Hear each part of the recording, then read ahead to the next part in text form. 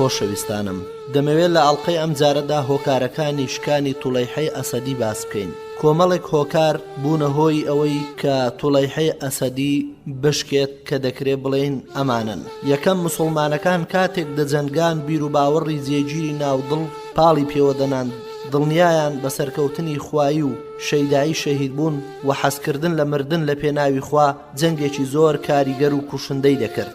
خالید ئەم پەند و وشە کورتانەی دەنارد بۆ پاشگەزبۆوەکان.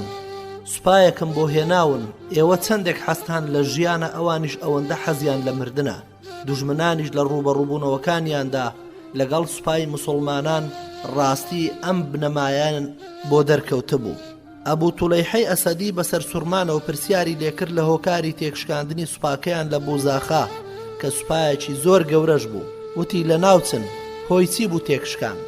پیاوێک گوتی من پێتان دەڵێم هەموو سەربازێکی ئێمە حەزی دەکرد هاوڕێکەی بکوژێت پێش خۆی. ئێمە لەگەڵ کەسانێک شەرمان دەکرد کە هەر هەمویان حەزیان دەکرد پێش هاوڕێکەی بکوژرێت. خاڵی دووەم هۆکارێکی تری سەرکەوتنی هۆزی تەی بوو کە هاتنە ناو سوپای باوەڕ و دوژمنانیان لاواز کرد.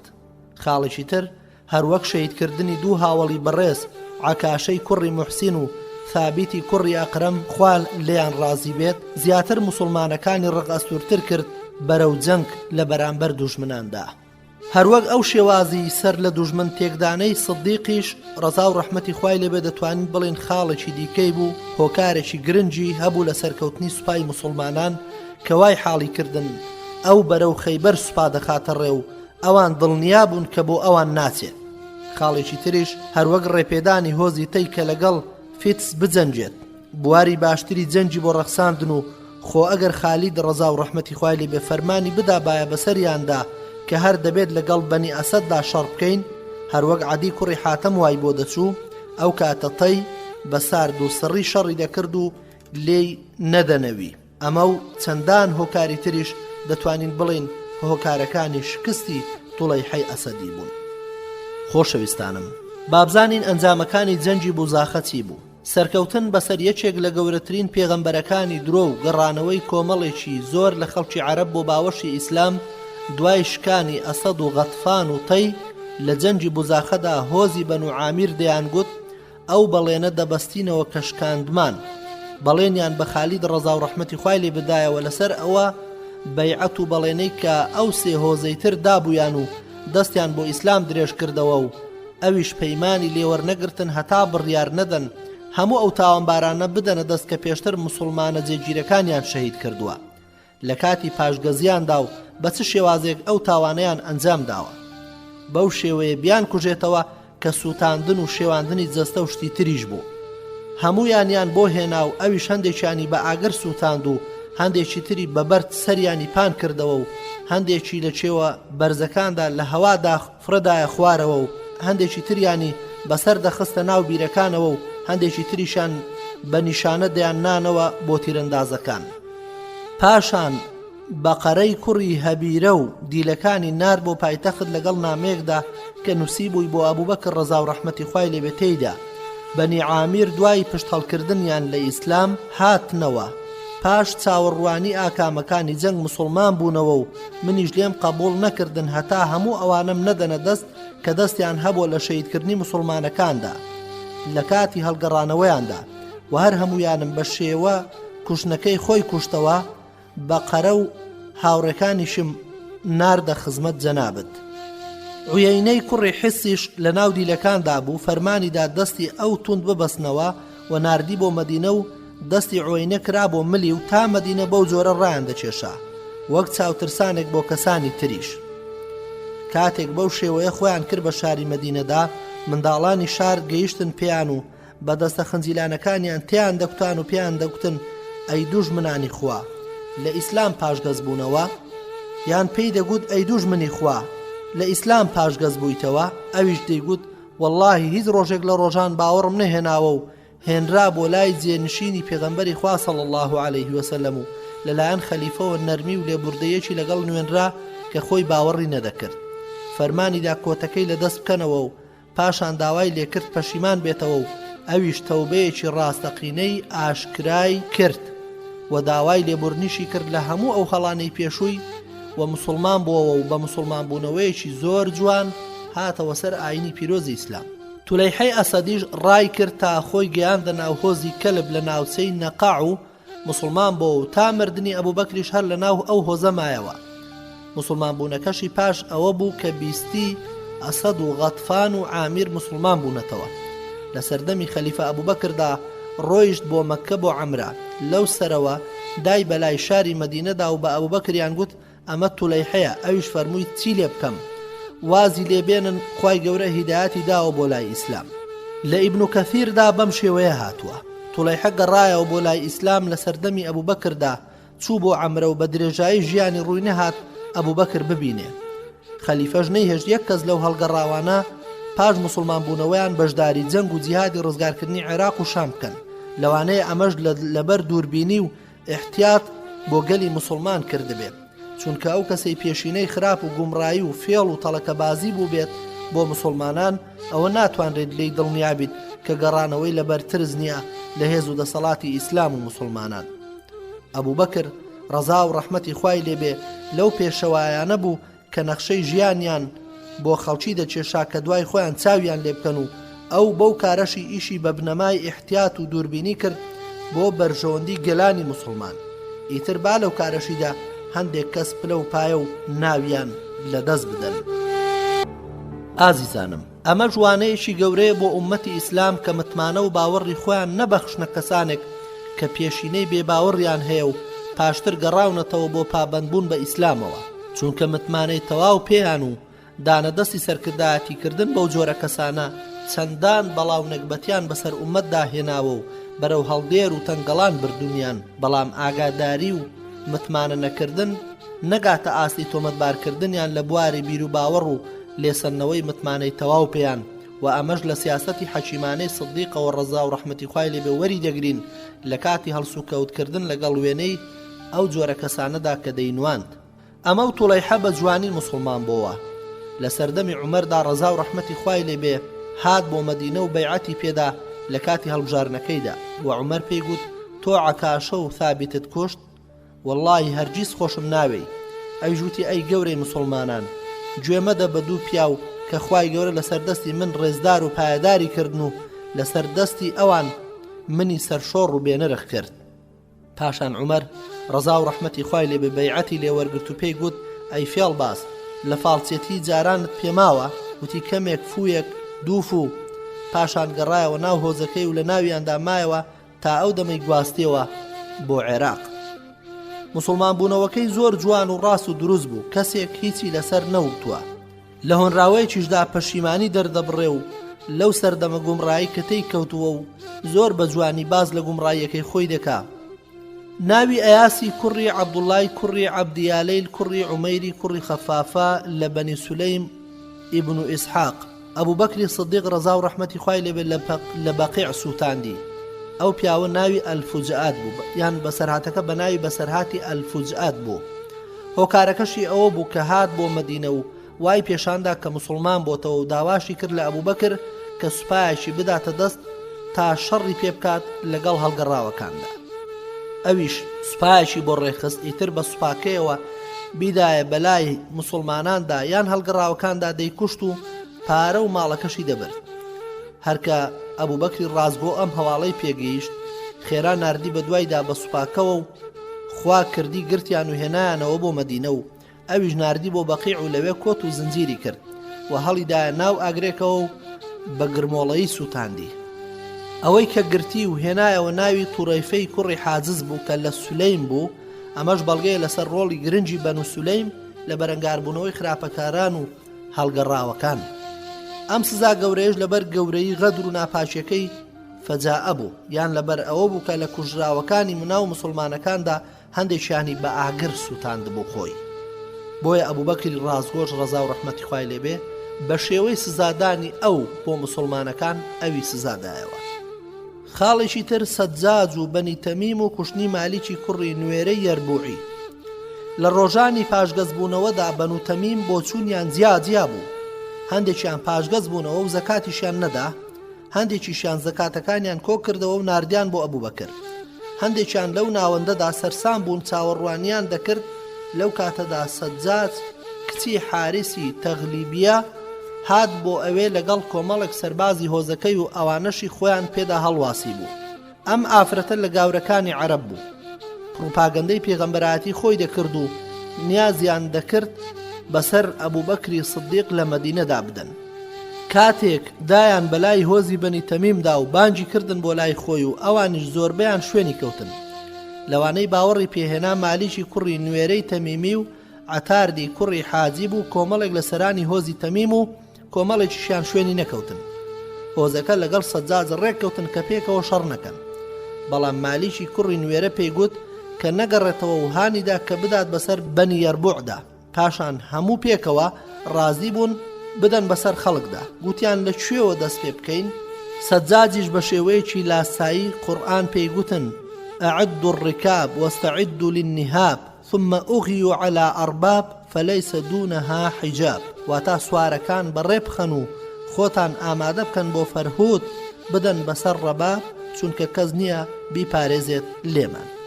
بەڵام بەنی تەمیم توانیان نەهێڵن بدات بەسەر ڕیبابدا و پێشنیاریان کرد بدەن بەسەر یەمامەدا تا لەژێر چنجی موسەیلەمەی کوڕی حەبیبی درۆزن دەری بێن. هۆزەکەی سەجاد ترساند لەو موسەیلەمە، وتیان بەهێز و بازووە و کەس ناچاری ناکات. ئەویش پێیگوتن عليكم باليمامة دفوا دفيف الحمامة فإنها غزوة الصرامة لا تلحقكم ملامة. واتا بدەن بەسەر یەمامەدا وەک گەلە کۆتر لە ناویان برن و جەنگێکی زۆر توندە و پاش ئەوە هیچتان لەسەر نامێنێ. خۆیان حازر کرد بۆ جەنگ لەگەڵ موسەیلەمە.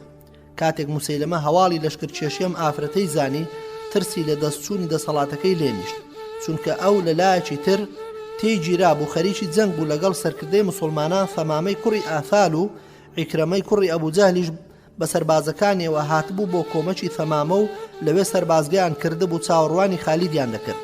بۆیە نامەی بۆ ئەو ئافرەتە ناردوتەیدا ئەمانی پێدا و پەیمانی ئەوەشی پێدا کە نیوەی ئەو مڵکانەی قوڕەیشی پێ بدا ئەگەر بێشەڕ بگەڕێتەوە، چونکە بە بێوەی و خۆشحاڵانە ئەو مڵکانە خوا گەڕاندیەوە بۆلات.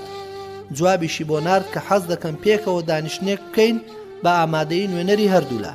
سەجاجیش بە چل پیاوە ڕۆیشت بۆ بینینی موسەیلەمە. لە چادرێکدا پێکەوە دیدارێکیان سازدا. کاتێک خۆی و خۆیمانەوە و نیوەی مڵکەکەی بۆ پێشنیار کرد، ئەویش قبوڵی کرد. موسەیلەمەش پێی گوت سمع الله لمن سمع واطعموا بالخير إذا طمع ولا يزال أمره في كل ما يصر مجتمع. هەتا کۆتایی چەند قسەیەکی ڕێک خستە بوو، واتا خوا کاری ئاسان کردوین و ئایا دەتوانم بتخوازم و پێکەوە خێر و بێری عەرەب بخۆین؟ ئەیژوتی بەڵێ. 3 ڕۆژ لە لای مایەوە و پاشان گەڕایەوە ناو هۆزەکەی. وتیان مارەیەکەت چەند بوو؟ وتی هیچ نەبوو. ئەوان ژوتیان ناشیرینە بۆ وێنەی تۆ بەبێ مارەی شوو بکات. ئەویش جوابی بۆ نارد کە مارەیم بۆ دیاری بکەن. وتی کوا نوێنەرەکەت بنێرە با بەودا بۆتان بنێرم و ئەویش شەبتی کوڕی ڕەبیعی ڕیاحی نار بۆ لای. ئەویش پێی گوت لە ناو هۆزەکەتدا هاوار بکە و بڵێ موسەیلەمەی کوڕی حەبیبی پێغەمبەری خوا ئەو دوو نوێژەی موحەممەدی بۆی هێنابوون لەسەرتان لای برد کە مەبەستی نوێژی بەیانیان و عیشا بوو. ئەمە مارەیەکەیەتی نەفرەتی لێبێ. پاشان سەجاد وازی هێنا لە شەڕ و گەڕایەوە بە وڵاتی خۆی، چونکە بیسبووی خالید ڕەزا و ڕەحمەتی خوای لێ بە سوپاکەیەوە لە ناوچەی یەمامە نزیک بۆتەوە و بەڕاکردن گەڕایەوە ناوچەکەی خۆی. دوای ئەوەی نیوەی مڵکی موسەیلەمەی لەگەڵ خۆی برد تا سەردەمی معاویەش ڕەزا و ڕەحمەتی خوای لێبێ هەر لە ناو هۆزەکەی خۆی بەنی تەغلیب مایەوە و ئەو لە ساڵی جەماعەدا بە یەکجاری لەو ناوچەیە هەڵی کەندن. مالیکی کوڕی نوێرە لەگەڵ سەجاددا دەستی تێکەڵ کرد، بەڵام کاتێک سەجاد پەیوەندی کرد بە موسەیلەمەی درۆزنەوە نەفرەتی خوا لە هەردووچیان بێ، پاشانیش بێباکانە گەڕایەوە بۆ وڵاتەکەی خۆی. بۆیە مالیک زۆر پەشیمان بوو لەو کارەی کردبووی و لەسەر ئەوە سەرزەنش دەکرا. ڕۆیشتە جێگایەک پێیان دەوت ئەلبەتاح کە شوێنێکە لە نێوان بەنی ئەسەد و نەجدایە. خالیدیش بە سەربازەکانیەوە ڕووی لەو شوێنە ناو پشتیوانان لەگەڵی نەڕۆیشتن و دەیان گوت ئێمە ئەوەی خەلیفەی مسلمانان پێی وتبین جێبەجێمان کردو تەواو. خالیدیش پێی گوتن ئەم کارەش پێویستە بیکەن و هەلێکیشە نابێت لە دەست خۆمانی دەرکەین. هیچ نامەیەکیشم لەو بارەیەوە پێ نەگەیشتووە و منیش لێرە ئەمیرم و نامەم بۆ دێت و زۆریشتان لێ ناکەم کە دەبێت لەگەڵم دابێن، بەڵام من دەڕۆم بۆ بەتاح. دوو ڕۆژ ڕێگەی بڕی پاشان نوێنەری پشتیوانەکان هات بۆ لای وتی پشتیوانان داوا دەکەن چاوەڕێیان بکات بەڕێوەن بۆ لای و گەیشتن پێی و ڕۆیشتن بۆ بەتاح و مالیشی کوڕی نوێرە لەوێ بوو. خالید ڕەزا و ڕەحمەتی خوای لێبێ بە پەلە سەربازەکانی بەو ناوەدا دابەش کرد و بانگی پاشگەزبەوەکانی دەکرد و سەرکردەکانی بەنی تەمیم هاتن بەرەو ڕوویان و گوێڕایەڵی خۆیانیان بۆ دووپات دەکردەوە و زەکاتیان بۆ کۆ دەکردەوە. تەنها ماڵێک نەبێت کە سەرسام بوو لە کاری خۆی و نەیدەزانی چی بکات خۆی بە دوورە پەرێزگرت لە خەڵکی و سەربازەکان هاتن و خۆی و سەربازەکانیشیان قۆڵبەست کرد و سەربازەکانی خالید تێیدا ڕامابوون نەیان دەزانی چین. هەندێک دەیانوت بانگ نادەن و نوێژیش ناکەن بەڵام ئەبوو قەتادە حارثی کوڕی ڕەبحی ئەنساری شایەتی بۆدان کە نوێژیان بەرپا کردووە. دەڵێن دیلەکان لە ناو کۆت و زنجیردا بوون لە شەوێکی زۆر سارددا بوو. بانکەری خالید هاواری کرد دیلەکانتان گەرم کەنەوە. زیراری کوڕی ئەزوەر ڕەزای خوای لێبێ مالیمی کوڕی نوێرەی کوشت. کاتێک خالید بە پەلە لە چادرەکەی دەرچوو دەبینێت کار لە کار ترازاوە و هەموو لێبوونەتەوە بۆیە وتی ئەگەر خواشتێکی بوێت بیکات دەیکات. خالیدیش خێزانەکەی مالیشی کوڕی نوێرەی خواست کە ناوی ئومتەمیمی کچی مەنهال بوو زۆر جوان و شۆخ و شەنگیش بوو. پاش ئەوەی ئازادی کرد هاوسەرگیری لەگەڵدا کرد. دەڵێن لە ڕیوایەتێکی تردا هاتووە کە خالید مالیک دەگرێت و سەرزەنشتی دەکات لەبەر ئەوەی یاخی بوون و شوێن سەجادکەوتنەکەی و زەکات نەدانی پێی دەڵێت ئایا نازانیت وەک نوێژ واجبە و لەگەڵ ئەودا ناوی هاتووە و مالیشی ژووتی هاوڕێکەتان وایدا نابوو. خالیدی ژووتی هاوڕێی ئێمەیە و تۆ بە هاوڕێی خۆتی نازانیت. زیرار ئادەی لەگەرنی بدە و ئەویش دای لەگەرنی. لەسەر ئەو مەسەلەیە خالید و ئەبوو قوتادە دەمیان تێکگیرا تا ئەو بۆ ئەبوو قوتادە گەیاندیە لای خەلیفە و عومەریش لەگەڵ ئەبوو قوتادەدا لەسەر خالید قسەیان دەکرد و بە ئەبوو بەکری گوت لە فەرماندەیی لای ببە شمشێرەکەی خوێن ڕێژە. ئەبوو بەکریش فەرمووی شمشێرێک لا نابم کە خوا بۆ سەرگەردنی بێ باوەڕان هەڵی کێشاوە. پاشان حوتەیمی کوڕی نوێرە هات و سکاڵای خالیدی لە لای ئەبوو بەکری سدیق دەکرد. عومەریش پشگیری لێ کرد و ئەبوو بەکریش ئەو شعرەی دەگوتەوە کە موتیم لە شیوەنی مالیشی برایدا گوتبووی و ئەبوو بەکر دڵی هێنایەوە و ئەویشی ڕازی کرد. خۆشەویستانم لەو ڕووداوەدا کۆمەڵێک پند و ئامۆژگاری و وانە بەدی دەکەین کە دەکرێت چەند خاڵێکیان لە ئەڵقەی ئەمڕۆدا باس بکەین. یەکەم موسڵمانە جێگیرەکانی ناو بەنی تەمیم. هەموو تیرەکانی بەنی تەمیم یان هەموو سەرکردەکانی یان هەموو تاکەکانی لە ئیسلام پاشگەز بوونەوە هەروەک چۆن هەندێک لە مێژ و نووسەکانی هاوچەرخ بۆی چوون. بەڵکو لەبەر بەهێزی موسڵمانەتی و ڕاوەستاوی هەندێک لە تیرەکانی بەنی تەمیم وای کرد لە مالیشی کڕی نوێرە کە قەناعەت بە سەجاد بکات کە جەنگ لەگەڵ ئەوانەدا بکات پێش ئەوەی بیر لە شاری مەدینە بکاتەوە. کاتێک ئەو ژنە لەگەڵ موسڵمانەکانی بەنی تەمیمدا ڕوبەڕووبەوە شکستێکی پیسی خوارد لەسەر دەستیان. ئیتر لەو ڕۆژە بەدووە بیری لەوە نەکردەوە بدات بەسەر شاری مەدینەی پێغەمبەری خوادا صلی الله علیه وسلم و بڕیاری گرتنی یەمامەیدا.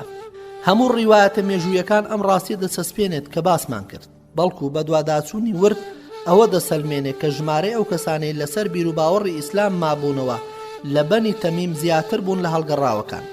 هەندێک لە ڕیواتەکان ئەو ڕۆڵە گرنگەی تیرەی ڕەباب دەسەلمێنن کە بەرەنگاربوونەوەی بێباوەڕان و پاشگەزبەوان ئەو تیرەیە نواندی و دەڵێن هەر ئەوە بوو کە سەجاد و پێڕەکەی وایان پێ باش بوو لە ڕەبابەوە دەست پێ بکەن. ڕیوایەتەکان باسی ئەو شەڕە گەورە و ترسناکە دەکەن کە لە نێوان سوپای سەجاد و تیرەی ڕەبابدا ڕوویدا. دوایی بەڕێکەوتن نامەی ئاشتی کۆتایی پێهاتوو هەر کە سەجاد زانی ناتوانێت موسڵمانەکانی بەنی تەمیم ژێربار بکە وا قەیسی کوڕی عاسیم پەشیمان بۆەوە و زەکاتی ماڵ و سامانی خۆی و هۆزەکەی بر بۆ مەدینە. لەو کاتەوە سەجاد و کۆمەڵەکەی بۆیان دەرکەوت کە هەرگیز سەرکەوتوو نابن. خاڵێکی تر خۆشەویستانم خالید و کوشتنی مالیشی کوڕی نوێرە. ڕایەکان جیاوازن سەبارەت بە کوژانی مالیشی کوڕی نوێرە لەوەدا کە ئایا شایستەی کوشتن بوو یان بەستەم کوژدا، واتا موسڵمان بوو یان بێباوەڕ.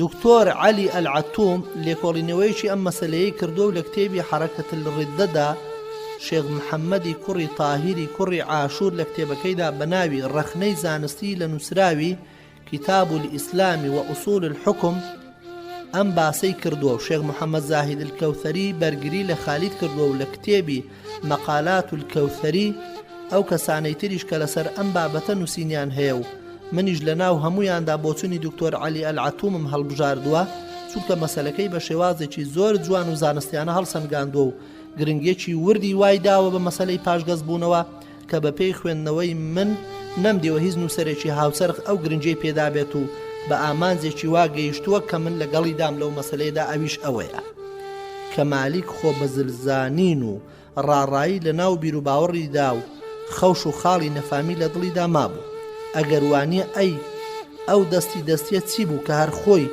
دوا دەخست لە شوێن کەوتن و بەیعەتدانی جێنشینی پێغەمبەری خوا صلی الله عليه وسلم و بەجێهێنانی ئەرچی زەکات بۆ خەزێنەی مسلمانان بەڕای من ئەو پیاوە دەیویست پلەپایەکەی لەدەست نەچێ و لە هەمان کاتیشدا دەیویست لە خزمە گەورەکانی هۆزەکەی دوورە پەرێز بێت لەوەی کە ملکەتی دەوڵەتی ئیسلامی بوون و ئەرشی سەرشانیان جێبەجێ دەکرد گوتار و کردداری ئەم ڕاستیە دەسەلمێنن هەر لە پاشگازبوونەوە و شوێنکەوتنی سەجاد و بەشکردنی حوشترەکانی زەکات بەسەر هۆزەکەیدا و بەڵکو و ڕێگرتنی لەوەی کە زەکاتەکان نەگاتە ئەبوبەکر و گوێنەگرتن بۆ خزمە مسلمانەکانی لە کاتی یاخیبوونەکەیدا هەموو ئەوانە تاوانباری دەکەن و وای لێ دەکەن کە پیاوێک بێت نزیک بێت لە بێباوەڕی زیاتر لە نزیکبوونی لە ئیسلام ئەگەر مالیک هیچ تاوانێکی نەبێت جگە لە زەکات نەدانەکەی بەسە ئەوە تاوانباری بکات و ئەم زەکات نەدانەشی لەلای هەموو پێشینەکان ڕوون بوو لە کتێبی مەخول الشعرائی ئیبن السەلامدا هاتووە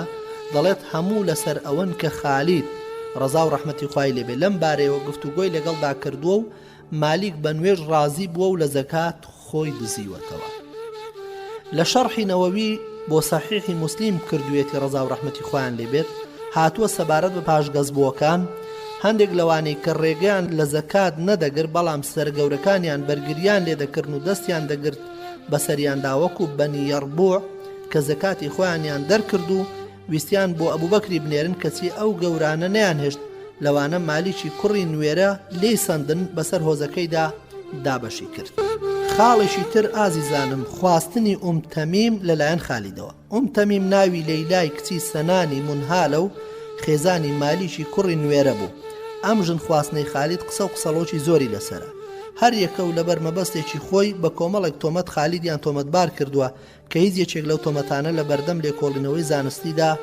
ساغ نەبووتەوە بە کورتی هەندێکیان دەڵێن خالید مارەی کردووە لەگەڵ یەکەم چاوپێکەوتنیدا لەبەر جوانیەکەی و لەبەر ئەوینداری پێشوو بەو بۆنەواتە خوا نەخواستە گوایە خالید خوێن ڕێژ بووە ئەم قسەیەش تازەیە و پشتی پێنابەسترێ چونکە سەرچاوەی کۆنەکان شتی وای تێدا نییە بەڵکو پێچەوانەی ئەمەی لە خۆگرتووە و زۆر ڕاشکاوانش ماوەردی دەڵێت ئەوەی وای لە خالید کرد مالیک بکوژێت لەبەر ئەوە بوو کە زەکاتی نەدەدا کە بەوەش خوێنی حەڵال کرد هەر لەبەر ئەوەش پەیمانی نیکاحیش نەما لە نێوان مالیک و خێزانەکەی تەمیمدا و حکمی ئەو ئافرەتانی کە هاوسەرەکانیان هەڵگەڕاونەتەوە لە ناو دارولحەربدا ماونەتەوە ئەوەیە ناکوژێت بەڵام بە کەنیزەک دەکرێت هەروەک ئیمامی سەرخەسی ئاماژەی بۆ دەکات و هەر تەمیم بەدیل دەگیرێت و خالید هەڵی دەبژێرێت بۆ خۆی و دەشی خوازێ شێخ ئەحمەد شاکری لەسەر ئەم مەسەلەیە دەڕوات و دەڵێ خالید تەمیمی بردە لای خۆی و لەبەر ئەوەی کەنیزەک بوون مەلیکولیەمین دەبێتە خێزان بەڵکو ئەگەر سکی پڕ بێت بە شێوەیەکی کاتی حرامە نزیکی بێتەوە تاسکەکەی دادنێ و تەمیمیش سکی پڕ نەبوو ئەگەریش پڕ نەبێت لێی دەوەستێت تا یەک جار دەکەوێتە سوڕی مانگانەوە و پاشان دەچێتە لای و شتێکی شەرعیە و هیچ عیب و هیچ قسەیەکی تێدا نیە بەڵام دوژمنان و ئەوانەی پێچەوانەی ئەوەن ئەم کارەیان بە هەر زانی تابی قۆزنەوە و وا گومان بەرن کە مالیکی کوڕی نوێرە موسڵمان بۆ و خالید لەبەر ژنەکەی کوشتوویەتی هەروەها خالید بەوە تۆمەتبار کراوە کە گوایە بەم ژنهێنانەی پێچەوانەی خوو نەریتی عەرەبی کردووە ئەوە تا عقاد دەڵێ خالید مالیکی کوڕی نوێرەی کوشت و ژنەکەشی خواست لە ناو گۆڕەپانی جەنگدا بە پێچەوانەی خوو ڕەوشتی عەرەب چ لە سەردەمی نەفامی و چ لە سەردەمی ئیسلامدا بەڵکو ئەوە ڕەوشتی مسلمانانیش نەبوو و شریعەتی شتیوای نەگوتووە ئەم قسەی عقادیش زۆر دوورە لە ڕاستی و چونکە شتیوا زۆر ڕووی داوە لە پێش ئیسلامدا و لە پاش هەموو جەنگ و سەرکەوتنەکانیاندا هەستاون بە خواستنی ژنە کەنیزەکەکانیان و شانازیشیان بەوە کردووە وەکو عەدی کوڕی حاتەم لە شعرێکدا پێهاڵدانێک بەو جۆرە سیفاتانەدا دەڵێ بومانا وما أنكحونا طائعين بناتهم ولكن خطبناها بأسيافنا قصرا واتە کچەکانیان بە خۆشی خۆیان پێ نەداین بەڵکو بە زۆری نوچی شمشێر خواستمانن. لەلایەنە شەرعیەکەشیەوە خالید کارێکی حەڵاڵی کردو بە شێوەیەکی شەرعی هەستاوە پێ وای کردووە کە کەسێک لەو باشتریش بەو کارە هەستاوە. لە ناو غەزاکەدا یان کەمێک پاش ئەو ژنی کەنیزەکی خواستووە پێغەمبەری خوا صلی الله علیه وسلم دایشی ئیمانداران جوەیریەی کچی حارسی مستەڵەقی خواست دوا بە دوای جەنجی موڕەیسیع کە یەکێک بوو لە کەنیزەکەکانی بەنی مستەڵەق و لە کەنیزەکی ڕزگاری کردو خواستی و بوو بە خێر و بەرەکەت بۆ هۆزەکەی کە بەهۆی ئەو هاوسەرگیریەوە مسلمانان 100 پیاویان لێ ئازاد کردن و چونکە بوون بە خەزورانی پێغەمبەری خوا صلی الله علیه وسلم و لە ئاکامەکانیشی مسلمان بوونی باوکی لێکەوتەوە حارثی کوڕی زیرا.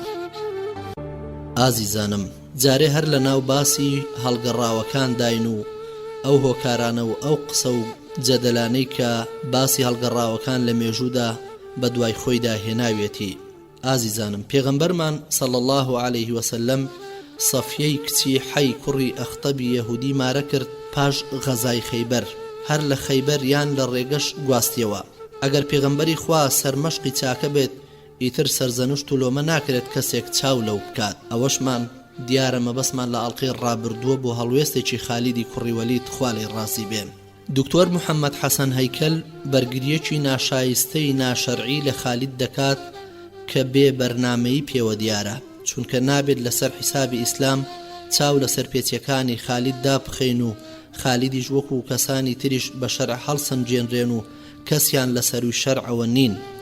بە پاگڕاگرتنی ژیانی تاکەکان یەکسان نییە بە شێواندنی بەرنامەکە لە هیچ حاڵەتێکدا. ئەوەتە دکتۆر هەیکەل دەڵێ ژنهێنانی خالید بە پێچەوانەی نەریتی عەرەب و بەڵکو چوونە لایشی پێش پاکبوونەوەی ئەگەر لە کەسێکی ڕزگاری خوازی وەکو خالیدەوە بێت بۆیان هەیە کە نیزەک بۆ خۆیان هەڵبژێرن. پابندبوون بە شەریعەتەوە نابێت سەرکردە مەزنە هەڵکەوتوەکان بگرێتەوە کە خالید یەکێک بۆ لەوانە بە تایبەت ئەگەر زیان بە دەوڵەت بگەێنێت یان بیخاتە مەترسیەوە. شێخ ئەحمەد شاکریش بەرپەرچی ئەم ڕایی داوەتەوە و دەڵێ ئەوەی زۆر لێی دەترسم ئەوەیە نووسەرەکە کاریگەری ژیاننامەی ناپلیۆنی لەسەر بێت کە زۆر خوێندوویەتیەوە یان سەرکردە ئەوروپیەکانی تریش لەلایەنی ئیسراف و زیادەڕەوی و کارنەنگەکانیانەوە یان ئەو نووسینانەی لەسەر سەرکردەکانی ئەفرەنجە نووسراون لەبەر خاتری لێهاتووی و ڕزگارکردنی ناوچەکان و کۆمەچیان بۆ گەلان. پۆزشیان هێناوەتەوە بۆ هەڵە و تاوانە زەبەلاحەکانیان تا خەڵکی وابزانێت مسلمانە پێشینەکانیش وەکو ئەوان وابوون. دەڵێت پابندبوون بە شەریعەتەوە نابێت سەرکردە مەزنە هەڵکەوتوەکان بگرێتەوە وێنەی خالید کە ئەم قسەیەش دەبێتە هۆی ڕمانی هەموو ئاین و ڕەوشتێک. خاڵێک کە دەمەوێت قسەی لەسەر بکەین خۆشەویستانم هاوکاری ئەبوبەکری سەدیق بۆ سەرکردەکانی بەرەکانی جەنگ بووە. هەندێک لە سەربازەکانی سوپاکەی خالید شایەتیاندا کە ئەو هۆزە بانگیان داوە لەگەڵ بانگەکەی مسلمانەکاندا و بەو هۆیەوە کوشتنیان ناڕەوایە و خوێنڕشتنیان حرامە. یەکێک لەو کەسانە ئەبوو قوتادە بوو ڕەزای خوای لەبێ مەسەلەکەی گەورە کرد و لەوەش زیاتر پێی ناخۆش بوو خالید هەستا بوو بە مارەکردنی خێزانەکەی مالیکی کوڕی نوێرە. بەو هۆیەوە ئەبی قوتادە وازی لە سوپاکەی خالید هێناوگەڕایەوە بۆ مەدینە بۆ لای ئەبوبەکر و شکاتی خالیدی گەیاندە خەلیفە. ئەبوبەکری ڕازگۆ ئەم جیابوونەوەی ئەبوو قوتادەی لە خالید بە هەڵەیەکی گەورەدایە قەڵەم و نابێت نە لە ئەو نە لە کەسی تریش قبول بکرێت، چونکە دەبێتە هۆی شکستهێنان و سوپاش هێشتا لە ناو زەرگەی زەوی دوژمندایە و بە توندی لەگەڵ ئەبی قوتادە جوڵایەوە و گەڕاندیەوە بۆ ناو سوپا. ڕازی نەبوو تانەی بینێت چۆتەوە ژێر بەیداغی خالیدی کوڕی وەلید و ئەم کارەی ئەبوبەکریش بەهێزترین سیاسەتی جەنگە کە پەیڕەوی لێ دەکرێت. ئەبوبەکری ڕازگۆ هەستا بە لێکۆڵینەوە لە مەسەلەی کوشتنی ئیبن نوێرە و لە ئاکامدا بۆی دەرکەوت خالید لەو مەسەلەیەدا بێتاوانە. لەم بوارەدا ئەوە سدیقە زۆر شارەزا بوو لە ڕاستی مەسەلەکان، لە هەموو هاوڵان زیاتر تاوتوێی دەکرد چونکە ئەو خەلیفە بوو. هەموو هەواڵەکان دەهاتنەوە بەردەستی و لەلایەکی تریشەوە باوەڕی لە هەمویان گەورەتر بوو. ئەو لەم کارەیدا لەگەڵ خالید خوا لێ ڕازی بێت شوێن پێی پێغەمبەری خوای صلی الله علیه وسلم هەڵگرت، بۆیە خالیدی لا نەبرد و بەسەرکردەیی هێشتیەوە لە کاتێکدا کە هەندێک کاری لێدەوەشایەوە کە پێی خۆشحاڵ نەبوو. هەر کاتێک داوای لێبوردن و چاوپۆشی بکردایە لێی دەبرد و دەیگوت ئازاری خالید نەدەن چونکە ئەو شمشێرێکە لە شمشێرەکانی خوا بۆ گەرنی کافرانی هەڵکێشاوە. لە تەواوی کارەکانی سدیقدا خوا لێ ڕازی بێت بەکارهێنانی خالید و پشتبەستنی پێی چونکە زۆر توند و تیژ بوو ئێوەری دەکردەوە، واتە لەسەر خۆ و هێمنی دەکردەوە و توند و تیژی و نەرمونیانی تێکەڵ کردبوو چونکە نەرمونیانی بەتەنیا دەیفەوتاند و توند و تیژی بەتەنیا هەروەها دەیفەوتاند، بۆیە ڕاوێژی بە عومەر دەکرد و کاریشی دەدایە دەستی خالید. ئەمەش لە تەواویەتی و بە تەواوی شایانی ئەوەی خەلیفەی پێغەمبەری خوا بێت و بۆیە لە مەسەلەی جەنگ لەگەڵ هەڵگەڕاوەکاندا لە عومەر زۆر توند و تیژتر بوو. خوای گەورە توند و تیژێکی وای تێدا دروست کرد کە پێشتر تێیدا نەبوو. عومەریش زۆر توند و تیژ بوو لە دەرونی خۆیدا بۆ ئەوەی خلافەتەکەی تەواو بێت پەنا دەبرد بۆ بەکارهێنانی نەرمونیانیەکانی لە ناو هاوڵان تا توند و تیژی خۆی پێ هێور بکاتەوە. بۆ پشتی دەبەست بە ئەبوو عوبەیدەی جەڕاح و سەعدی کوڕی ئەبی وەقاس و ئەبوو عوبەیدی بەیهەقی و ئەبوو عوبەیدی ثەقەفی و نوعمانی کوڕی مقریق و سەعیدی کوڕی عامیر و هاوێنەکانی ئەوان لە کەسانی چاکەخواز و دنیا نەویست کە هەمویان لە خالید زیاتر چاکەخواز و دنیا نەویست بوون و خوای گەورە سۆز و بەزەیەکی وای لە عومەردا دروست کرد لە پێشتر تێیدا نەبوو تا خلافەتەکەی بە کەمالی بەرێتە سەر و تا وای لێ هات بەڕاستی ئەمیرولمؤمنین بوو.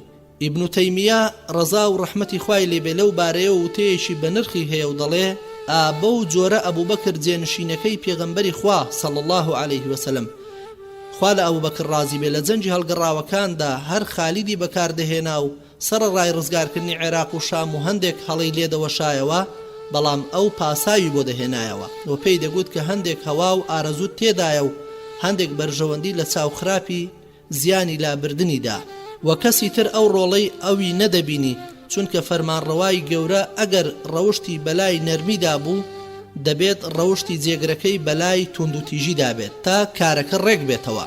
لەبەر ئەم هۆیە بوو ئەبوبەکر خوا لێ ڕازی بێت خالیدی بەکاردەهێنا، بەڵام عومەر خوا لێ ڕازی بێت وای بە جوانی زانی خالید لابات و ئەبوو عوبەیدەی کوڕی جەڕاح خوا لێ ڕازی بێت بخاتە شوێنی چونکە خالید توند و تیژ بوو وەک عومەری کوڕی خەتاب وا بوو، بەڵام ئەبوو عوبەیدە نەرم بوو وەک ئەبوبەکر. بۆ هەر یەکەیان ئەوە باش و گونجاو بوو کە دایان نابوو تا کارەکانیان ڕێک بێتەوە تا بەڕاستی ببنە خەلیفەی پێغەمبەری خوا صلی الله عليه وسلم و ڕێک و مامناوەند بن تا پێغەمبەری خوا صلی الله عليه وسلم فەرمووی من پێغەمبەری سۆز و میهرەبانیم و من پێغەمبەرێکی داستانەکانم. خاڵی چوارەم کە قسەی لەسەر دەکەین هەڵگەڕانەوەی دانیشتوانی عومان و بەحرین.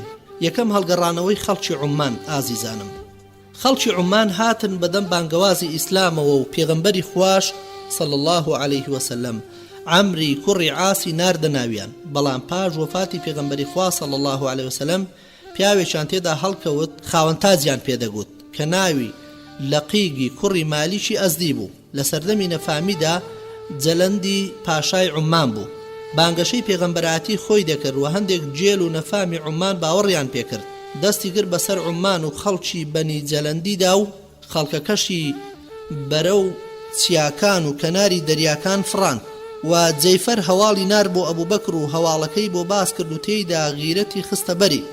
ئەبوبەکریش بە ناردنی دوو ئەمیر وەڵامی دایەوە، یەکەمیان حوزەیفەی کوڕی محسین یان خوزەیفەی کوڕی محسینی غەڵەفانی لە بەنی حیمر و دووەمیان عەرفەجەش بۆ مەهرە و فەرمانی پێدان کۆ ببنەوە پێکەوە هێرش بەرن بۆ عومان. لە عومان حوزەیفە ئەمیر بێت و ئەگەر بەرە و مەهرە ڕۆشتن ئەوە عەرفەجە ئەمیر بێت. دوا بەدوایان عەکریمەی کوڕی ئەبوو جەهلی نارد بۆ کۆمەچیان و بۆشی نووسین کە هەردووچیان پاش ئەوەی لە کاری عومان بوونەوە تێیدا جێگیر بوون لەسەر ڕای عەکریمە بن. هەرکە لە عومان نزیک بوونەوە نامەیان نار بۆ جەیفەر و لەقیتی کوڕی مالیکیش هەواڵی هاتنی سوپاکەی بیست و لەگەڵ کۆمەڵێک لە سەربازەکانیدا دەرچوون و ئەو شوێنە لە دەبایان پێدەگوت کە قەرەباڵغترین شاری ئەو وڵاتە و گەورەترین بازاڕی بوو. ژن و منداڵ و پارە و سامانیان لە دوای خۆیانەوەدا نابوو تا بەغیرەتەوە شەڕ بکەن. جەیفەر و عوبادیش لە شوێنە کۆبوونەوە کە سەحاریان پێدەگوت لەوێ سەربازگەیان دروست کرد و جوابیشان نار بۆ فەرماندەکانی ئەبوبەکر خوا لێ ڕازی بێت کە هاوکاریان بکەن و لەوێ هەردوو سوپار ڕوبەڕوو بوونەوە جەنگێکی زۆر دژواریان کرد پێکەوە. مسلمانان زۆر شپرزە بوون و خەریک بوون هەڵبێن و لەو کاتەدا خوای گەورە بەڕەحم و بەزەی خۆی فریای ئەو وەزعە ناهەموارەیان هات و کۆمەکێکیان بۆ هات لەلایەن بەنی ناجیە و عەبدولقەیس کە کۆمەڵی فەرماندە بوون و هەرکە گەیشتە ئەوێ سەرکەوتن بوو بە بەشی مسلمانان و بێباوەڕانیش هەڵهاتن بوو بە بەشیان و مسلمانەکانی شوێنیان کەوتن و تا 10,000یان کوشتن و ژن و منداڵەکانیان گرتن و هەموو پارە و پول و بازاڕەکانیان بە تەواوی لێ سەندن و پێنجێکیان ناردەوە بۆ ئەبوبەکر خوا لێ ڕازی بێت لەگەڵ یەکێک لە فەرماندەکانی عەرقەجە. هۆی سەرەکی سەرکەوتنی مسلمانان لەم جەنگەدا ڕاوەستانی کۆمەڵی ئیسلامی بوو لە پشتی ئەمیرەکەیانەوە. جەیفە و عوبادی برای دژی خاوەنتاز لە تاقیگی کوڕی مالیکی ئەزدی و زێگیربوونی لە شوێنە بەرزەکان تا مسلمانان دەستیان پێی گەیشت و هەروەک هەڵوێستی بەنی جەزیز و بەنی عەبدولقەیسیش دامەزراویان لەسەر ئیسلام و فریاکەوتنیان بۆ سوپای ئیسلام لە کاتی گونجاودا ڕۆڵێکی گرنگی هەبوو لە سەرکەوتنی مسلمانان لەو جەنگەدا. پاشگەزبوونەوەی خەڵکی بەحرەین. خەڵکی بەحرەین کاتێک مسلمان بوون کە پێغەمبەری خوای صلى الله عليه وسلم علائی کوڕی حەزرەمی خوا لێ ڕازی بێت نار بۆ لای پاشاکەیان منذری کوڕی ساوای عەبدی. ئەویش خۆی و هۆزەکەی مسلمان بوون، ئیسلام و دادپەروەری لە ناویاندا بەرقەرار بوو. وەڵامی منذری ساوی بۆ پێغەمبەری خوا صلى الله عليه وسلم ئەمە بوو: سەیری مەسەلەکەم کرد دەبینم ئەم وەزعەی ئێستام پاشایی بۆ دنیایە و بەشی قیامەتی تیان نییە. بۆ دینەکەی ئێوەشم ڕوانی دەبینم بۆ دنیا و قیامەتە. هیچ شتێک ڕێم لێ ناگرێت کە ئاینێک هەڵبژێرم ئاواتی ژیان و حەوانەوەی پاش مردنی تیابێت بۆم. تا دوێنێ سرم سووردەما لەو کەسانەی مسلمان دەبوون، بەڵام ئەمڕۆ سرم سووردەمێنێ لەو کەسانەی مسلمان نابن. لەبەر گەورەی ئەو بەرنامەیەی پێی هاتووە پێویستە بە گەورە ڕابژیرێت. بەڵام کاتێک منزیر کۆچی دوایی دەکات، پاش ماوەیەکی کورت خەڵکی بەحرەین لە ئیسلام پاشگەز دەبنەوە و منزری کوڕی نوعمان دەکەنە سەر گەورەی خۆیان. زەوی بەحرین لەکوێدایە؟ پارچە زەویەکی تەنگەڵانە هاوکەنارە لەگەڵ هیجری کەنداوی عەرەب و لە قەتیفەوە تا عومان درێژ دەبێتەوە. بیابانەکانی درێژ دەبێتەوە تا خەریکە بگاتە کەنداو و لە ڕووی سەرویشەوە لکاو بە یەمامە و لە نێوان ئەو خۆیدا هەندێک گردۆلکەی نزم کە ئاسانە بڕینیان. بەم شێوەیە مرنشینەکانی کەنداوی عەرەبی و بەشی ڕۆژهەڵاتی وڵاتی سعودیە دەگرێتەوە جگە لە کوێیت. ئەمە و ئەو کەسانی لەسەر ئیسلام بەڕاوەستاوی مابوونەوە لە بەحرێندا ڕۆڵێکی گرنگیان هەبوو لە کوژانەوەی ئەو ئاشوبەدا. جارودی کوڕی موعلی ڕۆڵێکی زۆر جیاوازی هەبوو. ئەو پیاوە کاتی خۆی هاوڕێتی پێغەمبەری خوای صلی الله عليه وسلم کردبوو و لەسەر دەستی ئەو لە ئیسلام شارەزا ببوو و پاشان گەڕابۆیەوە ناو هۆزەکەی و بانجی کردبوون بۆ لای ئیسلام و هەر هەمویان مسلمان بوون. پاش ماوەیەکی کەم پێغەمبەری خوا صلی الله عليه وسلم دنیای بەجێ هێشت. عەبدولقەیس وتی ئەگەر محەممەد پێغەمبەر بوایە نەدەبوایە بمرد بە. هەمویان پاشگەز بوونەوە. کاتێک جادوت ئەم هەواڵەی بیست کۆی کردنەوە پاشان هەستایەوە وتارێکی بۆ دانوتی: ئەی هۆزی عەبدولقەیس، من یەک پرسیارتان لێ دەکەم، ئەگەر دەیزانن بەڕاستی وەڵامم بدەنەوە، ئەگەر ناشی زانن وەڵام مەدەنەوە. وتیان چی دەپرسیت بپرسە. وتی ئایا دەزانن خوای گەورە پێش محەممەد پێغەمبەرانی تری هەبووە؟ وتیان بەڵێ. وتی ئەزانن یان دیوتانە؟ وتیان بەڵکو دەیزانین. وتی ئەی چیان بەسەر هات؟ وتیان مردن.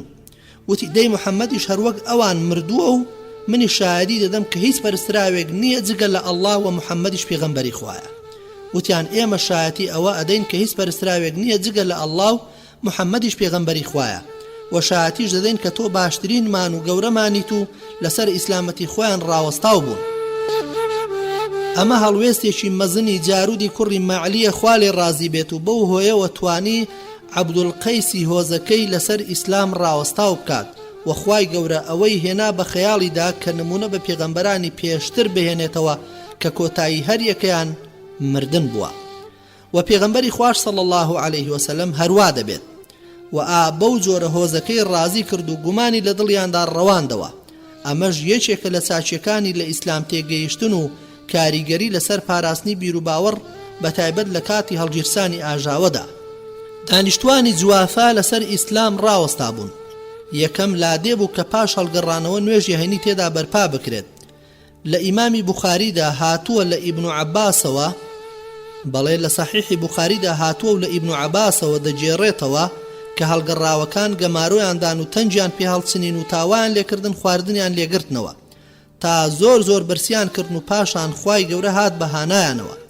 ئەمەش یەکێکە لە هەڵوێستە مەزنەکانی وەستان لەسەر بیر و باوەڕ و خۆگرتن لە ژێر گەمارۆی دوژمناندا، وەک چۆن جوافا خەریک بوون لە برساندا بمرن، بەڵام بە پشتبەستن بە خوای گەورە و سووربوون لەسەر بیر و باوەڕ لەو نەهامەتیەی خوای گەورە ڕزگاری کردن. ئەبوو بەکری سدیقیش خوا لێ ڕازی بێت سوپایەکی بە فەرماندەیەکی عەلامی کوڕی حەزرەمی خوا لێ ڕازی بێت نارد و کاتێک لە بەحرەین نزیک بۆیەوە ثەمامەت کوڕی ئافال بە هەموو هۆزەکەیەوە ڕۆشنە ناو سوپای ئیسلام و لەو ناوچەیەدا مسلمانەکان دەسەڵاتیان پەیدا کردەوە و جارودی کوڕی مەعلیش بە کۆمەڵێ پیاوی جەنگاوەری ناو هۆزەکەیەوە پشتگیری سوپاکەی عەلای کرد و بوو بە سوپایەکی زۆر گەورە، چون بە گژی هەڵگەڕاوەکاندا و خوش سەرکەوتنی خۆی بەخشی بە مسلمانان و جگە لەوانیش کەسانی وەکو قەیسی کوڕی عاسیمی منقەری، عەفیفی کوڕی منذر، مثەنای کوڕی حارثی شەیبانی پشتی سوپاکەی عەلایان گرت. کەرامەتێکی عەلای کوڕی حەضرەمیش لەو بوارەدا ڕوویدا. عەلا یەکێک بۆ لە هاوڵە مەزنەکان و زانایان و خواناس و دوعاگیرابوونی تێدا بووە. هەموو لەسەر ئەوەن کە لەم جەنگەدا لە شوێنێکدا سوپاکە حەوانەوە پەڕین و تەواو خەڵکەکە جێگیر نەبوون. هەر ئەوەندەیان حوشترەکانیان بە کۆڵ و بارەکانیانەوە هەڵاتن و خەڵکەکە بەبێ نان و ئاو و چەک و تفاق لەوێ مابوونەوە. لەو شەوەدا یەک حوشتریان بۆ نەمایەوە و مسلمانەکان بە جۆرێک غەمبار بوون کە باز ناکرێت و تاوایان لێهات هەندێکیان وەسیەتنامەیان بۆ یەکتری دەکرد و بانکەری عەلا خەڵکەکەی بان کرد و ئەوانیش کۆبوونەوە و پێی گوتن ئەی خەڵکینە، ئایا ئێوە مسلمان نین؟ ئایا لە پێناوی خوا لە ماڵ دەرنەچوون؟ ئایا پشتیوانی دینی خوانین؟ وتیان بەڵێ. ئەویش وتی دەی مژدەتان بدەمێ خوای گەورە کەسانێک ئاوانیەتیان بێت نان فەوتێنێ و فەرمانیدا بانجی بەیانی درا و نوێژیان دابەست. پاش تەواوبوونی نوێژەکەی عەلا لەسەر ئەژنۆ ڕۆ قیبلە کەوت و خەڵکەکەش بەو چەشنە لەسەر چۆک دانیشتن. دەستی بەرز کردەوە بۆ لای خوای خۆی و خەڵکەکە دەستیان کرد بە نزا و پاڕانەوە. بەردەوام بوون تا خۆر کەوت و خەڵکەکە خۆریان دەبینی خەریک بوو لە هاتنە دەرەوەدا بوو لە دەمکەل.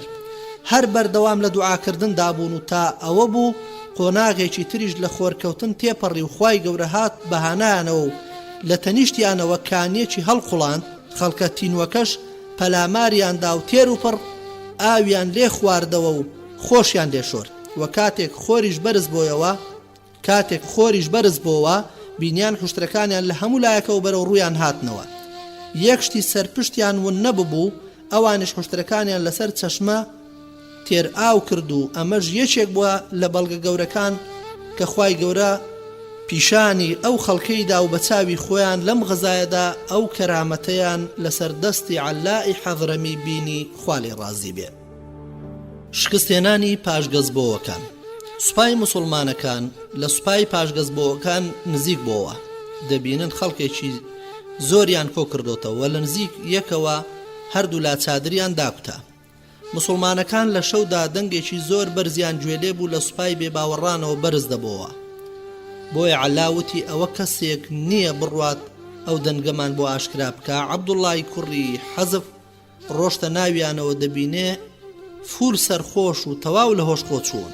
سووک گەڕایە دواوە و هەواڵەکەی بە عەلا گەیاندەوە. عەلایش خوا لێ ڕازی بێ خێرا خۆی خستە ڕێ و دای بەسەریاندا و ژمارەیەکی زۆری لێکوشن و کەمێکیان توانیان هەڵبێن و دەستی گرت بەسەر هەموو پارە و سامان و نەختیەکەیاندا کە دەستکەوتێکی یەکجار گەورە بوو.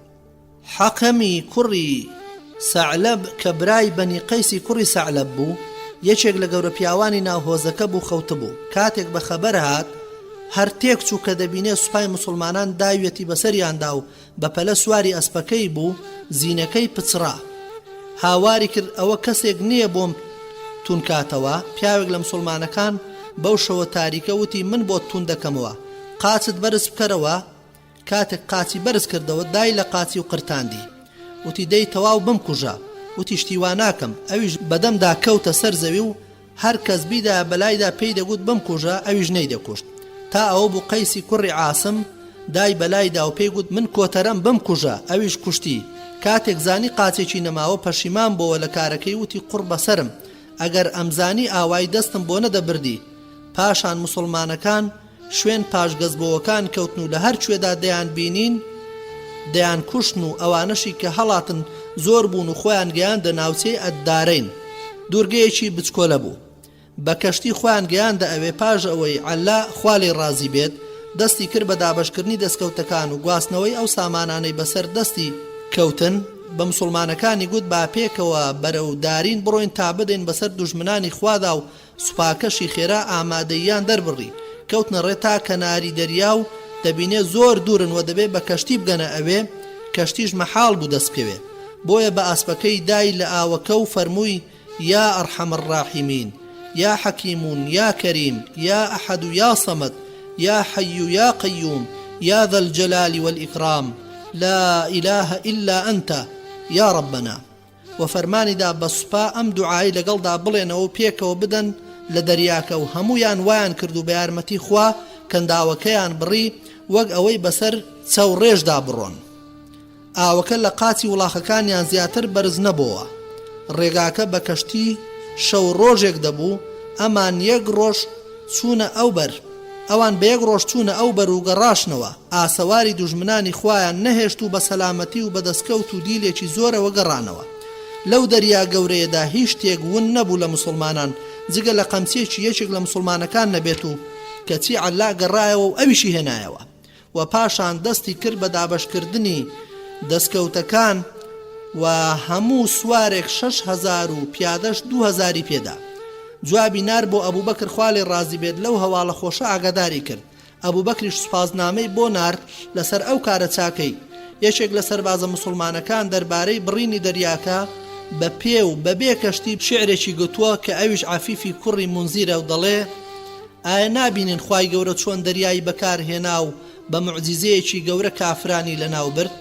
پێیان وتین بدەین لە دەریا و ئێمەش لێماندا و بەحرەکە بۆمان تەخت بوو سەرسوڕهێنەرتر لە لەدبوونەکەی کاتی خۆی لە سەردەمی موسا پێغەمبەردا عەلەیهی السەڵات وەسەلام عەلا نەبینا و عەلەیهی السەڵات وەسەلام. مسلمانەکان زیاتر لە کەرامەتێک لە عەلاوە دەجێڕنەوە کە خوای گەورە لەسەر دەستی ئەو نواندوویەتی. لەوانە کابرایەکی خەڵکی هیجر ڕاهیبێکی گاورەکان بوو، لەو کاتە مسلمان بوو. لێیان پرسی چۆن مسلمان بووی؟ وتی ترسام ئەگەر مسلمان نەبم خوای گەورە لە مرۆڤی بمسڕێتەوە چونکە بەڵگەی زۆرم بە چاوی خۆم بینی. دەڵێ گوێم لێبوو لە هەوادا و لە بەرەبەیاندا دوعایەکم بەرگوێ کەوت کە دەیگوت اللهم أنت الرحمن الرحيم لا إله غيرك والبديع ليس قبلك شيء والدائم غير غافل والذي لا يموت وخالق كل ما يرى وما لا يرى وكل يوم أنت في شأن فعلمت اللهم كل شيء علما. واتا أي خواي من تۆ بە سۆز و بە بەزەیت هیچ خوایەک نییە جگە لە تۆ، داهێنەری و پێش تۆ هیچی تر نەبووە، هەمیشەیت و هەرگیز بێ ئاگایی نایەت بەسەرتدا و هەرگیز نامریت، دروستکەری هەموو شتێکی بینرا و نەبینراوی، هەموو ڕۆژێک تۆ ئیش و کاری خۆت بەڕێوە دەبیت و زانستت هەموو شتێکی گرتوتەوە. ئەو پیاوە دەڵێت بۆم دەرکەوت ئەم خەڵک هەرگیز فریشتە یارمەتیان نادات ئەگەر لەگەڵ خوا ڕاز نەکەن و زۆر بە جوانی مسلمان بوو. هاوڵانی گوێیان بۆ گرت. پاش تێکشکاندنی پاشگەزبۆوەکان عەلای کوڕی حەزرەمی خوا لێی ڕازی بێت گەڕایەوە بۆ بەحرین و ئیسلامی بەرپا کردەوە و ئیسلام و مسلمانان سەربەرز بوونەوە و بێباوەڕی و شوێنکەوتوانیشی سەرشۆڕ بوو. خۆشەویستەکانم، لاڵقەکانی ڕابردوودا باسی هەڵگەڕانەوەکانمان کرد. ئەگەر دەستێوەردانی هێزەکانی بێگانە نەبوایە هەرگیز هەڵگەڕاوەکان غیرەتی ئەویان نەبوو بەو جۆرە لە بەردەم سوپای باوەڕدا خۆیان بگرن و بۆ ماوەیەکی زۆر بمێننەوە. ئەوە بوو فارسەکان بە 9,000 جەنگاوەرەوە هاوکاری هەڵگەڕاوەکانیان دەکرد کە ژمارەی هەڵگەڕاوە عەرەبەکان لە 3,000 پتر نەبوو. ژمارەی مسلمانەکان 4,000 بوو. موثەنای کوڕی حارثەی شەیبانی ڕۆڵێکی گەورەی هەبوو لە پشتگیریکردنی عەلای کوڕی حەزرەمیدا لە کوژانەوەی ئاشوبی بەحرین و بە سەربازەکانیەوە لە ڕووی باکوورەوە دەستی گر بەسەر قەتیف و هیجر و تا گەیشتە سەر چەشمەی دیجلە و لەو ڕێگەیەشدا هێزەکانی فارس و هاوکارە هەڵگەڕاوەکانیان لە عەرەبی لە ناو برد و بە خۆی و هەموو ئەوانەی لەسەر ئیسلام مابوونەوە خۆی کرد بە ناو سوپاکەی عەلادا و بەردەوامیش لە باکووری کەنار دەریاوە خۆی گەیاندە ئەو هۆزانەی کە لە نێوان هەردوو ڕووبارەکەدا دەژیان و قسەی لەگەڵکردن و پەیمانی لێوەرگرتن. کاتێک ڕازگۆ خوا لێی ڕازی بێت لە قەیسی کوڕی عاسیمی پرسی دەربارەی موسەنای کوڕی حارسی شەیبانی لە وەڵامدا وتی ئەمە پیاوێکە ناوی ون نابێ، نەژادی نادیار نییە و پشتی لاواز نییە، ئەمە مثەنای کوڕی حارثەی شەیبانیە. ئەبوبەکر خوا لێ ڕازی بێت هەلی لە چیز خۆ نەدەدا و دەروونەکانی هەڵدەنا تا کارەکان باشترین و بەرزترین بەرهەمیان هەبێ و هەوڵی دەدا هەموو توانا شاراوەکانی پیاوان بخاتە کار بۆ نەهێشتنی ئەو سەرکەشەی کە لە مێشتی هەندێک لە سەرۆک هۆزەکاندا کە بێباوەڕ بوون هێلانەی کردبوو. خۆشەویستانم، دەمەوێت لە ئەڵلقەی ئەمڕۆدا بچینە سەر باسێکی تر کە ئەویش باسی موسەیلەمەی درۆزن و بەنو حەنیفەیە. لە پێشدا دەبێ بڵێن پێشەچی و پێناسەیەکی ئەو پیاوە واتە موسەیلەمەی درۆزن ناوی موسەیلەمەی کوڕی پەهمامەی کوڕی کەبیری کوڕی حوبەیبی حەنەفی ئەبوو شامەیە. یەکێکە لەو پیرانەی کە خۆی بە پێغەمبەر دەزانی و لە پەندی پێشیناندا هاتووە دەڵێت لە موسەیلەمە درۆزنترە. لە ئێمامە لەدایک بووە و هەر لەوێش گەورە بووە لە لادەیەک کە ئەمڕۆ پێی دەڵێن جەبیلە، لە نزیک عوەینەیە لە دۆڵی حەنیفە لە ناوچەی نەجددا و لە سەردەمی نەفامیدا پێیان وتووە ڕەحمان و دواتریش ناوی نراوە ڕەحمانی ئەمامە. دەستی کرد بە گەڕان بە ناو عەرەبەکان و فارسەکاندا و هەوڵی فێربوونی هەموو ئەو هۆکارانەی دەدا کە لە ڕێگەیەوە بتوانێت خەڵکی بخەڵەتێنێت و بۆ لای خۆی ڕایان بچێشێت، وەک سەردانی خێڵەکانی چێوی سیدنە و حەوا و کتێبگرەوە و ناو لە بخوێندنەوە و فاڵچی و جادوگەرەکانی بەسەر دەکردەوە. ئەوانەی کە پەیوەندیان بە جنۆکەوە هەبوو هەندێک درۆ و دەلەسەیان ڕێک دەخست لەوانە گوایە دەتوانێت باڵی قرتاوی کۆتر بگەێنێتەوە، هەروەک هێلکەی بە ساغی بخاتە ناو شوشەوە. موسەیلەمە پێغەمبەرایەتی خۆی ڕادەگەیان لە کاتێکدا کە پێغەمبەری خوا صلی الله علیه وسلم لە مەکە بوو. خەڵکی دەنارد یان خۆی گوێ بۆ دەگرت کاتێک ئاەتی بۆ خەڵکی دەخوێندەوە تا ئەویش لەسەر هەمان شێوە ئاەتی لەو چەشنە هەڵبەسێت و بڵێت لە لای خواوە بۆم هاتووە. لە ساڵی نۆیەمی کۆچیدا کە ئیسلام بە تەواوەتی باڵی کێشابوو بە سەرکەنداوی عەرەبیدا، خێڵی ئەبوو حەنیفە شاندێکیان هاتنە خزمەتی پێغەمبەری خوا صلی الله علیه وسلم و مسلمانبوونی خۆیان ڕاگەیاند و موسەیلەمەش یەکێک بوو لەو شاندا. ئیبن ئیسحاق دەڵێ موسەیلەمە یەکێک بوو لەو شاندەی کە هاتن بۆ لای پێغەمبەری خوا صلی الله علیه وسلم و بە جل و پۆشاک دایان پۆشی بوو. کاتێک پێغەمبەری خوا صلی الله علیه وسلم قسەی لەگەڵدا کرد پێی گوت ئەم پەلەدار خورمایی بەدەستمەوەیە، داوام لێ بکەیت نادەمێ. لو سألتني هذا العصيب ما أعطيتكم. کەوا دیارە لەو دانیشتنەدا داوای لێکردووە لە پێغەمبەرایەتی یان لە جێنشینی دوای خۆیدا بەشداری بکات. لە ڕیوایەتێکی تردا هاتووە کە موسەیلەمە لەگەڵ وەفدەکەدا بوو، بەڵام لە لای شتومەکەکانیان هێشتیانەوە و نەهات لەگەڵیان بۆ خزمەت پێغەمبەری خوا صلی الله علیه وسلم. کاتێک پێغەمبەری خوا درود و سڵاوی خوای لەسەر بێ یارمەتی بەسەردا دابەشکردن بەشی موسەیلەمەشی دانا و فەرمووی ئەو خراپترینتان نییە لە پلەپایەدا. ئینەهو لەیسە بشەڕیکم مەکانن، واتە ئەو خراپترینتان نییە لە پلەپایەدا. ئەمەش لەبەر ئەوە بوو کە کاری پارێزگاریکردنی شتومەکەکانیانی گرتبووە ئەستۆ. لە ڕیوایەتەکەی یەکەمدا وا دیارە ئەم موسەیلەمەیە کەسێکی گومان لێکراو بووە کە بە جل و عەبا خۆیدا پۆشتووە و وەک بڵێ شتێکی لە ناوخۆدا حەشارداوە و لە ناو چاویدا شت بەدی دەکرا. ئەو پیاوە لە ژیانیدا هەروە بووە. ومەز لە وشەی لەیسە شەڕکم مانای ئەوە نییە کە باشترینیانە، بەڵکو مانای ئەوەیە کە ئەوان هەموو خراپن، بەڵام ئەو لە هەمویان خراپتر نییە، بەڵکو ئەویش خراپێکە وەکو ئەوان. لە ڕاستیشدا ڕۆژگار دەری خست کە بەنی حەنیفە زۆربەیان خراپ بوون و ئەو گەورەکردنەی ئەم خراپەکاریەی خستە ئەستۆ. دوای گەڕانەوەی شاندی ئەبوو حەنیفە، هەروەک کە وەفدەکەی بەنی حەنیفە گەڕانەوە بۆ یەمامە، موسەیلەمەی درۆزن پێغەمبەرایەتی خۆی ڕاگەیاند و ئەوەشی ڕاگەیان کە لە پێغەمبەرایەتیدا هاوبەشی پێغەمبەری خوایە صلی الله علیه وسلم و ئەم فەرمودەیەی گرتبوو بەدەستیەوە ئینەهو لەیسە بشەڕیکم. ئیتر لە ناو هۆزەکەیدا بڵاوی کردەوە کە پێغەمبەرە و هەندێک ڕستەی لەسەر هاوشێوەی قورئانی پیرۆز دادنا و بە ئارەزووی خۆی حەڵاڵ و حەرامی دیاری دەکرد. یەکێک لەو وتانەی کە حاشا لیلا دەیگوت قورئانە و لە لای خواوە بۆی هاتووە شتێکی لەو شێوە بوو: لقد أنعم الله على الحبل أخرج منها نسمة تسمى من بين الصفاء وحشا منهم من يموت ويدس في الثرى. چەند قسەیەکی لەو جۆرە موسەیلەمەی درۆزن ویستویەتی شێوازی قورئان بدزێت و ماناکەی تێک بدات و بە شێوەیەکی ناڕێک و شێوا و پیشانی بدات. پڕوپوچی وتەکانی موسەیلەمە لە کەس شاراوە نەبوو، تەنانەت لە خۆشیان. ئیبن کەثیر دەڵێ عەمری کوڕی عاس پێش موسڵمان بوونی گەیشت بە موسەیلەمە و لێی پرسی بوو ئایا چ ئاەتێک دابەزیوەتە سەر محەممەد، یعنی واتە موسەیلەمە لە عەمری کوڕی عاسی پرسیوە. عەمریش پێی گوتۆ خوا سوورەتی ئەلعەسری بۆ ناردووە.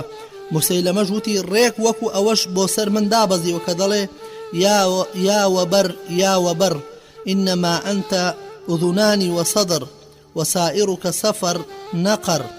عەمریش پێی گوت بەخوا خۆت چاک دەزانی من ئەزانم تۆ درۆزنیت. ئیبن کەثیر لەسەر ئەم وەڵامەی عەمر بۆ موسەیلەمە دەڵێ موسەیلەمە بەم قسە جێلانەیەی دەیویست بەرامبەرچی قورئان بکات، بەڵام لە بتپەرستێکی ئەو سەردەمەش شاراوە نەبووە کە پڕۆپوچ و جێلانەیە.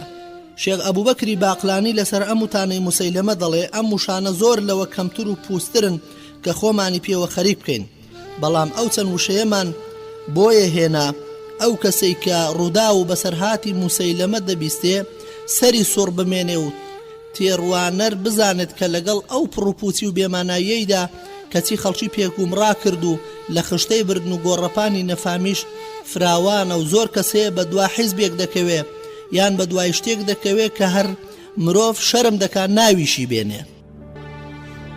نامەی موسەیلەمە بۆ پێغەمبەری خوا صلی الله علیه وسلم و وەڵامەکەی. لە ساڵی دەیەمی کۆچیدا کاتێک پێغەمبەری خوا تووشی ئەو نەخۆشیە بوو کە پێی وەفاتی کرد، ئەو قێزەونە نەیوێرا و نامەیەکی بۆ پێغەمبەری خوا نووسی و تیایدا ئاگاداری کرد کە گوایە منیش لە پێغەمبەراتیەکەتدا هاوبەشم و عەمری کوڕی جارودی حەنەفی نامەکەی بۆ نووسی و بە عوبادەی کوڕی حارسی حەنەفیدا نارد کە ناسراو بە ئیبن نەواحە و ئەمەش دەقەکەی بوو. لە موسەیلەمەوە پێغەمبەری خوددا لعنەتی خوای لێبێ درۆزن بۆ محەممەدی پێغەمبەری خوا، پاشان نیوەی خێراتی زەوی بۆ ئێمە و نیوەکەی تری بۆ ئێوەیە. هەرچەندە قوڕەیش بێ ئینسافن و نایکەن بە دوو بەشەوە، پێغەمبەری خوایش صلی الله علیه وسلم بەنامەیەک وەڵامی دایەوە کە ئوبەی کوڕی کەعب خوا لێ ڕازی بێت بۆی نووسی بوو، ئەمەش دەقەکەی بوو. بسم الله الرحمن الرحيم من محمد النبي إلى مسيلمة الكذاب أما بعد فإن الأرض لله يورثها من يشاء من عباده والعاقبة للمتقين والسلام على من اتبع الهدى. بمعنای لمحمدی پێغەمبەری خواوە دوای سپاس و ستایش کردن و ناوهێنانی ذاتی خوای پەروەردگار بە ناوی خوای بەخشندەی میهرەبان لە محەممەدی پێغەمبەرەوە بۆ موسەیلەمەی درۆزن، پاشان زەوی مڵکی خوایە و دەیداتە دەستی هەر کەسێک لە بەندەکانی کە خۆی پێی خۆش بێت، پاشە ڕۆژیش بۆ لە خواترسەکانە، سەلامیش لەسەر ئەو کەسەی ڕێگای هیدایەت دەگرێت. موسەیلەمە نامەکەی بە دوو کەسدا نارد، یەکێکیان ئیبن نەواحە بوو لەگەڵ کەسێکی تردا. پێغەمبەری خوا صلی الله علیه وسلم لێی پرسین ئەی ئێوە چی دەڵێن؟ وتیان ئێمەش هەر ئەوە دەڵێن کە ئەو دەڵێت. و پێغەمبەری خوش صلی الله علیه وسلم فەرمووی سوێن بەخوا لەبەر ئەوە نەبووە کە نامەبەران ناکوژرن، ئێستا دەمدا لە گردنی هەردووشیان. هەڵوێستی حەبیبی کوڕی زەیدی ئەنساری. حەبیبی کوڕی زەیدی ئەنساری خوا لێی ڕازی بێت کە کوڕی نوسەیبەی کچی کەعب بوو، خوا لەویش ڕازی بێت، نامەکەی پێغەمبەری خوای صلی الله علیه وسلم گەیاندە موسەیلەمەی درۆزن. کاتێک نامەکەی دایە دەستی موسەیلەمەی درۆزن لێی پرسی شایەتی دەدەی کە محەممەد پێغەمبەری خوایە صلی الله علیه وسلم؟ وتی بەڵێ. وتی ئەی شایەتی دەدەی منیش پێغەمبەری خوام؟ وتی من کەڕم گوێم لە قسە نییە. چەند جارێک هەمان پرسیاری لێ کردەوە و حەبیبیش هەمان وەڵامی دەدایەوە. پارچەیەکی لە لاشەی قرتاند و حەبیب خۆگرانە و لەبەرخوا لەسەر قسەی خۆی هەر سوور بوو تا ئەو نەفرەت لێکراوە پارچە پارچەی کرد و لەبەر دەستیدا بە پلەی بەرزی شەهیدی گەیشت. سەیری پێغەمبەری خوا بکەین صلی الله علیه وسلم کە چۆن ڕێزی دەستورەکانی گرتووە و پارێزگاری لە بەڵێن نامە و دەوڵەتیەکان کردووە، نامە هێنەر ناکوژێت، با لەگەڵ ڕەختترین دوژمنانی بێباوەڕیشدا بوو بێت و با لە بەردەمیشیدا بێباوەڕیەکەیان ئاشکرا بکەن و دەستیان بۆ نابات مادەم خاوەنی حەسانەی دیبلۆماسین. بەڵام موسەیلەمە و هاوچەشنەکانی خۆی کوێر دەکات لە ئاستی دەستور و بەڵێن نامەکان و باڵوێزەکان دەکوژێ و بە کوشتنێکی نائاسایش بەڵکو کوشتنی دڕندانە و شێواندنی جەستە و ئاو خواردنەوە ئەمەش ئەو جیاوازیە گەورەیە دەگەێنێت کە لە نێوان ئیسلامێک کە ڕێز لە وشە دەگرێت و ڕێز لە مرۆڤ دەگرێت و بە پیاوانە و شەرەفمەندانە شەڕ دەکات و نێوان نەفامی کە جگە لە خراپەکاری و ئارزوو پەرستی لەسەر زەویدا هیچی تری لە باراندا نییە. ڕەجالی کوڕی عنفوی حەنەفی هەواڵی کاری موسەیلەمە لە ناو بەنی حەنیفەدا کەڵپەی سەند و دەنجی دایەوە، وەک بڵێ زۆر ئامادە بوون بۆ چوون بەدەمیەوە بۆ درەودەلەسەکانی و ڕەجالی کوڕی عنفوی پێخەڵەتا کە ئەو پیاوە کۆچی کرد بۆ مەدینە و لەسەر دەستی پێغەمبەری خوا صلی الله علیه وسلم مسلمان بوو، قورئان فێر بوو، هەندێک سوورەتیشی لەبەر کرد. پێغەمبەر صلی الله علیه وسلم ناردیەوە بۆ ناو هۆزەکەی تا حەنەفیەکان بە ئاگا بێنێتەوە لە ئاشوب و درۆ و زەیفی موسەیلەمە حاڵیان بکات.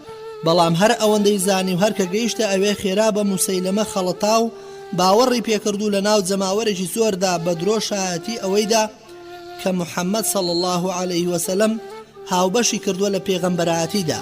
ئەم کارەی ئەم نەکبەتە کردی لەو کارەی موسەیلەمە کردی ترسناکتر و گومڕاکەرتر بوو. پێغەمبەری خوا صلی الله عليه وسلم لە ژیاندا ئاماژەی بۆ ئەوە کردووە کە ڕەجال ئاخر شەڕ دەبێت. ئەبوو هورەیرە خوا لێ ڕازی بێت دەجێڕێتەوە دەڵێت کۆمەڵێک کەس لە خزمەت پێغەمبەری خوادا صلی الله عليه وسلم دانیشت بووین کە ڕەجالی کوڕی عنفۆشمان لەگەڵ بوو.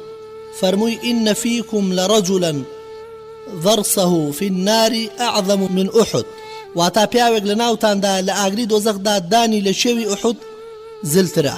ئەبوو هورەیرە دەڵێ ئەو کۆمەڵە هەموو تیا چوون تەنها من و ڕیجال نەبێت، من زۆر ئەترسام ئەو کەسە من بم. تا ئەوە بوو ڕەجال شوێن موسەیلەمە کەوت و شایەتی پێغەمبەرایەتی بۆدا و ئاشوبەی ڕەجال هەڵگیرسا لە ئاشوبەی موسەیلەمە خۆی گەورەتر بوو. خاڵێکی تر لەبارەی لەسەر ئیسلامدا مەزراوەکانی ناو بەنی حەنیفە، چونکە دەگونجێ لە هەموو هۆزێکدا خەڵکێک بێباوەڕ بێ، بەڵام ناگونجێ هەر هەمویان هەر بێباوەڕ بن، بەڵکو بەشێک دەمێننەوە لەسەر باوەڕ و بە پێچەوانەشەوە هەر ڕاستە، وەک چۆن ناگونجێ هەمویان هەر مسلمان بن، ناژگونجێ هەمویان هەر کافر بن. هەواڵی موسەیلەمە و پاشگەزبوونەوەی زۆری لە هۆزەکانی زاڵ بوو بەسەر باسکردنی ئەو کەسانەدا کە لەسەر ئیسلامدا مەزراو بوون. زۆری لەسەر نووسەرەکان خۆیان نەداوە لە باسکردنی ئەو کەسانی کە بەپاچی و مسلمانەتی ماونەوە و لە ڕووی موسەیلەمەدا وەستاون و پشتگیری سوپای خەلیفەیان کرد لە کاتی هەوڵی لە ناوبردنیە و ئاژاوەیەدا. نووسەری ئەم بابەتە دەڵێ من هەندێک ڕیوایەتی باوەڕپێکراوم بەرچاو کەوتووە کە تیشک دەخاتە سەر ئەم ڕاستیەی کە لە زۆری لە خەڵکی بەدی ناکرێت. ئیبن ئەعثەم باز دەکات کە لەوانەی لەسەر ئیسلام ڕاوەستاو بوون لە یەمامە ثەمامەی کوڕی ئافال بوو کە لە بەناوبانگەکانی ناو ئەبوو حەنیفە بوو. بۆ کاتێک خالیدی کوڕی وەلید خوا لێ ڕازی بێت ویستی بەرەو ئەوێ بڕوات، خەڵکەکە لە ثەمامە کۆبوونەوە چونکە گەورە و دەمڕاز بوو، خاوەنی ژیری و تێگەیشتن و ڕای دروست بوو. دژی موسەیلەمە بوو لە مەسەلەی هەڵگەڕانەوەکەیدا و بەو کەسانەی شوێن موسەیلەمە کەوتبوون وتی وای بە حاڵتان ئەی بەنی حەنیفە، گوێ بۆ قسەکانم بگرن و ڕێپیشێنراو دەبن و گوێڕاڵی بکەن بە ئاگا دەبن و بزانن کە محەممەد نێردرا و پێغەمبەری خوا بووە بە بێشک و موسەیلەمەش پیاوێکی درۆزنە. بە قسە و درۆیەکانی مەخەڵەتێن، خۆ ئێوە وتەی خوای گەورەتان بیستووە کە محەممەد هێناوێتی لە خواوە کە دەفەرموێ أعوذ بالله من الشيطان الرجيم حاميم تنزيل الكتاب من الله العزيز العليم غافر الذنب وقابل التوب شديد العقاب ذي الطول لا إله إلا هو إليه المصير. ئەم وتە جوانانە لەکوێ و وتەکانی موسەیلەمەی درۆزن لەکوێ؟ بڕوان نەکارەکانتان و ئەمەتان لەبیر نەچێ و من ئەم شەو خۆم دەگەێنمە خالید و داوای ئەمانی بۆ خۆم و ماڵ و منداڵەکەم لێ دەکەم. وەڵامی ژیر و ڕێنمونی کراوانی هۆزەکەی ئەمە بوو ئێمەش لەگەڵ تاین ئەی ئەبوو عامیر و ئەمەش چاک بزانە. و ثەمامەش لە نیوەی شەودا خۆی و کۆمەڵێک لە هۆزی بەنو حونیفە خۆیان گەیاندە خالیدی کوڕی وەلید و داوای ئەمانی لێ کرد و ئەویش ئەمانی خۆی و هاوڕێکانیدا. لە ڕیوایەتدا هاتووە کە ثەمامە ڕۆڵێکی گرنگی هەبووە لە جەنگ دژی موسەیلەمە و یارمەتی باشی عەکریمەی کوڕی ئەبوو جەهلی داوە لەم کارە گرانەیدا. هەروە ثەمامە کۆمەکی باشی عەلای کوڕی حەضرەمی کرد لە جەنگ لە دژی پاشگەزبۆوانی بەحرین و مسلمانەکانی بەنو حەنیفەی بەدواوە بوو ئەو یەشێک بوو لەو سەرکردە خۆماڵیانەی کە دژی هەڵگەڕاوەکانی ناو هۆزەکەی لە پشتی عەلای کوڕی حەزرەمی خوالی ڕازی بێت ڕاوەستا و یەکی ترە لەو کەسانەی لەسەر ئیسلام ڕاوەستاو بوون لە یەمامە. معەممەری کوڕی کیلابی ڕۆمانی ئەویش یەکێکی ترە. ئامۆژگاری موسەیلەمە و هۆزی بەنی حونەیفیشی دەکرد کە ڕێگەی پاشگەزبوونەوە نەگرن و دراوسەی ثەمامەی کوڕی ئەفال بوو و بەشداری شەڕی یەمامەی کرد لەگەڵ خالیدی کوڕی وەلیددا. هەروەها لە گەورە پیاوانی یەمامە ئەوانەی لە ژێرەوە بە مسلمانەتی مابوونەوە ئیبن عەمر یەشکوری کە یەکێک بۆ لە هاوڕێکانی ڕەجالی کوڕی عەنفۆ هۆنراوەی زۆریشی لە ناو یەمامەکاندا بڵاو دەکردەوە لەسەر سووربوون لەسەر بیر و باوەڕی ئیسلامەتی. ئەم هۆنراوانش گەیشتنەوە دەمی موسەیلەمە و مەحکەم و گەورە پیاوانی یەمامە چوون بۆی بەڵام لە دەستیان دەرچوو بوو. خۆی گەیاندە خالیدی کوڕی وەلید و هەواڵی وردی یەمامەی پێگەیاند و خاڵی لاوازی دایە دەستی. خۆشەویستانم، یەکێکی تر لەو ڕاوەستاوانەی کە لەسەر بیر و باوەڕی ئیسلامی لە یەمامە مابۆوە عامیری کوڕی موسەیلەمە و تاقمەکەی. ئەبوو بەکریش خوالی ڕازی بێت ڕێزی تایبەتی لەو کەسە ناودارانەی ناو هۆزی بەنی حونەیفە کە لەسەر ئیسلام دامەزراو بوون گرت و ئەمەش خزمەکانیشی دەگرتنەوە. لەوانە دامەزراندنی مەگرەفی کوڕی نوعمان کە برازای ثەمامەی کوڕی ئافال بوو، عامیری کوڕی موسەیلەمە بوو کە ئەو دوانە لە ئاژاوەی هەڵگەڕانەوەی یەمامەدا بە مسلمانەتی مانەوە و پشتگیری سوپای ئیسلامیان کرد بەوالی لە شاری یەمامە دایمەزراندن. خالیدی کوڕی وەلید و سوپاکەی بەرەو موسەیلەمەی درۆزن. ئەبوو بەکری ڕازگۆ خوالی ڕازی بێت فەرمانی بە خالیدی قارەمان کرده بوو کە کاتێک لە پاکسازی ئەسەد و غەطفان و مالیکی کوڕی نوێرە بۆوە بەرەو یەمامە بکەوێتە ڕێو، ئەمەی لێ دووپات کردەوە. شەریک العەزاری ئەو هاوڵەی کە نامەبەر بوو لە نێوانی ئەبوو بەکر و خالیددا دەڵێ من یەکێک بووم لەوانەی لە نوزاحە بەشداریم کرد و هاتم بۆ لای ئەبوو بەکر و فەرمانی پێدام کە خۆم بگەێنمە خالید و ئەم نامەیەشی پێدا ناردم بۆی. پاشان بە نامەکەتدا کە بە نێردراوەکەتدا ناردت بۆم دەرکەوت کە خوای گەورە لە بوزاخەدا زاڵی کردن بەسەر هەڵگەڕاوەکاندا و ئەوەشی بە ئەسەد و یەمامەت کرد و تۆ بەردەوام بەرەو یەمامە بەڕێبکەوە و ئەمە و زمانی منە بۆ تۆ. لەو خوایە بترسە کە تەنهایە و هاوبەشی نییە و نەرمونیان بە لەگەڵ جەنگاوەرە مسلمانەکانی هاوڕێت و ببە بە باوک بۆیان دەخیلت بم ئەی خالیدی کوڕی وەلید، نەتەوێ لێیان غیرەتی بەنی موغیرەت بۆ بەکار بێنن و من بەهۆی تۆوە تاوانبار بووم کە بەهۆی کەسی ترەوە ئەوەم بەسەر نەهاتووە. ئاگاداری بەنی حەنیفە بە کاتێک دەگەی پێیان ئینشاءالله تا ئێستا لەگەڵ کەسدا بەجەنگ نەهاتووی چەشنی ئەوان و ئەوانە هەمویان شەڕد لەگەڵ دەکەن و ناوچەکەشیان پان و پۆڕە کە ڕۆشتیە ئەوێ لە خۆتەوە دەست پێ بکە و جەنگاوەرێک بخە لای ڕاست و دانێکی تر بخە لای چەپت و یەکێکی تریش بخە سەر وڵاخەکەی خۆت تا بۆت دەکرێت ڕاوێژ بکە بە گەورە پیاوانی هاوڵانی پێغەمبەری خوا صلی الله علیه وسلم لە پشتیوانان و لە کۆچەریان ناوداری و گەورەییان پێبزانە و ئەگەر گەیشتنە دوژمنان ئەوان ڕیز بوون ئێوەش هەر ڕیزە و هاوشێوەی خۆی بۆ دانێ ڕم بۆ ڕم و شمشێر بۆ شمشێر و تیر بۆ تیر و بدە لە ملی دیلیان و کوشتارێکی خەستیان بکە و بە ئاگر بیان سووتێنە و نەکەی پێچەوانەی فەرمانەکانی من بکەیت و سڵاوت لەسەر بێت. کاتێک خالید نامەکەی خوێندەوەتی گوێگر و گوێڕایەڵیش دەبم. خالید بەرەو جەنجی ئەبوو حەنیفە کەوتە ڕێ لە یەمامە و مسلمانانیشی بۆ خستە ڕێ و فەرماندەی پشتیوانان ثابتی کوڕی قەیس بوو کە دەیدا لای هەر پاشگەزبوویەک تێی دەکوتا. ئەبوو بەکریش خواڵی ڕازی بێت سوپایەکی چاچی پڕچەکی مەشق پێکراوی خستە ڕێ تا پشتگیر بێت بۆ سوپاکەی خالید و کەس لە دواوە زەبریان پێنەگەێنێ. لە ڕێگای سوپای خالید گەیشت بە هەندێک تیرێ عەرەبی کە پاشگەز ببوونەوە جەنگا لەگەڵیاندا و مسلمانی کردنەوە. لەوێش گەیشت بە پاژماوەکانی سوپا تێکشکاوەکەی سەجاح و بەسەری دادان و لە ناوی بردن لەوێەوە بەرەو یەمامەکشا. هەرکە موسەیلەمە هەواڵی سوپاکەی خالیدی بیست و بە خۆی و سوپاکەیەوە لە ناوچەیەکدا بەزی و سەربازگەی دروست کرد پێی دەگوترێت عەقرەبە لە نزیک یەمامە و خەڵکی هاندەدا بۆ بەرەنگاربوونەوەی خالید و هەموو خەڵکی یەمامە هاتن بەدەمیەوە. ئەویش لە لایەکی سوپاکەی دایە دەستی محکەمی کوڕی توفەیل و لایەکەی تریشی دایە دەست ڕیجالی کوڕی عەنفە. شایەتی درۆ خالید گەیشت بە عەکریمە و شەرحەبیل و پێشەوەی بەرەکانی سوپای دایە دەستی شەرحەبیل و ئەم لاولاکەشی دایە دەستی زەیدی کوڕی خەتاب و عوتبەی کوڕی ڕەبیعە. مەجاعی کوڕی مەرارەی حەنەفی دەبێتە دیلی موسڵمانان. پێش سوپاکەی موسەیلەمە نزیکەی 40 تا 60 چەکدار بوون و مەجاعی کوڕی مەرارە فەرماندەی بوو کە ڕۆشتبوون بۆ تۆڵەسەندنەوە لە بەنی تەمیم و بەنی عامیر و لە کاتی گەڕانەوەیدا موسڵمانەکان گرتنیان و هێنایانن بۆ لای خالید و داوای لێبوردنیان لێ کرد و ئەویش متمانەی پێ نەکردن و فەرمانی دەرکرد هەمویان بکوژن جگە لە مەجاعە نەبێت و لە ناو کۆت و زنجیردا هێشتیەوە چونکە شارەزاییەکی باشی هەبوو لە فێڵ و تەڵەکەی جەنگدا و یەکێک بوو لە گەورە پیاوانی بەنی حونەیفە و پیاوماقوڵێکی قسە ڕۆیشتویان بوو. دەڵێ کاتێک خالید گرتنی لێی پرسین ئەی بەنی حەنیفە ئێوە بۆ چوونتان چۆنە؟ وتیان ئێمە دەڵێن پێغەمبەری خوا صلی الله علیه وسلم لە ئێوەیە و پێغەمبەرێکیش لە ئێمە. ئەویش هەمویانی کوشت. لە ڕیوایەتێکی تردا خالید لێی پرسی بوون کەی بە ئێمەتان زانیوە؟ وتیان پێمان زانیویت بەڵکو بۆ تۆڵەسەندنەوە دەرچوین لە بەنی تەمیم و بەنی عامیر و چواردەورمان. بەڵام خالید باوەڕی پێ نەکردن بەڵکو بە جاسووسی موسەیلەمەی زانین و فەرمانی کوشتنی هەمویانی دەرکرد.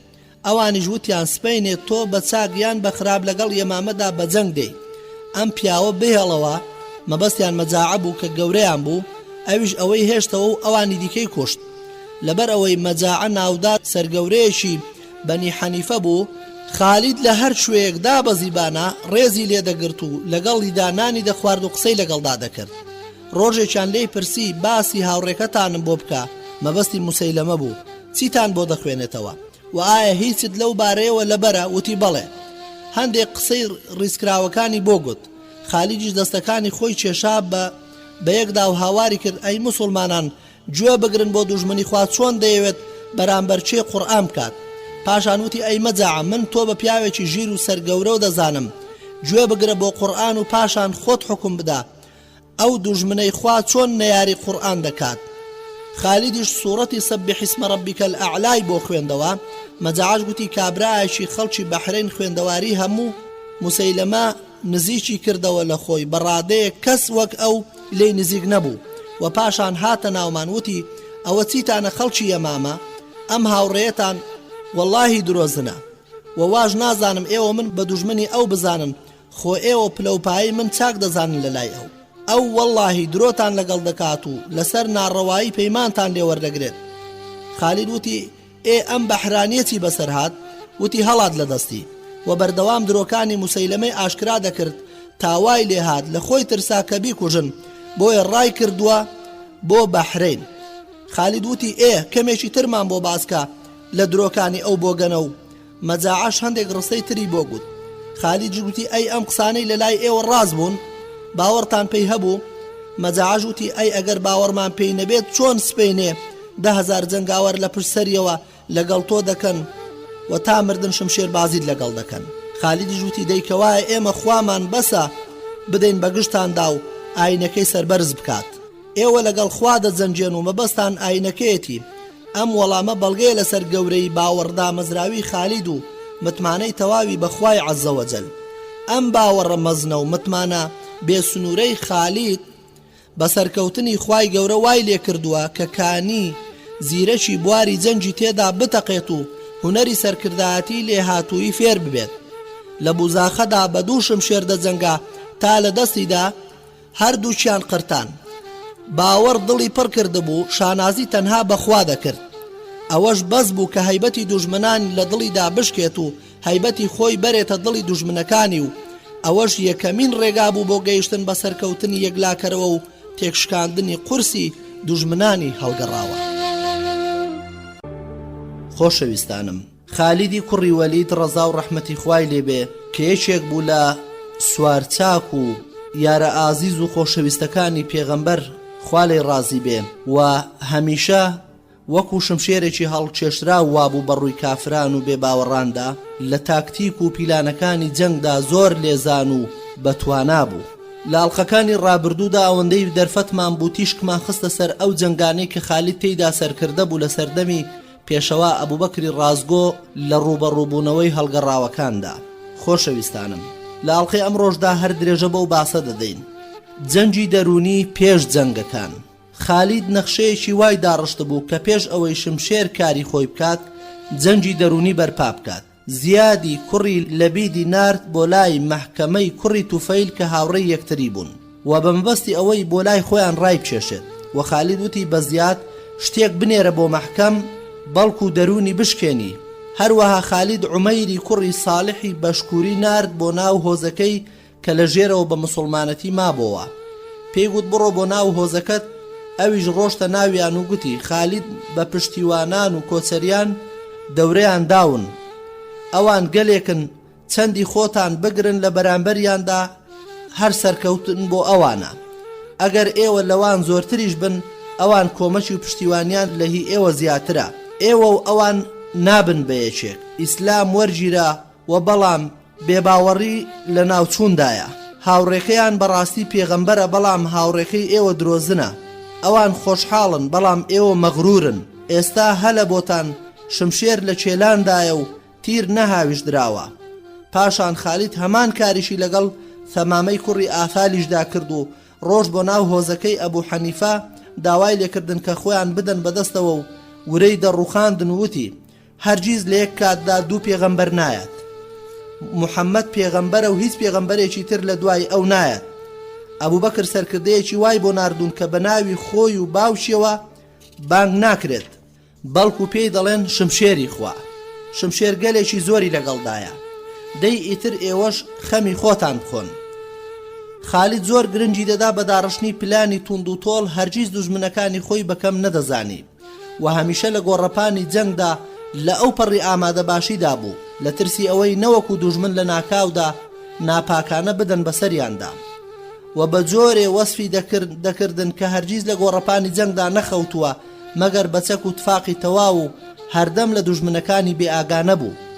لە جەنگیدا لەگەڵ موسەیلەمەدا پێش جەنگی غەفربا و موکنەفی کوڕی زەید و حەریسی برای نارد بۆ کۆکردنەوەی زانیاری تەواو و پێویست دەربارەی جەنگەکە و کاتی ئەوەش هاتبوو کە کاروباری سوپاکەی ڕێک بخا چونکە هەڵوێستەکە زۆر ترسناک بوو. زۆر پێویستی بەوە بوو کاروباری بۆ ڕێک بخرێ. عەبدوڵای کوڕی حەفسی کوڕی غانمی کرد بە هەڵگری ئاڵاو پاشان درا سالم مەولا ئەبی حوزەیفە و دیاریشە خەڵکی بە ئاڵاکانیانەوە دەناسران وەک عەرەب دەڵێن ئەگەر ئەو تیا بچێت ئەوانیش تیا دەچن. و لەم جەنگەدا شەرحەبیلی کوڕی حەسنەی خستە پێشەوە و سوپاکەی کرد بە 5 بەشەوە. لە پێشەوە خالیدی خەزومی و لە ڕاستەوە ئەبوو حوزەیفە لە لای چەپەوە شوجاع و لە ناوەڕاستیشدا زەیدی کوڕی خەتاب و ئوسامەی کوڕی زەیدیشی گەورە ئەسب سوارەکان لە دوایەوە و چادر و ئافرەتەکانیش لە دواوەی سوپاکەوە. ئەم کارانەی پێش جەنگەکە ئەنجامدا. چوارەم جەنگی یەکلاکەرەوە. کاتی هەردوو سوپا بەرامبەر بە یەکتری وەستان و موسەیلەمەی درۆزن بە هۆزەکەی خۆی گوت ئەمڕۆ ڕۆژی غیرەتە. ئەمڕۆ بشکێین ئەوە خێزانەکانتان مارە دەکرێن وەکو کەنیزەک و بەشوو دەدرێن لەسەر ویستی خۆیان نان. دەی بجەنجێن لە پێناوی نەژادتاندا و پارێزگاری لە خێزانەکانتان بکەن. خالید سوپاکەی بردە پێشەوە تا گەیاندێ جێگەیەک بەرزاییەک بوو دەیڕوانی بەسەر یەمامەدا. لەوێ سەربازگەی داکوتا و برایەتی کۆچەریان بە سالم بوو مەولای ئەبی حوزەیفە و ڕایەتی پشتیوانانیشی بە سابیتی کوڕی قەیس و عەرەبەکانی تریش هەر کەسە و ئاڵایەکی خۆی هەبوو. مەجاعەی کوڕی مەرارە لە خەیمەکەی خالید کۆت و زنجیر کرابوو لەگەڵ تەمیم بوو خێزانەکەی خالید و مسلمان و بێباوەڕان تێک هەڵڕژان و جەولەیەک بوو کە عەرەبە دەشتەچیەکانی ناو مسلمانەکان تێکشکان. ئەوان ڕایان کرد بەنو حەنیفە خۆیان گەیاندە ناو چادرەکانی خالید و ویستیان خێزانەکەی بکوژن. بەڵام مەجاعەوتی بیکەن بە خاتری من ژنێکی سەربەستی چاکە و لەو جەولەیەدا ڕیجالی کوڕی عەنمە و نەفرەتی خوای لێبێ لەسەر دەستی زەیدی کوڕی خەتاب کوژرا. پاشان هاوڵان لۆمەی یەکتریان دەکرد و ثابتی کوڕی قەیز وتی بەخوا بەرامبەریان هیچ نەبوون. لە هەموو لایەکەوە هاوار دەکرا خالید لێمان هەڵبژارد و بەڕای کوڕی مەعرور ڕەنجی سوور هەڵگەڕابوو. ئەو پیاوە هەر کاتێک بیدیایە دەچۆ بەرزایەک و دادەنیشت و پاشان وەکو شێر هێرشی دەبرد و ئەبوو حەنیفەیش جەنگێکی بێوێنەیان دەکرد. هاوڵانیش خۆیان لێ ڕازی بێت ئامۆژگاری یەکتریان دەکرد و هاواریان دەکرد ئەی پیاوانی سوورەتی ئەلبەقەرە و ئەمڕۆ سحر و جادوو بەتاڵ دەبێتەوە. ثابتی کوڕی قەیسیش تا چاڵێکی تا خواری ئەژنۆی بۆ خۆی هەڵکەندبوو. چوو بۆ ناوی لیوای پشتیوانانی هەڵگرت بوو. پاش ئەوەی کە بە کفن و بۆنی خۆشەوە خۆی بۆ مردن ساز کرد بوو لەو شوێنەدا ڕاوەستا و نەجوڵا تا شەهیدیان کرد خوا لێ ڕازی بێ. کۆچەریەکانیش بە سالمی مەولای ئەبی حوزەیفەیان دەگوت ناترسی لە لای تۆ بێن. ئەویش دەیگوت کەواتە هەڵگری ڕاستەقینەی قورئان نیم ئەگەر وابم. دەی بۆ پێشەوە هێرش بەرن. دەیگوت وەڵڵاهی ئیتر قسە ناکەم هەتا خوای گەورە دەیانشکێنێ ویان دەگەم بەخوا و لەوەی قسەی خۆم دەکەم. شەهیدیش بخوا لێ ڕازی بێ ئەبوو حوزەیفە دەیگوت ئەی دەستە و تاقمی قورئان جوان و ڕازاوە بکەن بە کردەوەکانتان. وها شاوڵی بۆ بردن ماوەیەک دووری خستنەوە تا برینداریان کرد خوا لێ ڕازی بێ. و خالیدیش بەرەو ڕوویان ڕۆیشت بردنیەوە بۆ دواوە تا لەو شوێنەی تێی پەڕاندن و بەردەوام بوو تا خۆی گەیاندە سەر ئەو شێوەی کە موسەیلەمەی بەسەرەوە بوو تا دەرکەوێت و بیکوژێت. پاشان گەڕایەوە لە نێوان هەردوو ڕیزەکەدا وەستا و بەرز بانجی کردووتی من کوڕی وەلیدم و گەڕاوم، من کوڕی ئیبن عامر و زەیدم. پاشان دروشمی مسلمانەکانی دەگوتەوە کە لەو جەنگەدا یا محەممەدا بوو. هەر کەس دەهاتە ڕێخێرا دەیکوشت و هەر شتێکی لێی نزیک بووبایەوە هەر دەی خوارد. جەنگ گەرم بوو. پاشان خالید لە موسەیلەمە نزیک بۆەوە و نیوە بە نیوەی خستە بەردەمی بە مەرجێک بگەڕێتەوە سەر ڕێگای ڕاست. بەڵام شەیتانەکەی موسەیلەمە ملی لە بێباوەڕیدا و ڕازی نەبوو. هەر کاتێک موسەیلەمە دەیویست لەو داواکاریە بکۆڵێتەوە خێرا شەیتانە نەفرینەکەی ڕێگەی پێنەدەدا و خالیدی بەجێی هێشت و پشتگوێی خست. خالید هەستا بە جیاکردنەوەی پشتیوانان لە کۆچەریان و لە عەرەبە دەشتەشیەکانەوە هەر یەکە و بە ئاڵای خۆیەوە لەلایەکەوە جەنگ بکە تا بزانێت لە لای چێوە بێ باوەڕان دزە دەکەنە ناو ڕیزی مسلمانەکانەوە. هاوڵان خوا لێیان ڕازی بێت بە شێوەیەک بە ئارام و خۆگر بوون لەوە و بەرشتی وایان لێ بەدی نەکراوە. هەر بۆ پێشەوە بەرەو ناوزەرگەی دوژمن دەچوون تا خوای گەورە دەرگای سەرکەوتنی بۆ خستنە سەر پشت و بێ باوەڕان پشت و پشت ڕایان کرد. ئەوانی شوێنیان کەوتن و شمشێریان لە سەرگەردنیان هەڵنەدەگرت تا ناچاریان کردن خۆیان بکەن بە باخچەی مەرگدا کە محەکەمی کوڕی توفەیل نەفرەتی خوای لێبێ فەرمانی دەکرد هەمویان بچنە ناو باخچەکەوە کە موسەیلەمەی لێبوو نەفرەتی خوای لێبێ.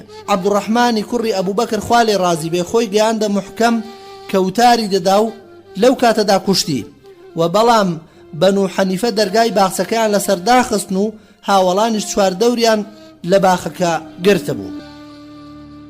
بەڕائی کوڕی مالیک خوا لێ ڕازی بێ گوتی ئەی کۆمەڵی مسلمانان بەرزم کەنەوە و بمخەنە ئەودی و من دەرگاکەتان بۆ دەکەمەوە.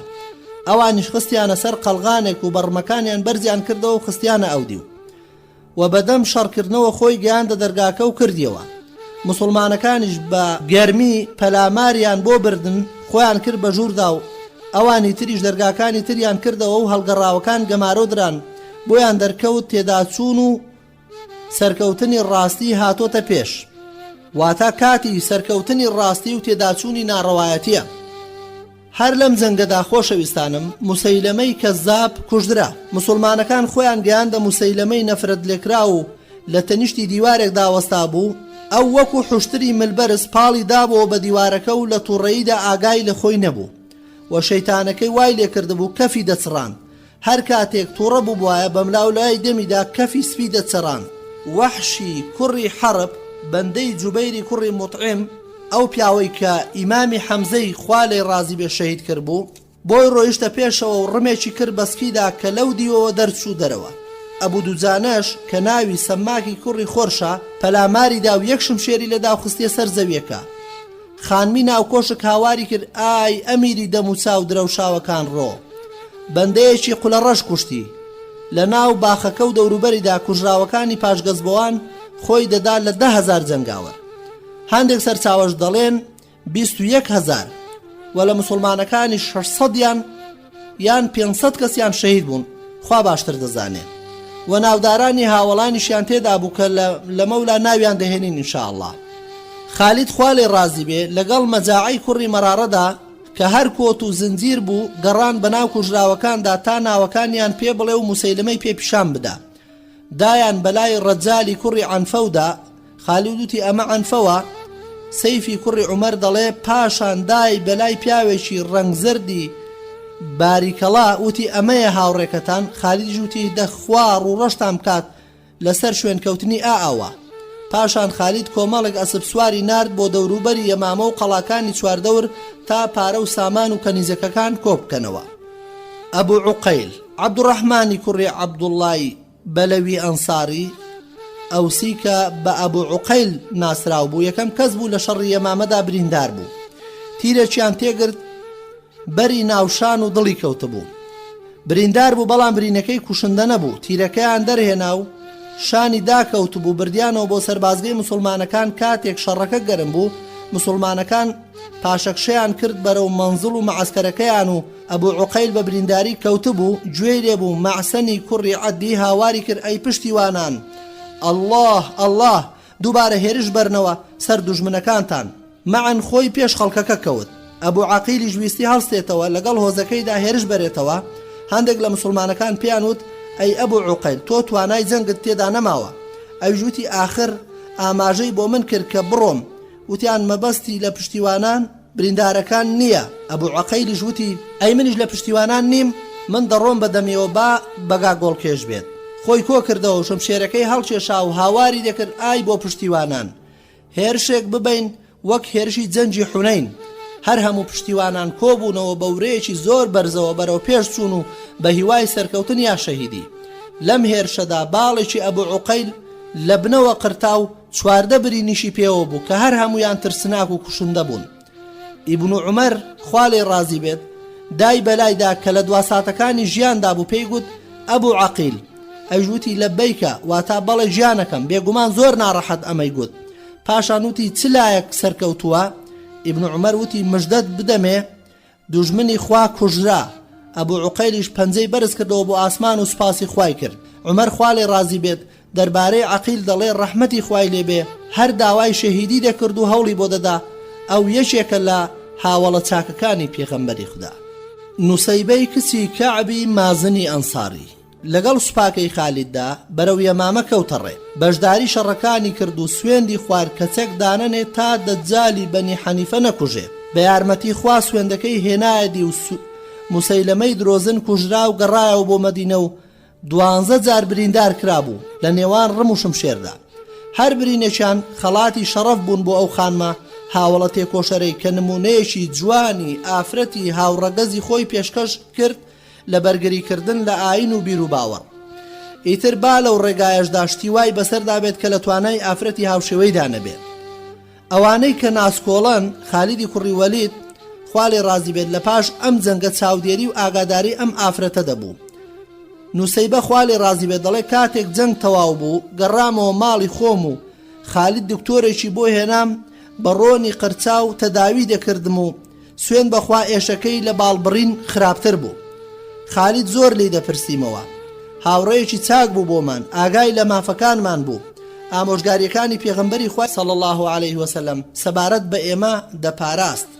بەداخەوە خۆشەویستانم ئافرەتانی ئەو سەردەما ئافرەتانی هاوڵی پێغەمبەر لەکوێ و ئافرەتانی ئیمانداری ئەو سەردەمە لەکوێ؟ بەرگەی بچووکترین ناڕەحەتی ناگرن. لە تاو ئێش و ئازارێکی سادە دەتوانن دنیا و دەوروبەری خۆیان پڕ بکەن. بۆیە پێویستە ئافرەتانی ئەو سەردەمەش چاو لە خوشکە باوەڕدارەکانی پێشخۆیان بکەن کە نمونەیەک بوون لە چێوی بەورە و بەرز. هەمیشە ورە بەرز بوون و بڕیاریاندا بوو هاوشانی پیاوەکان بژین و بمرن. ثابیتی کوڕی قەیسی کوڕی شەماس خوا لێی ڕازی بێ نازناوی ئەبوو محەممەد و وتاربێژی پشتیوانەکان بوو. پێشی دەڵێن وتاربێژی پێغەمبەر صلی الله عليه وسلم و لە فەرمودەی سەحیحدا هاتووە کە مژدەی شەهیدبوونی پێدراوە. لە ڕۆژی یەمامەدا کاتێک شەهید بوو ئاڵای پشتیوانانی بەدەستەوە بوو. یەکێک لە موسڵمانەکان لە خەودا ثابتی بینی بوو پێی گوت من کە دوێنێک کوژرام یەکێک لە مسلمانان دای بەلامدا و قەلغانە چاکەکەی لێ کردومەوە و بردی ماڵەکەشی لە ئەو پەڕی سەربازگەکەیەوە لە ماڵێشەوە ئەسپێکی باڵابەرزی هەیە و لە ناو قەلغانەکاندا دروست کراوە لەسەر ئەویشەوە پیاوێک بڕۆ بۆ لای خالید پێی بڵێ با قەلغانەکەم بۆ وەربگرێتەوە ئەگەر گەڕاشەوە بۆ مەدینە بە جێنشینی پێغەمبەری خوا صلی الله علیه وسلم بڵێ کە من ئەوەندە قەرزارم و ئەوەندەش سامانم هەیە و فلانیش کە بەندەی منە ئازاد بێ و نەکەی بڵێ ئەمە خەوە و هیچ نییە و بیفەوتێنی پیاوەکەش سپێنێ چوو بۆ لای خالید و ئەویش ناردی بە دوای قەلغانەکەدا دەبینێ لەو شوێنەیە کاتێکیش هاتەوە بۆ مەدینە بۆ ئەبوبەکری جێڕایەوە و ئەبوبەکریش وەسیەتەکەی جێبەجێ کرد و تا ئێستاش پێ بزانین تا ئێستا جگە لە سابیتی کوڕی قەیس شتی وا ڕووی نەداوە کە کەس دوای مردن وەسیەت بکە و بۆی جێبەجێ بکرێ زەیدی کوڕی خەتاب خوا لێی ڕازی بێ برای عومەری کوڕی خەتابە خوا لەویش ڕازی بێ لە باوکەوە بران لە عومەر گەورەتر بووە لە کۆنەوە مسلمان بوو بەشداربوانی بەدر بوو لە هەموو غەزاکاندا بەشداری کردبوو لە مەدینە پێغەمبەری خوا صلی الله علیه وسلم کردی بە برای معنی کوڕی عەدی ئەنساری و هەردووچیان لە یەمامە کوژران ئاڵای کۆچەریەکانی بەدەستەوە بوو تا کوژرا و ئاڵاکە کەوتە زەوی و سالمی مەولای ئەبی حوزەیفە هەڵیگرت زەید لەو شەڕەدا ڕەجالی کوڕی عنفەی کوشت کە مسلمان بوو سوورەتی ئەلبەقەرەشی لەبەر کردبوو پاشان پاشگەز بۆ و گەڕایەوە بۆ لای موسەیلەمە و باوەڕی پێکرد و شایەتی پێغەمبەرایەتی بە درۆ بۆدا و بەو کارەی ئاشوبێکی گەورەی نایەوە لەسەر دەستی زەیدی کوڕی خەتاب خوا لێی ڕازی بێ ئەو پیاوە کوژدرا زەیدیش لەسەر دەستی پیاوێک شەید بوو کە ناوی ئەبوو مەریەمی حەنەفی بوو پاشتر مسلمان بوو بە عومەری دەگوت ئەی گەورەی مسلمانان خوای گەورە بەدەستی من زەیدی بەڕێز کرد و بەدەستی ئەو منی ڕسوانە کرد و کاتێک هەواڵی شەهیدبوونی گەیشتەوە عومەر وتی لە دوو چاکەدا پێشی منی دایەوە یەکەم پێش من مسلمان بوو دووەم پێش من شەهید بوو کاتێک متەمیمی کوڕی نوێر بە شیعرەوە شوێنی بۆ مالیکی برای دەکرد عومەر خوا لێی ڕازی بێ پێی گوت ئەگەر منی شیعرم بزانی باە وام دەگوت بۆ زەیدی برام متەمیمیش پێی گوت ئەگەر براکەم من لەسەر ئەو بەرنامەی برای تۆی لەسەر کوژرا بکوژرا بە هەرگیز خەفەتم بۆ نەدەخوارد عومەریش پێی گوت کەس تا ئێستا بەم شێوەیە سەرخۆشی لێ نەکردوم لەگەڵ ئەوەشدا عومەر هەردەم دەیگوت هیچ کات شنەبای بەیانیان هەڵی نەکردووە و زەیدم نەخاتەوە بیر خۆشەویستانم برا زۆر خۆشەویستە برا زۆر ئازیزە بە تایبەتیش ئەگەر دوو برا هەردووچیان مسلمان بن هەردووچیان هاوبیر و باوەڕ بن بۆیە عومەری کوڕی خەتاب هەمیشە زەیدی برای دەکەوتەوە یاد یەکێکی تر خۆشەویستەکانم معنی کوڕی عەدی بەلەویە کوڕی جەعدی کوڕی عەزلانی کوڕی جەعدی بەلەویە هاوپەیمانی بەنی عەمری بەنی عەوف بوو برای عاسمی کوڕی عەدیە و بەدر و ئوحود و خەندەق و هەموو جەنگەکانی تریشی بینیوە پێغەمبەری خوا صلی الله علیه وسلم کردی بە برای زەیدی کوڕی خەتاب و لە جەنگی یەمامەدا هەردووچیان شەهید بوون معن هەڵوێستێکی زۆر جوان و بەرزی هەبوو لە کاتی وەفاتی پێغەمبەری خوادا صلی الله علیه وسلم کاتێک خەڵکی دەیانگوت سوێن بەخوا حەزمان دەکرد پێش ئەو بمردینایە و دوای ئەو ئەم نەهامەتیەمان نەدیبایە بەڵام معن شتێکی تری دەگوت و دەیگوت بەڵام من حەزم نەکردووە پێش ئەو بمرم تا چۆن بە زیندوی باوەڕم پێکردووە ئاواش بە مردووی هەر باوەڕی پێ بکەم و هەڵنەگەڕێمەوە و لەسەر دینی ئەو بمێنمەوە خۆشەویستەکانم یەکێکی تر عەبدوڵڵای کوڕی سوهەیلی کوڕی عەمرە کوڕی ئیبن شەمسی کوڕی عەبدی وەدی قوڕەیشی عامریە لە مسلمانە پێشینەکانە و کۆچیشی کردو و پاشان لە مەککەش ئەشکەنجە دراوە و لە کاتی جەنگی بەدردا لەگەڵ سوپای قوڕەیشدا دەرچووە کاتێک هەردوو سوپا ڕوبەڕوو بوونەوە ئەو ڕایکردە ناو مسلمانەکان و بەشداری جەنگەکەی لەگەڵداکردن لە ڕۆژی ئەمامەدا شەهید بوو کاتێک ئەبوبەکر خوا لێی ڕازی بێت بۆ حەجکردن چوو بۆ مەکە لەوێ سەرخۆشی لە باوکی کرد سوهەیل ژووتی پێم گەیشتووە لە پێغەمبەری خوا صلی الله علیه وسلم کە فەرموویەتی شەهید شەفاعەت بۆ 70 کەس لە خزمەکانی دەکات تکام وایە لە منەوە دەست پێ بکات سوهەیلی کوڕی عەمر ڕۆڵێکی زۆر گرنگی هەبوو لە کاتی وەفاتی پێغەمبەری خوادا صلی الله علیه وسلم کە هەموو خەڵکی مەکە دەیانویست لە ئیسلام پاشگەز ببنەوە تاوا ترسناک بوو والی مەکە عەتابی کوڕی ئوسەید لە خۆی ترسا و خۆی حەشاردا و سوهەیل هەستا و سوپاسی خوای کرد و ستایشی کرد و پاشان باسی لە دنیا دەرچوونی پێغەمبەری خوای صلی الله عليه وسلم کرد و وتی ئەو مەسەلەیە هیچ زیانێکی نییە بۆ ئیسلام بگرە هێرشیشە بۆی هەر کەسێک ئەدەین لە گەردنی و خەڵکەکە جوازیان هێنا لەو نیازەی کردبوویان ئەو کات عتابیش خۆی دەرخستەوە کاتێک کە خەڵک ویستی هەڵگەڕێتەوە ئەو بڕیارە گرنگەیدا و هەڕەشەی لێکردن کە لە گەرنی هەر کەسێک دەدا کە لە دین هەڵگەڕێتەوە ئەم هەڵوێستە بەرزەیە کە ئەو فەرمودەی پێغەمبەری خوا صلی الله عليه وسلم ئاماژەی بۆ دەکات کاتێک عومەری کوڕی خەتاب خوا لێ ڕازی بێت ئاماژەی بۆەوە کرد کە دانەکانی پێشەوەی دەربهێنن ئەمە لە کاتێکدا بوو کە سوهەیل لە ناو دیلەکانی جەنجی بەدردا بوو فەرمووی لەوانەیە ئەو پیاوە لە شوێنێکدا ڕۆڵێکی وا گرنگ ببینێت کە بەخراپ باسی نەکەی ئەبوو دوجانە سەماکی کوڕی خەرشە ئەو پیاوە ئازیزانم لە جەنجی بەدردا پەڕۆیەکی سووری لە ناوچاوی بەست بوو دەڵێن پێغەمبەری خوا صلی الله عليه وسلم لەگەڵ عەتەبەی کوڕی غەزواندا کردوویەتی بەبرا و لە جەنجی ئوحوددا ڕای نەکرد و خۆگرانە وەستا و پەیمانی مردنیدا بە پێغەمبەری خوا صلی الله عليه وسلم و یەکێکە لەو کەسانەی بەشداری کرد لە کوشتنی موسەیلەمەی درۆزندا و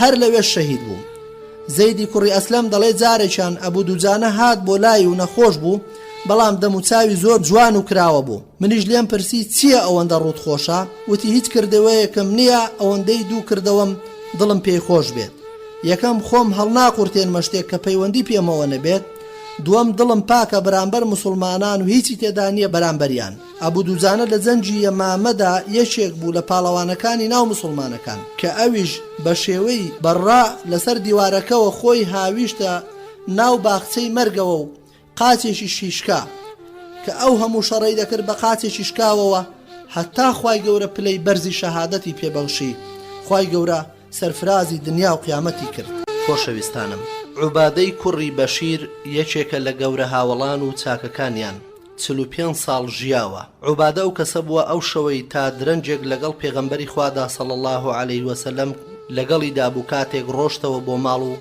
دارەکەی دەستی وەکو گوڵۆب داگیرساب و شەوقی هەبوو لەسەر دەستی خەسعەبی کوڕی عومەیر خوا لێ ڕازی بێت موسڵمان بووە یەکێک بۆ لەو کەسانەی کە کەعبی کوڕی ئەشرەفیان لەناو برد پێغەمبەری خوا صلی الله عليه وسلم بەکاری هێنا بۆ کۆکردنەوەی زەکاتی مەزینە و بەنی سەلیم و کردی بە سەرۆکی پاسەوانەکان لە جەنجی تەبوکدا و لە ڕۆژی یەمامەدا نەبەردی چاچی نواند و لە پاڵەوانە ئازاکان بوو عایشە خوا لێ ڕازی بێت دەڵێ 3 کەس لە پشتیوانەکان لە چاشیدا کەس پێیان ناگاتەوە کە هەمویان لە تیرەی بەنی عەبدولئەشهەلن سعدی کوڕی معاز ئوسەیدی کوڕی حودەیر عوبادەی کوڕی بەشیر هەر لە عایشەوە دەجێڕنەوە دەڵێت پێغەمبەری خوا صلی الله عليه وسلم لە ماڵەکەی مندا خەریکی شەو نوێژ بوو گوێی لە دەنجی عوبادەی کوڕی بەشیر بوو پرسی ئەی عایشە ئەوە دەنجی عوبادە نییە وتم بەڵێ فەرمووی اللهم اغفر له خوا لێی خۆش بە و لە یەمامە شەهید بوو ئەبوو سەعیدی خودری خوا لێ ڕازی بێت دەڵێ لە عوبادەم بیست کە پاش تەوابوونی جەنجی بوزاخە پێی گوتم ئەی ئەبوو سەعید ئەم شەو لە خەونمدا ئاسمانم بینی دەمی کردەوە بۆم و کە چوومە ناوی داخرایەوە هەرچی وردەبمەوە ئینشاء الله شەهید بوونمە منیش پێم گوت وەڵڵاهی خەوێکی خێرت دیوە لە جەنجی یەمامەدا ڕۆڵی بەرچاوی هەبوو چووە سەر بەرزاییەک و بە هەموو دەنجی هاواری کرد من عوبادەی کوڕی بەشیرم ئای بۆ پشتیوانان ئای بۆ پشتیوانان وەرن بۆلام وەرن بۆلام هەر هەمویان بە یەک سات گەیشتنە لای و گوتیان لەبەیکە لەبەیکە واتە لە خزمەتت داین ئەوە هاتین بەدەمتەوە پاشان چێلانی شمشێرەکەی خۆی شکاند و فڕێیدا و ئەوانیش دوا بەدوای ئەو چێلانەکانی خۆیانیان شکاند ئەویش پێی گوتن هەڵمەتێکی ڕازگۆیانە و پاشان چوون بۆیان تا بەیانی بەنی حەنیفەیان پاشەکشە پێکرد و بەرەو ناو باخچەکە و دەرگاکەیان لەسەر داخستن و کاتێک موسڵمانەکان دەرگای باخچەکەیان کردەوە ئەو قەلغانەی خۆی کردی بە دەرگاکەدا و بەبێ قەلغان دەستی کرد بە شەڕکردن تا شەهید کرا لە تەمەنی 45 ساڵیدا دەڵێن ئەوەندە برینی پێوە بووە بە نیشانەیەکدا نەبووە نەدەناسرایەوە خوا لێ ڕازی بێت هەڵوێستی جوامێرانەی عوبادە لە ناو یەمامەیەکاندا دەنجی دابەوە بە نمونە دەهێنرایەوە بەنو حەنیفە تا ماوەیەکی زۆریش هەر یادەوەری نەبەردی عوبادەیان لە ناوخۆیاندا ئاڵ و گۆڕ دەکرد و دەجێڕایەوە هەر کاتێک برینێکیان بە پیاوێکەوە بدیت بادەیان گوت ئەمە لێدراوی دەستی بە ئەزمونەکەی ناو خەڵکە عوبادەی کوڕی بەشیر. پشتیوانەکان هەڵوێستی نەبەردیان زۆر بوو. هێرش بردننی بێوێنە لە جەنجی هەڵگەڕاوەکاندا بە تایبەتی لە یەمامەدا مەجاعی کوڕی میرارە بە چاوی خۆی ئەو ئارامی و خۆگری و هێرشە مەردانەکەی پشتیوانانی بینی لە لای ئەبوبەکردا باسی دەکرد و دەیگوت ئەی جێنشینی پێغەمبەری خوا صلی الله عليه وسلم، تا ئێستا هیچ هۆزێکم نەدیوە لە شەڕە شمشێر و پەلاماری ڕازگۆیانەدا بە وێنەی پشتیوانەکان بن. من لەگەڵ خالیدی کوڕی وەلیددا بەناو کوژراوەکانی بەنی حەنیفەدا دەگەڕاین و ناوەکانیانم پێدەناساندن. سەیری پشتیوانانم دەکرد لەو ناوەدا کوژرا بوون. ئەبوبەکر خوا لێ ڕازی بێت ئەوەندە بۆ پشتیوانە شەهیدەکان گریا هەتا ڕیشی مبارەکی تەڕتەڕ بوو. ئازیزانم، یەکێکی دیکە لەو قارەمانانە توفەیلی کوڕی عەمری ئەزدی دووسی بوو. ئەویش هەر لە یەمامەدا شەهید بوو. پیاوێکی ناوداری شاعیری بەتواناو بوو، خەوی بینی بوو پێش شەهید بوونەکەی. لە خەوەکەیدا دەڵێ لە ماڵ دەرچووم و عەمری کوڕم لەگەڵمدا بوو. سرم تاشرا و باڵندەیەک لە ناو دەمەوە هەڵفڕی و ئافرەتێکیش کردمی بە ناو داوێنیدا. جا من سەرتاشینەکەم بەسەر بڕینم و باڵندەکەش بە دەرچوونی گیانم و ئافرەتەشکەش بە زەوی کە دەخرێمە ناویەوە لێک دەدەمەوە. لە ڕۆژی یەمامەدا شەهید بوو.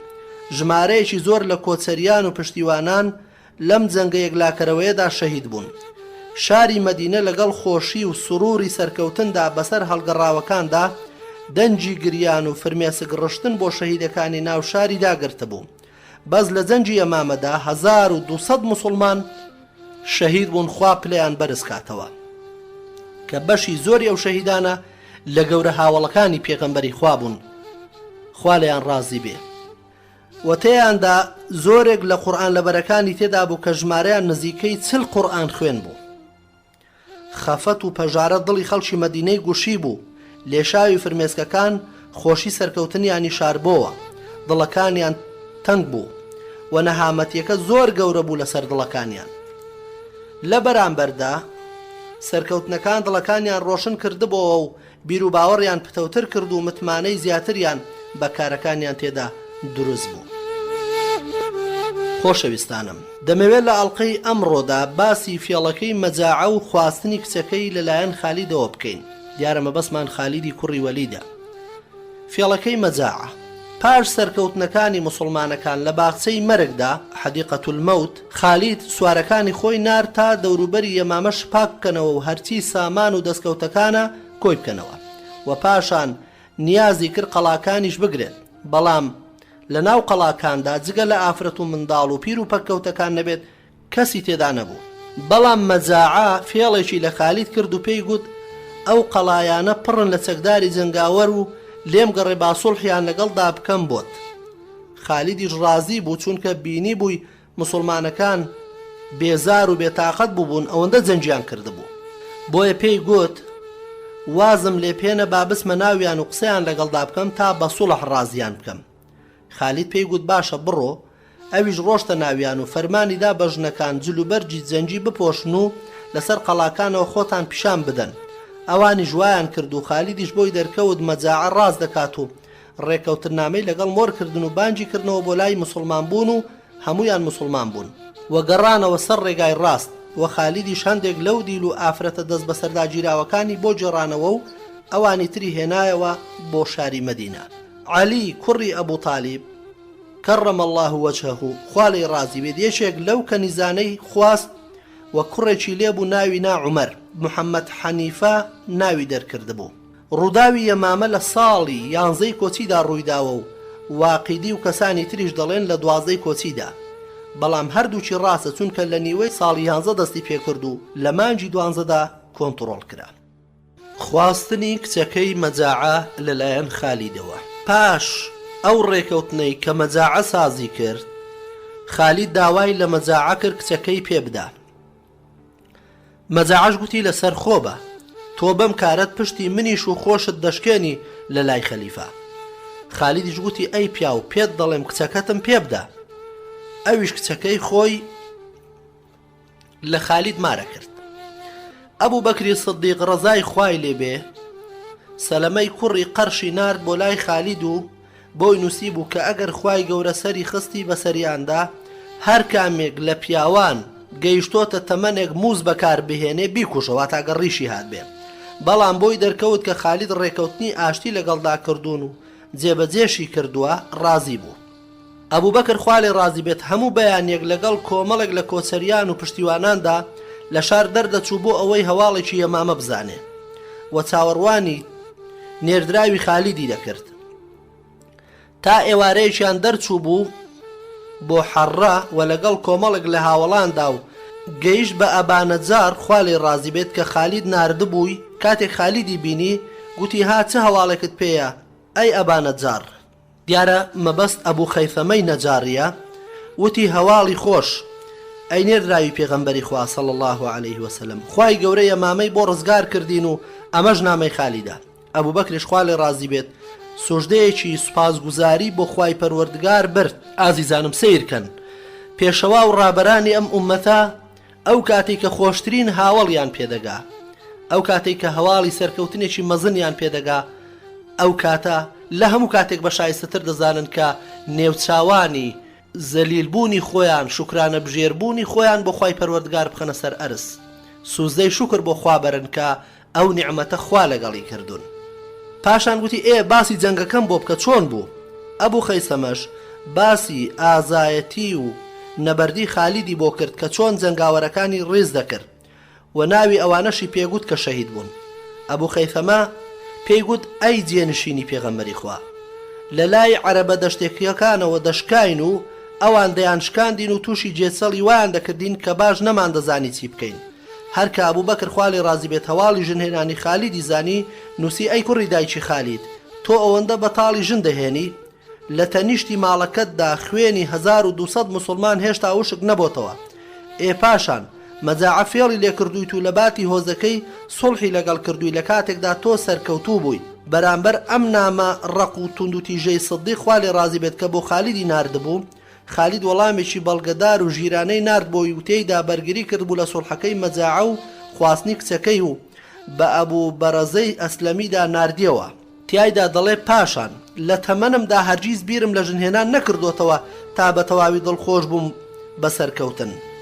ئارام بوومەتەوە لە ماڵی خۆمدا و من ژنی پیاوێکم مارە کردووە کە ئەگەر بمزانیایە لە مەدینە کەسێک هەیە بە تەمای بێ نەم دەخواست و ئەگەر تۆ لەبەر مەسەلەیەکی ئاینی یان دنیایی ئەمەت پێ ناخۆشە ئەوە ڕەخنەکەت وەردەگرم و ئەو هاوسەرگیریە هەڵدەوەشێنمەوە و بۆ مەسەلەی سەرخۆشی و دڵخۆشی خۆم بەوە دەدەمەوە لەسەر کوژرانی مسلمانان و ئەگەر خەفەت زیندوی بهێشتایەتەوە مردووی بجێڕایەتەوە ئەوە من هەمیشە خەفەتبار دەبووم و من تووشی نەهامەتی وا هاتووم لەو جەنگەدا کە لە ژیان بێهیوا بووم و دڵنیا بووم لە مردنی خۆم. بەڵام بۆ مەسەلەی فێڵەکەی مەجاعە لە من ئەوە ڕای خۆم بوو و من هیچ ڕۆژێک لە ڕۆژان ڕام بە هەڵەدا نەچووە. من خۆ زانستی غەیبم پێ نییە. خوای گەورە چاچی بۆ ئیمانداران کرد و زەوی دایەوە دەستیان و پاشە ڕۆژیش بۆ لە خواترسەکانە. کاتێک ئەم نامەیە گەیشتە ئەبوو بەکر خوا لێ ڕازی بێت ئەبوو بەکر هەندێک هێور بووەوە. کۆمەڵێک لە پیاوانی قوڕیش کە ئەبوو بەرەزەی ئەسلەمیشیان لەگەڵدا بوو هاتنە لای و بەهانەیان بۆ خالید هێنایەوە. ئەبوو بەرەزە وتی ئەی جێنشینی پێغەمبەری خوا، خالید هەرگیز بە ترسنۆک و ناپاک نازناوی دەرنەکردووە، تەواو خۆی ڕەنجاندووە بۆ دەستکەوتنی پلەی شەهیدی تاوای لێ هاتووە هیچی پێناوترێت و ئارام و خۆگر بووە تا سەرکەوتن و ڕێکەوتنەکەشی بە ئارەزووی خۆی بووە و ڕایەکی هەڵەش نەبووە. ئەو ڕێککەوتنەی لەگەڵیان چونکە ئەو نەیزانی بۆ ئەوانەی ناو قەڵاکە ئافرەتن و وای زانیوە پیاون. ئەبوو بەکر پێی گوت ڕاستەکەی قسەکانی تۆ جوانتر بوون بە بەهانەهێنانەوە بۆ خالید لە نامەکەی خالید خۆی. لە نامەکەی خالیددا کە بۆ ئەبوو بەکری نووسی بوو کۆمەڵک خاڵی تێبینی دەکەی لە بەرگریکردن لە خۆیدا. سیرکەن یەکێک لەوانە ژنی نەخواستەوە تا بە تەواوی لە سەرکەوتن دڵنیا بووە. دووەم ژنی لە کەسێک خواستووە کە یەکێکە لە گەورە پیاوانی ناو هۆزەکەی. سێ هیچ ناڕەحەتی و تێچوونێکی نەبووە ئەم ژن خواستنەی. چوارەم ئەم کارە هیچ سەرپێچێکی نە ئاینی و نە دنیایی تێدا نییە. پێنجەم ئەم کارە نەکرابە بەهۆی خەفەت خواردن بۆ شەهیدانی مسلمانان کارێکی بێسوودە چونک بە زیندویی دێنێتەوە و مردوش بە خەفەت ناگەڕێتەوە. خاڵێکی تر هیچ شتێکی نەخستۆتە پێش جیهاد. ئەو پەڕی توانە بە جۆرێک ڕۆڵی بینیوە کە لە نێوان ئەو مردندا هیچ بربەستێک نەبووە و ئامادە بووە بمرێ لە پێناوی خوادا. خاڵێکی تر ئازیزانم لە ڕێکەوتن لەگەڵ مەجاعەدا بۆ هاتنەدی خێری موسڵمانان بوو. ئەگەر مەجاعە وێنەی هۆزەکەی وەکو خۆی پیشان نەدا ئەم هیچی لەسەر نییە، چونکە مرۆڤ لە شتی غەیب و نادیار هیچ نازانێت. خۆ هەر چۆنێک بێت لە بەرژەوەندی موسڵمانان تەواو بوو کە دەستیان کرد بەسەر زەویەکانی بەنو حەنیفەدا و ئەوانی تریشیان کە مابوونەوە بە بێ شەڕ هاتنەوە ناو ئیسلام. لەبەر ئەوە ژنخواستنی لە مەجاعە شتێکی زۆر سروشتی بوو و هیچ لەسەر خالید ناکەوێت و ڕاستیش نییە گوایە لەبەر ئازایەتی و بەغیرەتی مەجاعە ئەو کارەی کردبێت، گوایە حەزی کردووە ژن و ژنخوازی بکات لەگەڵی تا پەیوەندیەکەی لەگەڵ مەجاعەدا بەهێزتر بکات و لەگەڵ پەیوەندی ئاینیدا پەیوەندی خزمایەتیش لەگەڵ دروست بکات. هەروەک عەقاد بۆی چووە، چونکە خالی نەیویستوە لەگەڵ پەیوەندی ئاینیدا پەیوەندێکی تریش دروست بکات لەگەڵ خەڵکیدا. ئەمما شێوازی دکتۆر محەممەد حەسەن هەیکەل لە بەهانەهێنانەوەکەیدا بۆ خالی شتێکی وەرنەگیراوە، چونکە لەگەڵ فەرمانەکانی ئیسلامدا یەکناگرێتەوە. هەیکەل دەڵێ کچی مەجاعە چێە تا لە جەژنی سەرکەوتنی خالیددا کە دەبێت بیژێڕێت. ئەوەش یەکێکە لەو قوربانیانەی لە بەرپێی سەرکردەیەکی ڕزگاری خوازی عەبقەریدا سەر ببڕێت کە زەوی ئەمامەی بە خوێن ئاودا بەو هیوایی لەو پیسیەی پاک بێتەوە. ئەم وشانەوە خالید نیشان دەدا کە ئەو هاوڵە بەڕێزە وەک بڵێ ئەخیل یان هەکتۆر یان ئاغا مەمنونە لە سەرکردەکانی جەنجی تەروادەی بتپەرستی یۆنانیە. ئەوانەی ناجەنگن تا بەدەست ئاماژەیان بۆ نەکرێ یان ماجباران نەکرێن، چونکە تەنها لەبەر پلەپایە و ناودەرکردن دەچوونە گۆڕەپانی جەنگەوە، یان کردوویەتی بە شێوەی بتێکی عەرەب کە جاران لەم دیویەوە قوربانیان بۆ سەردەبڕی، یان وەک خوای نیل کە میسیرە کۆنەکان بڕوایان وابوو کە ئاوەکەی زیاد ناکات و خێر و خێراتی نابێت تا ساڵانە کچێکی جوان نەکەنە قوربانی و نەیدەن بە ئاوەکەدا. دەی حاشا لیللا، شتیوان نابێت کەسێک کە خاوەنی ئەو دەروون و ئەو ڕەوشتانە بێ شتیوای لێ ناوەشێتەوە. خالید باوەڕێکی پڕ و تۆکمە و یەکتاپەرست بووە، ناجەنجێت مەگەر لەگەڵ کەسانێک کە سەنگەریان لە خوای گەورە گرتووە، بە تەمای پاداشت و سوپاس و پێزانینی کەسیش نەبووە. ئەوەش ڕەت دەکەینەوە کە جەنەڕاڵ ئەکرەم بۆی چووە لە کاتی شیکردنەوەی ئەو ڕەخنانەی دراونەتە پاڵ خالید لەسەر ژنهێنانەکەی لە جەنجی هەڵگەڕاوەکاندا و دەڵێ هۆکارەکەی دەگەڕێتەوە بۆ پێکەوتەی و جوانخاسی لەشی خالید کە زۆری کێشەی بۆ ئافرەتە شۆخ و شەنگەکانی دوورگەی عەرەبی دروست دەکرد. ئەمە بە بۆچوونی جەنەڕاڵ وەک بڵێ خالید شەیدای ئافرەتان یان مەجنونی زەمانە بووە کە ئەو کەسێک بۆ جگە لە جیهاد حەزی لە هیچ شتێکی تر نەکردووە. بەڵام چی دەڵێت لەگەڵ بۆچوونی ناڕەوە کە مەسەلە مێژوویەکان بە شێوەیەکشی دەکاتەوە کە زۆر دوورن لە بەروبوومی بیر و باوەڕ و بەڵگەنامە مێژوویەکان. خۆشەویستانم، خالید ڕەزا و ڕەحمەتی خوای لێبێ بۆ بەرگری لە ئاین و دەستکەوتنی پاداشتی خوایی جەنگاوە و خۆی بەخۆی چەند جار چۆتە ناو جەرگەی مردن و بە شێوەیە گۆسفی دەکەن کە نەرم و نیانی پشیلە و پەلاماری شێری لە خۆی کۆ کردوتەوە.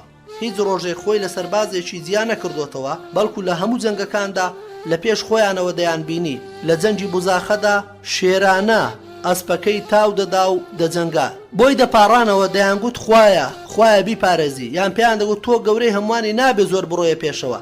ئەویش لە وەڵامدا دەیگوت دەزانم مەبەستان چییە، بەڵام من خۆم ناگرم و دەترسم لە شکانی سوپای باوەڕداران.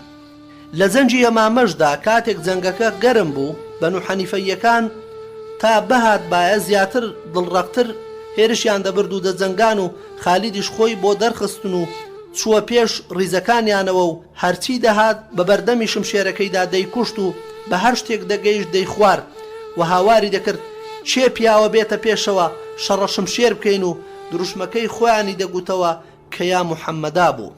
هەوڵی سەرکەوتن بوو و بە دوای شەهیدیشدا دەگەڕا.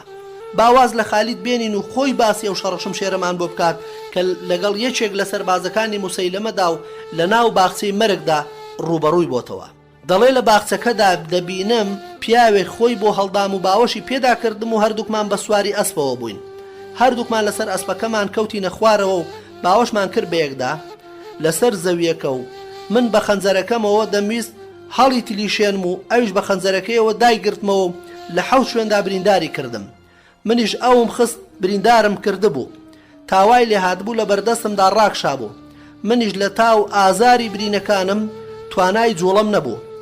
بەردەوام خوێنم لێ دەڕۆیشت، بەڵام ئەوەی تێدا بوو ئەو پێش من گیانی دەرچوو سوپاس بۆ خوا لەسەر ئەوە. خالید خۆی شایەتی ئازایەتی و بەجەرجی کوڕانی بەنی حەنیفە دەدات و دەڵێ 20 لەشکر چێشیم کردووە بەڵام نەمدیوە هیچ هۆزێک خۆگر و جەنگاوەرتر و هێرشبەرتر بن لە بەنی حەنیفە لە ڕۆژی ئەمامەدا. من لە تاو برینداری جوڵەم لێ بڕابوو وام لێ هات لە ژیان بێهیوا بووم و لە مردنی خۆم دڵنیا بووم. خالیدی کوڕی وەلید لەلایەن شاندێکی بەنو حەنیفە هەوڵی کوشتنی دەدرێ. لەگەڵ ئەوەی کە ناڕەوایی نەفامی شتێکی ئاشکرایە و بێبنەمایە کەچی بە ئاسانی دەستبەرداری نابن چونکە ژیانیان بەوە بەندە. بۆیە هەر کە بەرامبەر ڕاستی ڕوبەڕوو دەبێتەوە لە هەموو هێزێکەوە لەگەڵی دەجەنجێت و شمشێر دانانێت تا بە زۆر پێیدا نەنرێ. پاش ئەوە هەوڵی ناپاچی نواندن دەدات بە هەر شێوەیەک بۆی بلوێن. ئەوە سەلەمەی کوڕی حەنیفەیە و بەکردەوە ڕاستی ئەم قسانەی ئێمە دەسەلمێنێ کە هەوڵی تیرۆرکردنی خالیدی کوڕی وەلیدیاندا پاش ڕێککەوتنیش لەگەڵ بەنی حەنیفەدا بە شێوەیەکی گشتی کە تەواو ببوو کەچی لەبەر ڕق ئەستوری لە مسلمانان وەک نیشانەیەکیش بۆ ڕازی نەبوونی بە ئاشتی نامەکە هەستا بە پلانێک بۆ تیرۆرکردنی خالیدی کوڕی وەلید کە یەکەم جارگرتیان پەیمانیدا بە بەنی حەنیفەیەکان کەشتی وا دووبارە نەکاتەوە و کەچی شەو کە لە زینداندا بەسترابەوە خۆی کردەوە و ڕای کرد و خۆی کرد بە سەربازگەکەی خالیددا و پاسەوانەکان هاواریان لێ کرد. بەنی حەنیفە تۆقین و کەوتنە دوای لە ناو باخێکدا گرتیان بەڵام ئەو بە شمشێر بەرگری لە خۆی دەکرد. بەڵام ئەوان لە دوورەوە بەبەر دان گرتەوە و پاشان شمشێرێکیان دا لە ملی و ڕقی لاملی گرت بوو. بۆیە بەسەردا کەوتە ناو بیرێک و مرد. ئەمەش نمونەیەک بوو لەسەر سووربوونی نەفامی لەسەر بەرگریکردن لە ناڕەواییەکەیان. پاشان هاتنی شاندی بەنو حەنیفە بۆ لای ئەبوبەکری ڕازگۆ. هەر کە وەفدەکەی بەنو حەنیفە گەیشتە لای سدیق پێی گوتن کەمێک لە قورئانەکەی موسەیلەمەم بۆ بخوێنن. ئەوانش گوتیان ئەکرێت ئەو داوایەمان لێ نەکەی ئەی جێگری پێغەمبەری خوا ئەیژوتی ئەبێت هەر بیڵێن. ئەوانی وتیان ئەی بۆقی کچی دوو بۆق پاکیت بەڵام پاکەرەوە نیت نە ئاو لێڵ دەکەی نە ڕێگری لە ئاو خۆران دەکەی سرد لە ئاودایە و کلکت لە ناو قوڕ. ئەمە و هەندێک قسەی پڕ و پوچ و خوڕافیاتی تر کە مەگەر منداڵان بۆ گەمەکردنی یاریەکان بەکاری بێنن و بیڵێن. دەڵێت ئەبوبەکریش ڕەزا و ڕەحمەتی خوای لە پێی گوتین ئەی خوا چیتان لێ بکات ئەوە عەقڵ و ژیریتان بوو بۆ کوێ چووە قەت قسەی وا لە خواوە دێتە خوارێ. مێژوونووسەکان دەجێڕنەوە لە زۆر شت خۆیان بە پێغەمبەری خوا صلی الله علیه وسلم چواندووە. بیستبووی پێغەمبەری خوا تفی پیرۆزی خۆی کردبۆ ناو بیرێک و ئاوی تێهات بوو کەچی ئەو موسەیلەمەی درۆزنە تفی کرد بۆ ناو بیرێکەوە قەترە ئاوێک لە بیرەکەدا نەما. تفی کرد بۆ بیرێکی تر بیرەکە ببوو بە ئاوە سوێرە. دەستنوێژی گرتبوو ئاوەکەی کردبۆ بنی دارخورمایەک یەکسەر دارخورمایەکە وشک بوو. هەندێک منداڵی کۆرپەیان بۆ هێنابوو دەستی هێنابوو بەسەریاندا کەچی هەندێکیان کەچەڵ بوون کاتێک کە دەستی موسەیلەمەی درۆزنی بەسەردا هات و هەندێکی تریان زمانیان دەیگرت دەڵێن پیاوێک هاتە لای و چاوی ئێشی دەکرد دەستی بە چاوی دێنا هەر لەوێدا کابرا چاوی شوێر بوو. ئەوەش جیاوازی نێوان پێغەمبەری درۆزن لەگەڵ پێغەمبەری ڕەحمەتەن للعالم.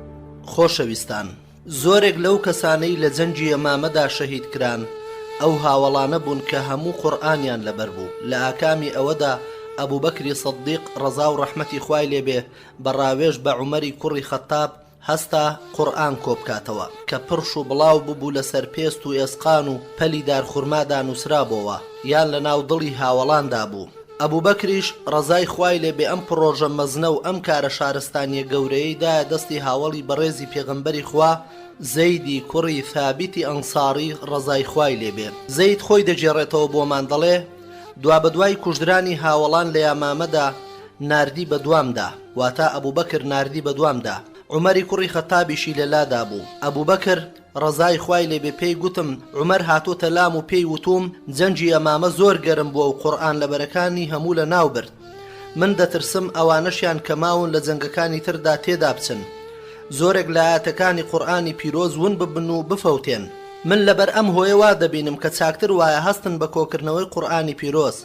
منیش بە عومەرم وت چۆن دەبێت شتێک بکەین کە پێغەمبەری خوا صلی الله علیه وسلم نەیکردووە. عومەریش وتی وەڵڵاهی کارێکی خێری زۆر گەورەیە. ئیتر عومەر هەر کۆڵی لێ نەدام و هەر ئەو داوایی لێ دەکردم تا ئەوە بخوای گەورە دڵی منیشی بۆ ئەو کارە کردەوە وەک چۆن دڵی عومەری بۆ کردبووە منیش وەکو عومەر ئەو کارم بە چاک زانی. زەید دەڵێ ئەبوبەکر ڕەزای خوای لێ بێ پێی گوتم تۆ پیاوێکی گەنجیت و خاوەنی ژیریت هیچ شتێکمان لەسرت نییە تۆ کاتی خۆی کە قورئان دەهاتە خوارەوە هەر خۆت دەدنووسیەوە بڕۆ بە دوای قورئاندا هەمووی کۆبکەوە.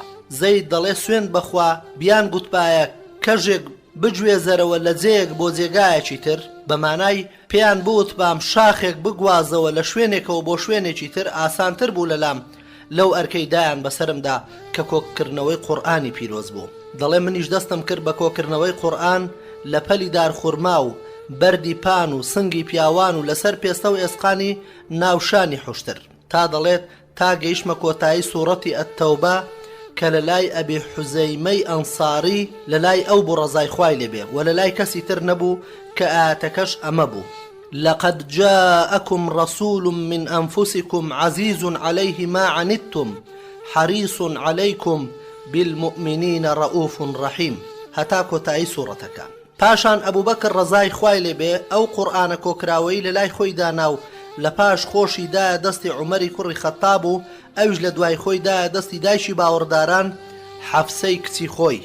بەغەوی لەسەر ئەم فەرموودەیە دەڵێ بە ئاشکرا ئەوە دەگەێنێت کە هاوڵان خۆیان لێ ڕازی بێت قورئانیان لە نێوان دوو بەرەکدا کۆکردوتەوە ئەو قورئانەی کە خوای گەورە ناردێ خوارەوە بۆ پێغەمبەری خوا صلی الله عليه وسلم بەبێ ئەوەی شتێکی لێ زیاد بکەن یان کەمی بکەن ئەوەی کە وای لێکردن وەک لە فەرموودەکەدا هاتووە لەسەر پەلی دارخورما و پێستە و ئێسقان و ئەوەی لە ناو دڵی هاوڵانیشدا لەبەریان بوو ترسان بە مرنی ئەو کەسانە هەندێک لە قورئانەکە لە ناو بچێ بۆیە خۆیان گەیاندە جێنشینی پێغەمبەری خوا و داوایان لێکرد قورئان کۆبکاتەوە ئەویش کە بینی ئەوە ڕای هەمووانە هەستا بە کۆکردنەوەی قورئان و دانانی لە شوێنێکی تایبەتدا نووسیانە وەکو ئەو شێوەیە کە لە پێغەمبەری خوایان بیست بوو صلی الله عليه وسلم بەبێ ئەوەی پێش و پاشێکی تێدا بکەن یان بە جۆرێک ڕیزی بکەن لە پێغەمبەری خوایان نەبیست بێ چونکە پێغەمبەری خوا صلی الله عليه وسلم دەگەیشت بە هاوڕێکانی و بەو شێوەی کە ئەمڕۆ لە قورئانەکاندا هەیە قورئانی فێر دەکردن و بۆی دەخوێندنەوە و ئەویش بەو جۆرەی کە جوبرائیل سەلامی خوای لەسەر بێت پێی گوتبوو کە بۆی دیاری کردبوو هەموو ئاەتێک لە دوای فلان ئاەت و لە فلان سوورەتدا بنووسرێتەوە بەم شێوەی بۆ خوێنەر یان بۆ بیسەری ئێمە ئاشکرا دەبێت کە لە کارە بنەڕەتیەکانی ئەبوبەکری سەدیق ڕەزای خوای لێبێ ئەوەیە کە یەکەم کەس بوو هەستا بە کۆکردنەوەی قورئان سعسعی کوڕی سەوحان دەڵێ یەکەمین کەس کە قورئانی لە ناو دووتوێی دوو بەرەکدا کۆکردەوە هەروەها میراتیشی بۆ کەلالە دیاری کرد. عەلی کوڕی ئەبوو تالیب دەڵێ ڕەحمەتی خوا بڕژێت بەسەر ئەبوبەکردا یەکەمین کەس بوو قورئانی لە نێو دوو بەرەکدا کۆکردەوە. ئەبوبەکر ڕەزا و ڕەحمەتی خوای لێبێ زەیدی کوڕی ثابتی هەڵبژارد بۆ ئەم ئەرکە گرانە چونکە ئەو خاڵانەی تێدا بەدی دەکرد کە بەهۆیانەوە بتوانێت بەو کارە هەستێت لەوانە یەکەم زەید گەنج بوو تەمەنی 21 ساڵ بوو کە مرۆڤ لەم تەمەنەدا زۆر چالاک و پڕجوڵەیە.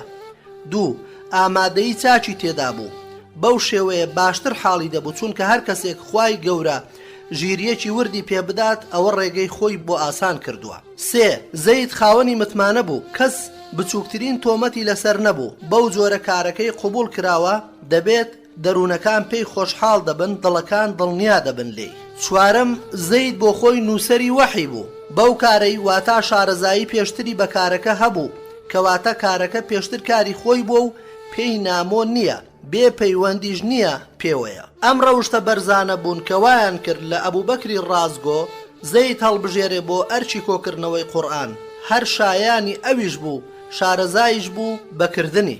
خاڵێکی تر لە سەرووی ئەمانەشەوە یەشێک بوو لەو چوار کەسێک کە لە سەردەمی پێغەمبەری خوادا صلی الله عليه وسلم قورئانیان کۆ کردەوە. قەتادە دەڵێ لە ئەنەسی کوڕی مالیکم پرسی ڕەزای خوای لێبێ لە سەردەمی پێغەمبەری خوادا چێ بوون ئەوانەی قورئانیان کۆ کردەوە؟ ئەویش وتی چوار کەس کە هەر چواریان ئەنساری بوون ئوبەی کوڕی کەعب مەعاذی کوڕی جەبەل زەیدی کوڕی ثابت ئەبوو زەید. ئەو ڕێڕە و شێوازەی زەید گرتبوویە بەر لە کاری کۆکردنەوەی قورئاندا ئەوە بوو هیچ ئاەتێکیان نەدەنووسیەوە تا دڵنیان نەبووە لەوەی هاوڵان لەبەریان بوو. لە خزمەت پێغەمبەری خواشدا صلی الله عليه وسلم نووسرا بوو بێتەوە کەواتە تەنها بەیەک لەوان ڕازی نەدەبوو لە ترسی ئەوەی نەوەک لە لەبەرکردنەکەدا هەڵەیەک یان لێ تێکچوونێک ڕوویدا بێ هەر کەسێک هەر ئاەتێکی لەبەر بوایە لێی وەرنەدەگرت تا دوو شایەتی نەبوایە کە ئەو ئاەتە لە حزوری پێغەمبەری خوادا نووسراوەتەوە هەروەک دەبوایە یەکێک بوایە لەو شێوازانەی قورئانی پێهاتۆتە خوارەوە لەسەر ئەم شێوازە زەید بەردەوام بوو زۆر وردەکاری و چووە بنج و بناوانی بەکاردەهێنا لە کاری کۆکردنەوەی قورئاندا هەروەها زەید پێشڕەفتەیەک بوو لە ناو ئەو کەسانەدا کە عوسمانی کوڕی عەفان خوا لێی ڕازی بێ دیاریکردن بۆ نووسینەوەی قورئان کە ئینشاءالله لە دەرفەتێکدا باسی ئەوەشیان دەکەین. خۆشەویستانم گرنگترین پند و ئامۆژگاری لە زەنجی هەڵگەڕاوەکاندا ئەگەر بە شێوەیەکی ورد باسی لەسەر بکەین بەسەر چەند خاڵێکدا دابەشیان بکەین. یەکەم سەرکەوتن و هۆکارەکانی شوێنەواری یاسای پەروەردگار ڕەوشتی جەنگاوەرانی ئیسلام. یەکەم هاتنەدی مەرجەکانی سەرکەوتن زەویدانە دەست و سەرکەوتنی ئاینی خوا و دڵنیابوون لە پاش ترس پەیمانێکی خوایە و دەیهێنێتە دی بۆ ئەو کەسانەی بە مەرجەکانی هەڵدەستن. قورئانی پیرۆزیش زۆر بەڕوونی و بە جوانی ئاماژەی کردووە بۆ مەرجەکانی سەرکەوتن و وڵات دانەدەست و بەردەوامی لەسەری.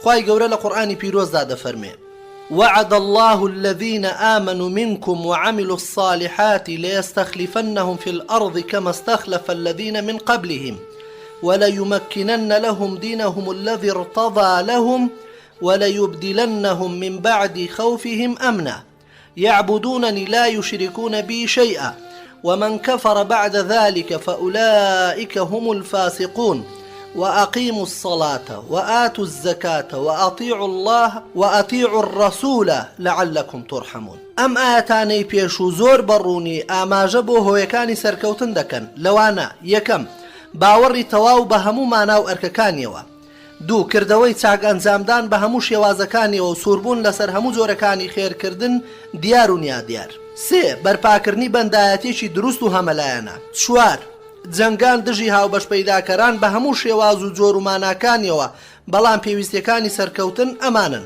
یەکەم بەرپاکردنی نوێژ دووەم بەخشینی ماڵ و زەکات سێم گوێڕاڵی تەواوی پێغەمبەری خوا صلی الله عليه وسلم لە سەردەمی ئەبوو بەکری سدیقدا و جێنشینە ڕاشیدیەکاندا ئەم مەرج و پێداویستیانەی سەرکەوتن هات بوونەدی ئەبوو بەکری ڕازگۆ دوای خوا هۆکاری سەرەکی بوو بۆ ئەوەی ئەم مەرجانە لە ناو نەتەوەی ئیسلامدا بێنێتە دی هەر لەبەر ئەو هۆیەش بوو کە لە عەرەبە دەشتەچیەکانی قبوڵ نەدەکرد کە زەکات نەدەن سوور بوو لەسەر ناردنی سوپاکەی ئوسامە و بە تەواوەتی دەستی گرتبوو بە شەرع و یاسای خوای گەورەوە و لە بچووکترین شت تا گەورەترین شتدا نەدەبەزی عەبدوڵای کوڕی مەسعود ڕەزای خوای لێبێت دەڵێ لە دوای پێغەمبەری خوا صلی الله عليه وسلم کارێکمان بەسەردا هات خەریک بوو لە ناو بچین بەڵام باش بوو خوای گەورە خەڵاتی کردین بە ئەبوو بەکری سدیق ئەو پیاوە کۆی کردینەوە لەسەرەوەی کە لەسەر حوشترێک نەجەنگین و خواردنی ساکاری عەرەب بخۆین و خواناسی بە جۆرێک بکەین تا یەقینمان بۆ دێت خوا ئەبوو بەکری وا لێ کرد کە بجەنجێت لە پێناویدا سوێن بەخوا هیچ ڕازی نەبوو لێیان بە دوو خاڵ نەبێت یان پلانی سەر شۆڕکەر یان جەنجی ماڵکاولکەر خاڵێکی تر گرتنەبەری هۆیەکانی سەرکەوتن ئازیزانم خوای گەورە لە قورئانی پیرۆزدا دەفەرمێ وأعد لهم ما استطعتم من قوة ومن رباط الخيل ترهبون به عدو الله وعدوكم وآخرين من دونهم لا تعلمونهم الله يعلمهم وما تنفق من شيء في سبيل الله يوفى إليكم وأنتم لا تظلمون تێبینی دەکرێت کە ئەبوو بەکری ڕازگۆ بە شێوەیەکی گشتی قۆناغەکانی ئامادەسازی جێبەجێ کرد چ مادی چ دەرونی ئامادەکردنی سوپا و دیاریکردنی لیواکان و هەڵبژارنی فەرماندەکان بۆ جەنجی هەڵگەڕاوەکان نامەناردنی بۆ سەرانی هەڵگەڕاوەکان و هانی هاوڵانیدا بۆ جەنگ دژیان و کۆکردنەوەی چەک و وڵاخ و حوشتر و خستنەڕێی جەنگاوەران و دژایەتی بیدعە و نەفامی و ئارەزووکاری کرد و حکمی شەریعەتی چەسپاند بنەماکانی یەکێتی و یەکگرتن و کۆبوونەوەی جێبەجێ دەکرد لەسەر بنەمای خۆیەکلاییکردنەوە کاری دەکرد ڕێڕەوی هەر کەسە و کار و تایبەتمەندی خۆی زیندوو کردەوە ئەوە خالیدە بۆ سەرکردایەتی سوپا ئەوەش زەیدە بۆ کۆکردنەوەی قورئان ئەوەش ئەبوو بەرەزەی ئەسلەمیە بۆ نامەهێنان و بردن گرنجیشی دەدا بەلایانی ئاسایش و ڕاگەیاندن و لایەنەکانی تریش و هۆکارەکانی دیکەش. خاڵی سێیەم شوێنەواری کارکردن بە شەرعی خوا. لە سەردەمی ئەبوو بەکردا ڕەزا و ڕەحمەتی خوای لێبێ بە ئاشکرا شوێنەواری ئیشکردن بە شەرعی خوا دیار بوو پێیانەوە. بەوەی خوا سەری خستن زۆر سوور بوون لەسەر بەرپاکردنی یاساکانی خوا بەسەر خۆیاندا و بەسەر ماڵ و منداڵیاندا. زۆر دڵسۆزانە شەریعەتی خوایان حکم پێدەکرد. دەیخوا سوبحانەه وتەعالا لە بەرامبەردا بەهێز و بازووی کردن و سەری خستن بەسەر دوژمناندا و ئەمن و ئاسایش و دامەزراوی تێدا بەرقەرار کردن. وخوای گەورە دەفەرموێ الذين آمنوا ولم يلبسوا إيمانهم بظلم أولئك لهم الأمن وهم مهتدون. واتە ئەو کەسانەی باوەڕیان هێناوە و باوەڕەکەشیان بەستەم و تاوان لەکەدار نەکردووە ئەوانە ژیانیان پڕ ئاسایش و ڕێنمونی دەبێ و ئاسوودەیان پێدەبەخشین. سنەتی خوایان تێدا هاتەدی کە هەر کەسێک ئەو سەر بخات خوش ئەو جۆرە کەسانە سەر دەخات، چونکە خوای گەورە چۆتە زەمانەتی ئەو کەسانەی لەسەر بەرنامەکەی دامەزرا و دەبن لە دنیادا سەربەرزی و سەرکەوتنیان پێدەبەخشێ، وەک دەفەرمێ ولينصرن الله من ينصره إن الله لقوي عزيز الذين إن مكناهم في الأرض أقاموا الصلاة وآتوا الزكاة وأمروا بالمعروف ونهوا عن المنكر ولله عاقبة الأمور. واتا خوا ئەو کەسانە سەر دەخات کە دەیانەوێت ئەو سەر بخەن. خوای گەورە بەهێز و زاڵە ئەوانەی کە ئەگەر دەسەڵاتی سەرزەویان پێ بدرێت نوێژ بەرپا دەکەن، زەکات دەبەخشن و فەرمان بە چاکە و بەرگری لە خراپە دەکەن و پاشە ڕۆژی هەموو کارێکیش هەر بۆ لای خوا دەگەڕێتەوە. هەرگیز ڕووی نەداوە لە مێژووی مرۆڤایەتیدا کۆمەڵێک لەسەر ڕێنمایی خوایی کۆ ببنەوە مەگەر لە سەرنجامدا هێز و دەسەڵات و گەورەیان پێدەبەخشێ. لە سەردەمی سدیقدا ڕەزا و ڕەحمەتی خوای لێبێ ڕەوشتی جوان تەشەنەی کرد و ڕەوشتی بەدیش گرمۆڵە بوو بەرەبەرە پووکایەوە و لە ناوچوو. خاڵی چوارەم ڕەوشتەکانی بەرەی سەرکەوتوو. خوای گەورە لە قورئانی پیرۆزدا دەفەرمێ يا أيها الذين آمنوا من يرتد منكم عن دينه فسوف يأتي الله بقوم يحبهم ويحبونه أذلة على المؤمنين أعزة على الكافرين يجاهدون في سبيل الله ولا يخافون لومة لائم ذلك فضل الله يؤتيه من يشاء والله واسع عليم. واتا ئەی باوەڕداران هەر کەسێک لە ئێوە لە ئیسلام پاشگەز ببێتەوە ئەوە خوا گەلێکی تر دێنێتە کایەوە. خوا خۆشی دەوێن و ئەوانیش خۆیان خۆش دەوێت و لە ئاستی باوەڕداراندا سەرنزمن و لە ئاستی بێباوەڕاندا سەربەرزن و لە پێناوی خوادا جیهاد و کوشتار دەکەن و لە لۆمەی لۆمەکارانیش ناترسن. ئەمەش بەخششی خوایە دەیبەخشێت بە هەر کەسێک بیەوێت و خوش فراوان و زانایە. ئەبوو بەکری ڕازگۆ یەکەمین کەس بوو ئەم ڕەوشتانەی تێدا هات بۆ دی و ئامۆژگاری سوپاکانیشی دەکرد کە بەو چەشنە بن و ئەمەش ڕوونکردنەوەی ئەو خاڵانەیە یەک لە دوای یەک کە ئینشاءالله دەرفەتمان بێ چەند خاڵێکیان لە ئاڵقەی ئەمڕۆدا باز دەکەین. خاڵی یەکەم یحبهم ویحبونه. ڕێڕەوی پێشینە سەلەفی ساڵح دەربارەی خۆشویستنی لە خواوە وا پێناسە دەکەن کە سیفاتێکی خوایە بەبێ چۆنیەتی و تەویلکردن و بەبێ ئەوەی هاوشێوەی بکەیت لەگەڵ کردداری دروستکراوەکاندا. خوای گەورە ئەو بەرەی خۆش دەویست لەبەر خاتری ئەو هەموو هەوڵ و تێکۆشانەیان کە لە پێناوی ئاینەکەیاندا و بەو هەموو خۆبەخشەی کە فەرز نەبووە لە سەریان بەو قورسیە، ئەمەش لەبەر ڕەزامەندی خوا و خۆشەویستی پێغەمبەرەکەی. جێبەجێکردنی سونەت و شتەوردەکان وەک بڵێ فەرز بێت لە سەریان هەر دەبێت بیکەن. ئەم بەرەیەوە وەسف کراون کە چاکەکاری و لە خواترسان و خۆگریان لە ڕادە بە دەربووە و خوای گەورە دەفەرمێت الذين ينفقون في السراء والضراء والكاظمين الغيظ والعافين عن الناس والله يحب المحسنين. هاوڵانیش خوایان لێ ڕازی بێت، خوایان زۆر خۆش دەویست و بە هیچ شتێک نەیان دەگۆڕیەوە، ڕقیشیان بوو لە هەر شتێک ئەو ڕقی لێ بوایە. دۆستایەتی ئەوانەیان دەکرد کە دۆستی ئەو بوون و دوژمنایەتی ئەوانەیان دەکرد کە دوژمنایەتی خوا دەکەن و شوێن پێغەمبەرەکەی دەکەوتن و لەسەر ڕەوشتی ئەو دەڕۆیشتن. هاوڵان خوای خۆیان خۆش دەویست، پەروەردگار ڕۆزی دەریانە، خۆ دەروونەکانیش وا ڕاهاتون ئەوەیان خۆش دەوێت کە چاکەیان لەگەڵ دەکەن. چ چاکەیەکیش لەوە گەورەترە کە دروستی کردوون و بە جوانترین شێوە و یاسایەکی ئاسانی بۆ هێناونەتەکایەوە و مرۆڤی لە جوانترین شێوەدا دروست کردووە. سەرەڕای ئەمەش بەهەشتی هەتاهەتایی بۆ ئامادە کردووە ئەگەر گوێڕایەڵی بێت. بەهەشتێک کەشتی وای تێدا نەچاو دیوێتی و نەگوێ بیستویەتی و نە بەدڵی کەسیشدا هاتووە. لەبەر ئەمانە و لەبەر زۆر شتی تر ئەو بەرنامە ناوازەیە خوای خۆیانیان بە جۆرێک خۆش دەویست کە بێوێنە بوو و خۆیان و سامان و کەسوکاریان خستە پێناوی خوا نەڕاڕابوون نە منەتیشیان دەنواند بەڵکو ئەمەشیان بە بەخششێکی خوای گەورە سەیر دەکرد کە دەرگای جیهاد و گیانبازی و شەهیدبوونی لێ ئاواڵە کردوون و هۆکارەکانی بۆ ئاسان کردوون و ئەوانیش بە باشترین شێوە هەستان بە ئەنجامدانی.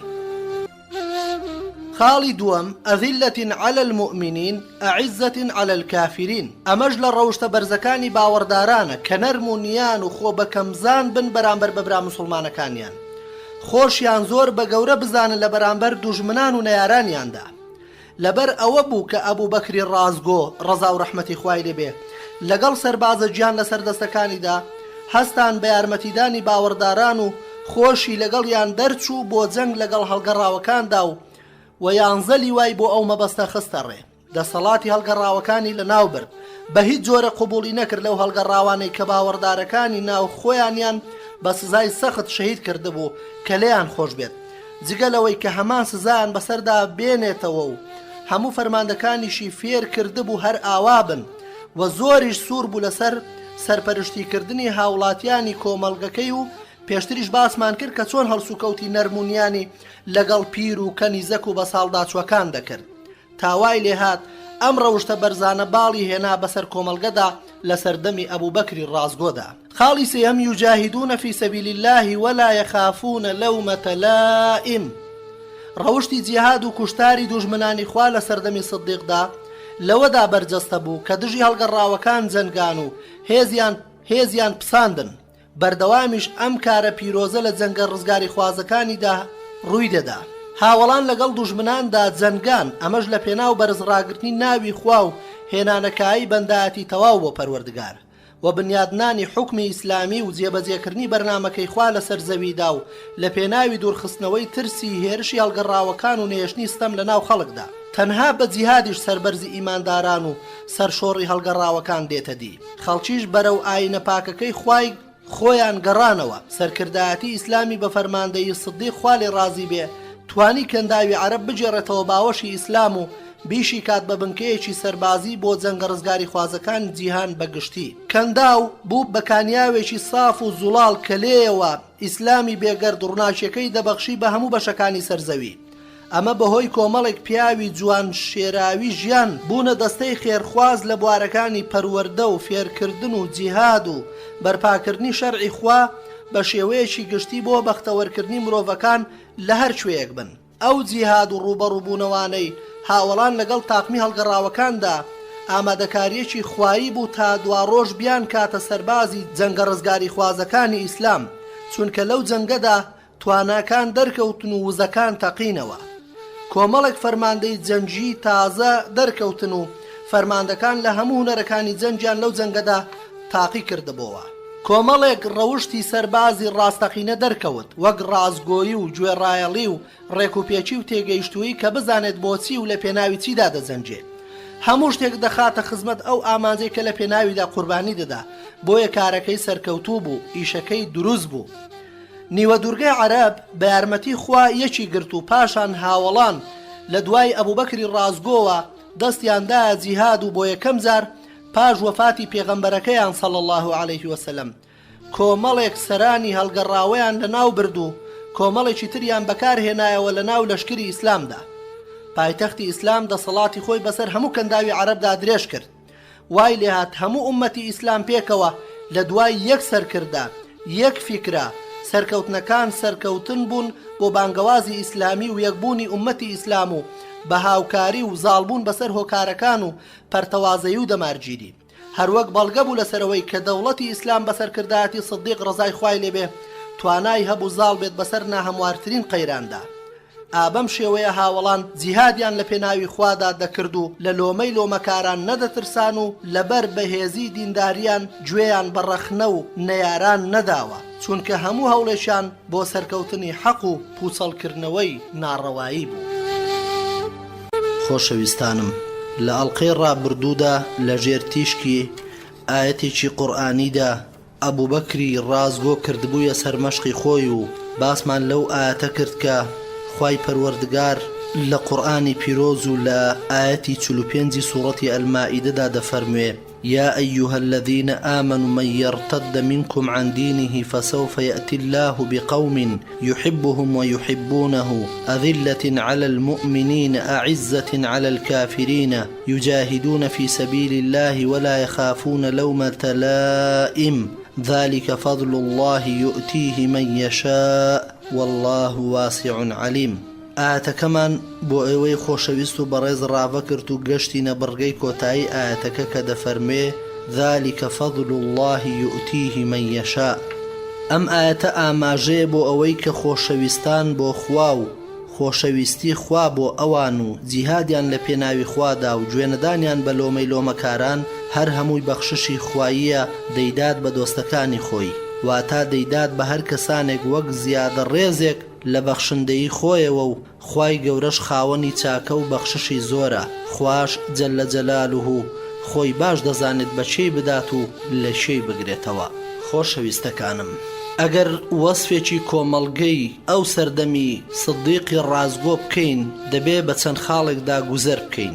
کاتێک لە کۆمەڵگەی ئیسلامی جێنشینە ڕاشیدیەکان دەکۆڵینەوە هەندێک ڕەوشتمان بۆ ڕوون دەبێتەوە. لەوانە یەکەم بە شێوەیەکی گشتی کۆمەڵگەیەکی مسلمان بوو بە هەموو مانای وشە، باوەڕێکی پتە و بەخوای گەورە و ڕۆژی دوایی، جێبەجەکەری هەموو ڕێنمایەکانی ئیسلام بە لێبڕانێکی ئاشکراوە، پابەندبوونێکی ڕوون بە کەمترین ئاستی گوناه و تاوانکردن کە لە هەموو کۆمەڵگەیەکدا وە لە مێژوو ڕووی داوە.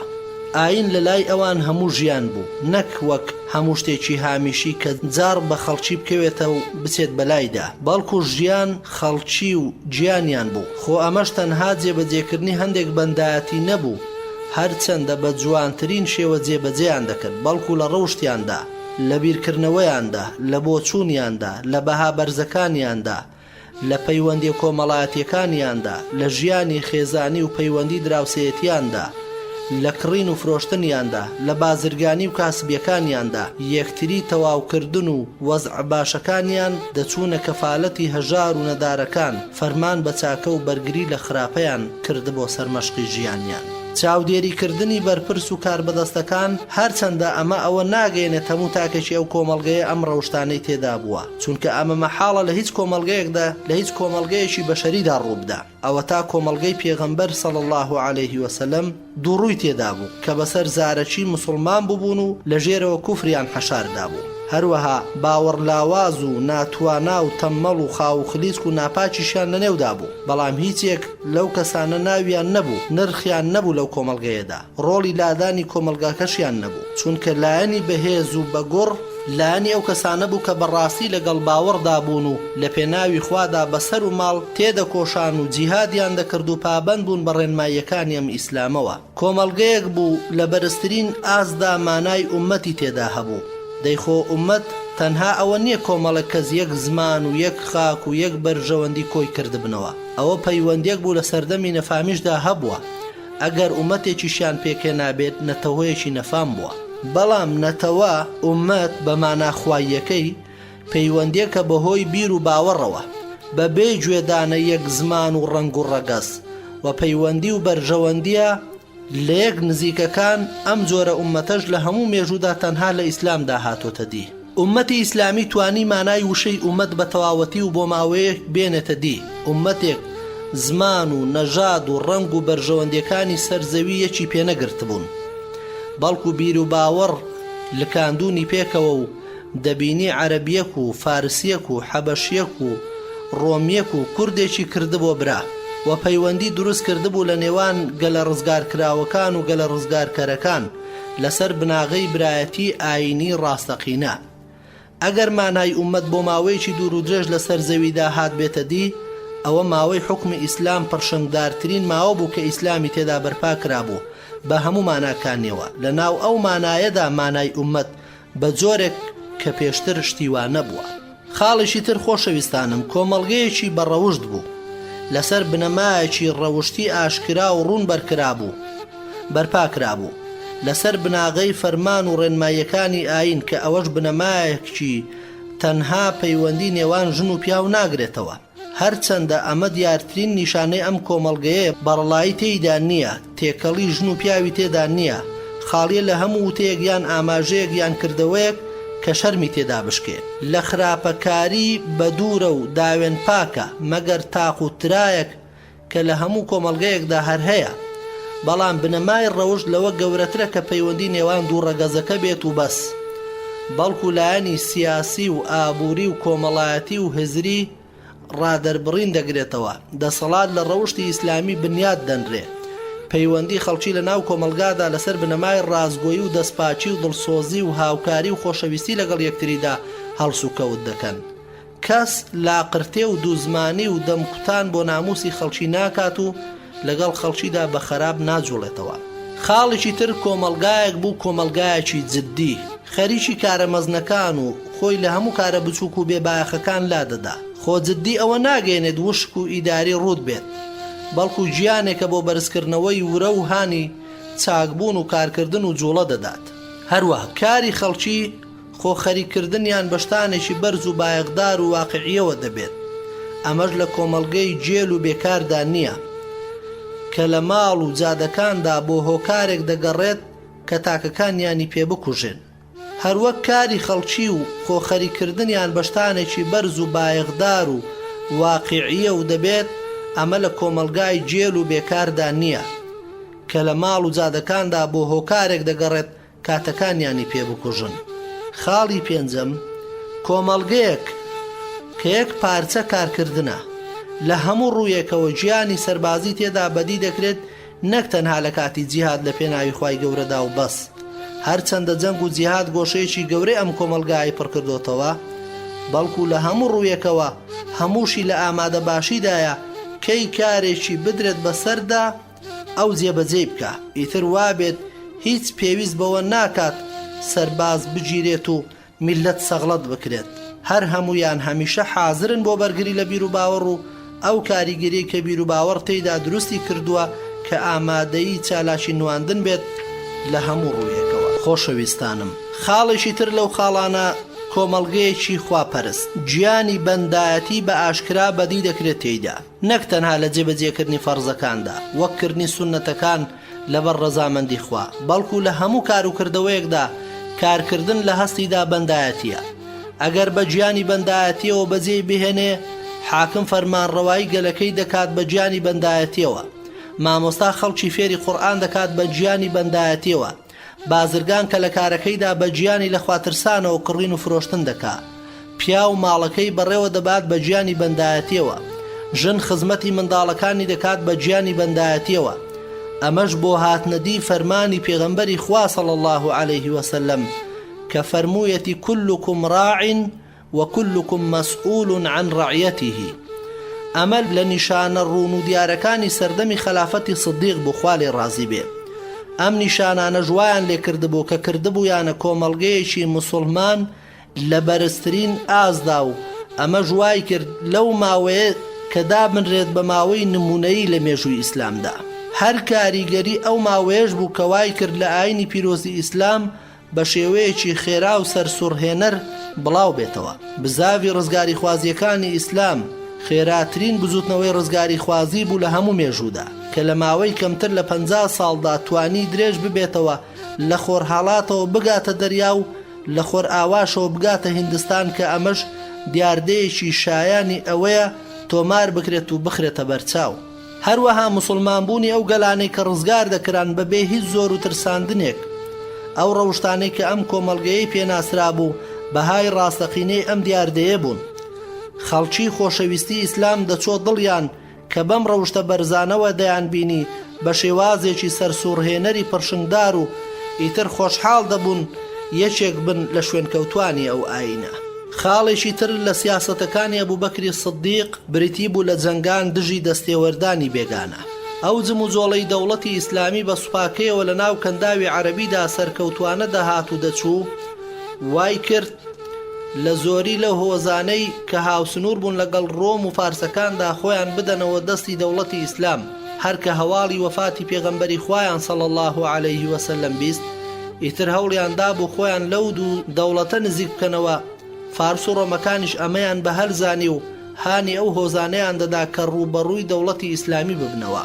سیاسەتی ئەبوبەکری ڕازگۆش ڕەزا و ڕەحمەتی خوای لێبێ بۆ بەرگرتن لەم دەستێوەردانە دەرەچیە ئەوە بوو دوا بە دوای وەفاتی پێغەمبەری خوا صلی الله عليه وسلم سوپای ئوسامەی کوڕی زەید خوا لە خۆی و باوشی ڕازی بێت نارد بەرەو شام و ئەو کارەی بوو بە زامنی ئەوەی کە ئەو هۆزانە بیر لە هێرشکردن نەکەنەوە بۆ سەر دەوڵەتی ئیسلامی.